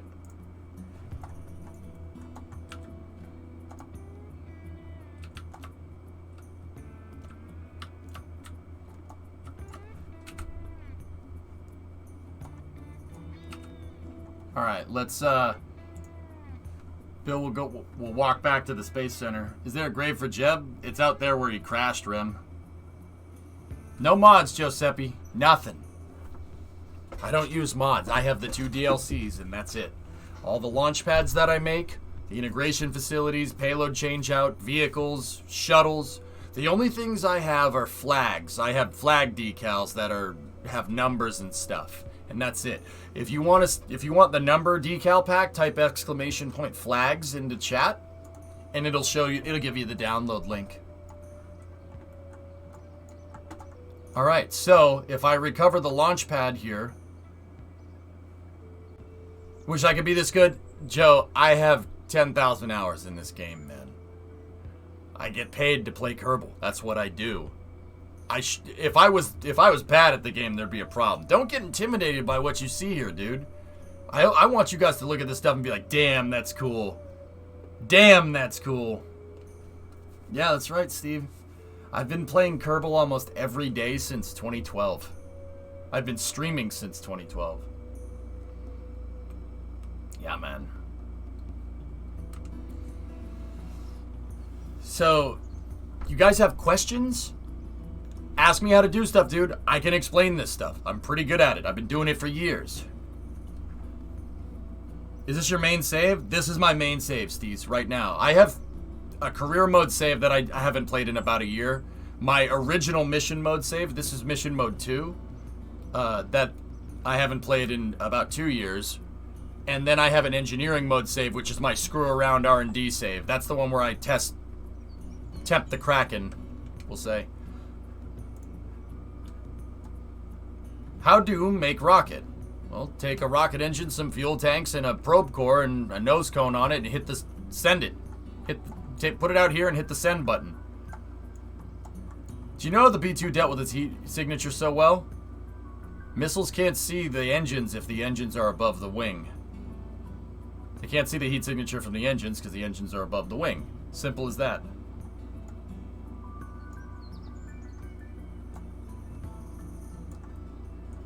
Yeah, I want you guys to try. I want you to see this stuff and be like, oh, that's sick. I want to do that. Look, that SSTO, the K-33, so 7, the one that I just showed you, that launched from this launch complex. And unfortunately, I'm demolishing this launch complex now. This launch complex also has been reused 4 times. I didn't recover. My launch pads are reusable. I don't just build reusable spacecraft. I build reusable launch facilities. I build reusable space programs, man. In Kerbal. I know, it's not that big of a deal. You want reusable space programs in real life, go talk to Elon Musk. See? This is the launch pad. I roll the SSTO up here on the truck. This piece turns into position. I dock the SSTO to it. We roll the crane on. The crane up here on the hangar is on landing gear. It rolls into position. I pick payload out of the vehicle, put new payload in, flip the thing upright, fuel up the pad, and go. I have a fuel spigot right here where I attach fuel trucks and we fuel the pad, man. Yeah, you can make buildings, sure. This is made out of freaking aircraft parts. My pad. Yeah, sure. Freaking the hangar is made out of SRBs. But it works. They're inerted. They don't have anything in them. So if I hit spacebar, nothing's going to happen. They're just steel pipes. Steel pipes make really good buildings. Maybe 2020, who knows? If only you had KSP, though.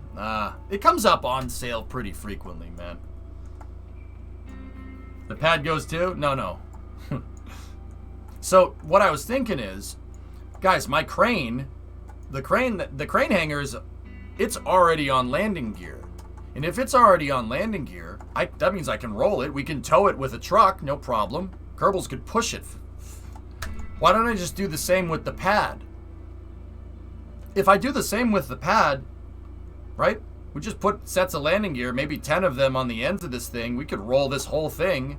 I'll just roll the entire thing. We'll tow an entire launch pad out there. No problem. Ground anchor the thing in position and then Dunskies.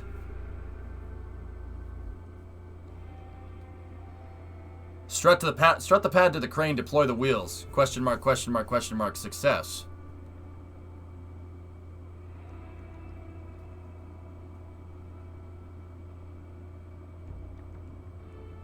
It's actually a really good idea. Blue, that's a good one, man. I actually don't mind that. And then launch from the pad. Yeah, check out right. Modular launch facility. So the launch pad in the game, if you go into the VAB, build a rocket, and you put it out, it's gonna get put out right here. And then usually it gets put out on the pad with full fuel, and you just throttle up the engines and hit the go button and it flies, right? I've never used that in this save once. I've been playing this save for a year. I've done easily over 120 launches in this game. Not one was from that pad. I build my launch facilities right next to it. But the reason why I want to move this facility in the first place is, you saw the small SSTO. It's pretty cool, right? Well, my single stage to orbit program is a 2-part project. The second part of the project is the small SSTO's bigger brother. We call it... No. Where are you? Gotta go that way. We call it Large Chungus.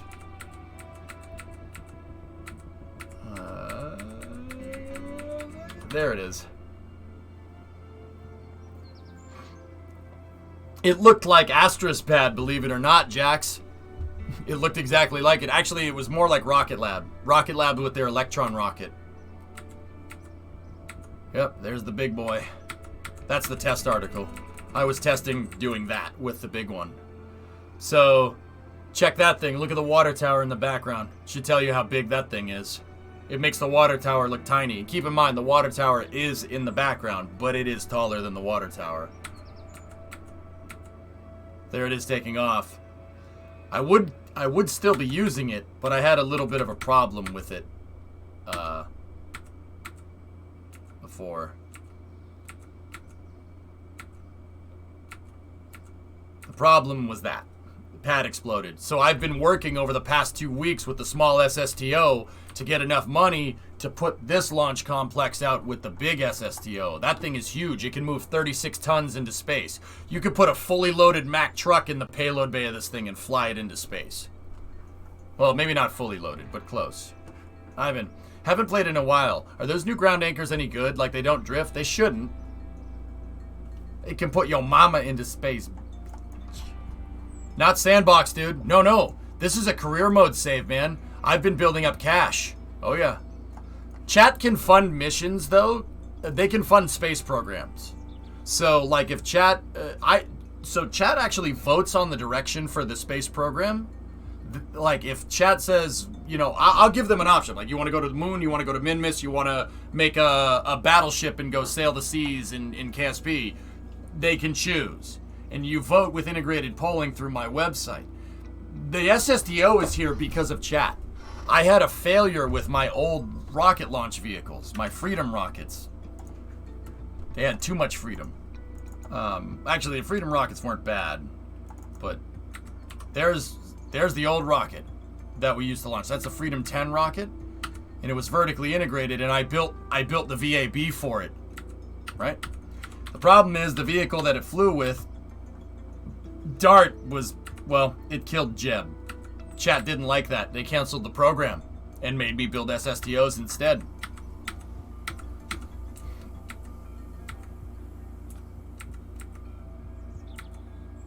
Yep. So I've been retooling my entire space program for SSTOs over the past 2 months. Can you explain how to intercept a target? There's 2 phases to rendezvous, Steve. What you gotta do, make sure what you're trying to get to is in a nice and circular orbit, and then make sure you're in a nice circular orbit that's below it, okay? Select it as target when you're orbiting around it, right? And then say you're at, say its orbit is 100 kilometers and yours is 90 kilometers. So you're below it and both of your orbits are circular, okay? When your target indicator says 25 kilometers away, that's when you burn. So always go a little bit behind and a little bit below and a little bit behind what you're trying to get to. Very easy way to rendezvous. Because it's all about differential speed. So, see my station right there? If I was trying to get to my station, I would be in an orbit that's down here. And if the station's at 84, so if I was at 74, I'd be right here. So 74, what's the difference? What's the difference between 74 and 84? It's about 10 kilometers, right?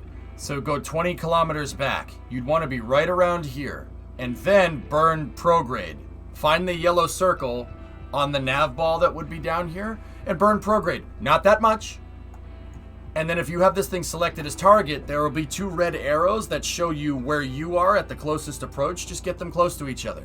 And that's it. It's that simple, dude. It is that easy. Once you're there, go to your nav ball, hit target mode, make sure the nav ball says target, and make sure you have the station selected as target. You'll know it's selected as target because in the map view, its trajectory will be yellow. Once you get near the station, find the yellow circle with the X through it. Find that and put your rocket engine in that direction. So burn retrograde. That's what that's called. The yellow circle with the X in it is called retrograde. Burn in that direction until your target indicator hits 0. Your speed indicator down here will go down if you burn on the X. When it hits 0, point towards the station, burn towards the station, rinse and repeat till you're there. It's that simple. The next mission that I need to run on Tuesday is launching people up here. I have to rotate a crew off my space station. If you guys want a rendezvous tutorial and you're a newer player to Kerbal, I'll go through it on Tuesday. It's no problem. I gotta move the pads around and stuff, but we can do it. It's really easy. I'm telling you. It's one of those things that seems like it's the most difficult thing in the world, and then when you watch someone do it, you're gonna be like, oh, wow. Oh, I'm stupid. You know how I know? That's exactly what I said when I watched somebody do it. Well, there really wasn't many people, dude. I had to freaking read. I had to read about it, dude. This was back in 2012, man. YouTube wasn't exactly like what it is now, you know what I'm saying? So I had to go read on the Kerbal forums about Rendezvous and do the math out and stuff. That was 10 years ago, though. The game is awesome, and I'm sad I can't understand stuff. Blessed, I can teach you. Like, seriously. Like, and don't get me wrong, I'm not saying like, oh, please stay and watch the stream. If this isn't your thing, it isn't your thing. But if you want to learn Kerbal, I will teach you, and I'm incredibly patient. I am a patient, persistent, stubborn asshole, all right? So watch my stream. No, I know, I swore, I get it. I'll time myself out for 10 seconds.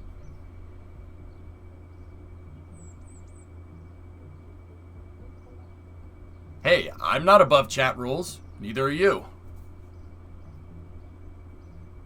No, I'll teach you. You can ask me 1,000 questions in one stream, and I'll sit here and answer every single one of them. I don't care. What do I have to do? Oh, geez, my stream goes longer because people are interested in the content that I provide. Dude, don't worry about it. Yeah, no, come back. Come back on Tuesday, guys. I'll show you how it's done. That was only 7 seconds. Oh, sorry, the 3rd second. Damn it, I gotta time myself out again.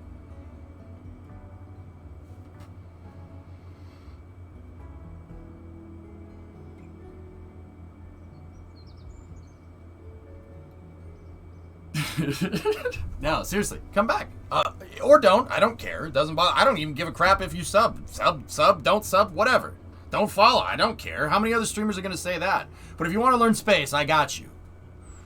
Look, you want to... How do they know? Because, if they put a guarantee on the box, because, all they sold you was a guaranteed piece of crap. That's all this is, right? Tommy likey. Tommy want wingy. Discovery, go at throttle. Tell me everything. Yeah, dude, come back next week. I'll show you. I'm gonna play GTA though now. Every Saturday I play GTA. We have a race league, Discovery, and go at throttle up. we've been doing it for 5 years, and I've won it once. We race a 16 race playlist in GTA, and some of the people in my community are very good at this. And I've only won once. Hey, Steez. And then Bygone Ron. Thanks, guys. You didn't need to do that. I'm serious. I don't just say, oh, don't sub. I don't care. I don't like pressuring people into buying my content. I want to earn your subs. I have a very strict rule about that. You won't see any sub count indicators or, sub goals on this stream. I don't do that. I don't like doing that. I don't think it's right. If other streamers want to do it, that's totally cool. I don't do that. I want to earn your damn sub.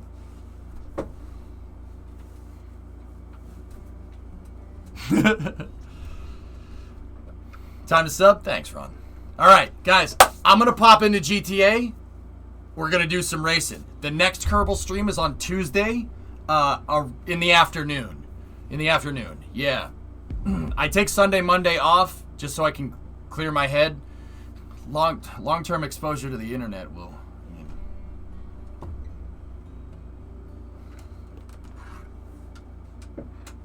So...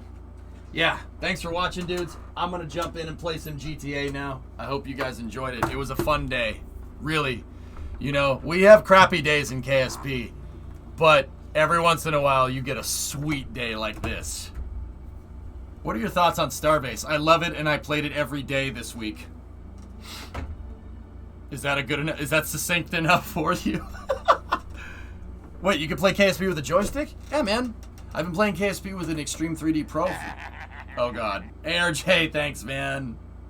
Yeah, you got to manually bind it in settings, but oh, yeah. Yeah, dude. I fly out my shuttles with the joystick, man. Last, what's up, Ernock? Okay, good night. Enjoyed the space today. It was good. It was a good day for space. Despite Astro failing, it was still good. But we still have a SpaceX launch in about 3 hours, so let's go. I'll be working on getting set up in GTA while I'm home, when Starbase isn't occupying your time. 2020, thanks for the bits. Hey, Sepia, thank you. I appreciate it. Tranquility Base here. The Eagle has landed.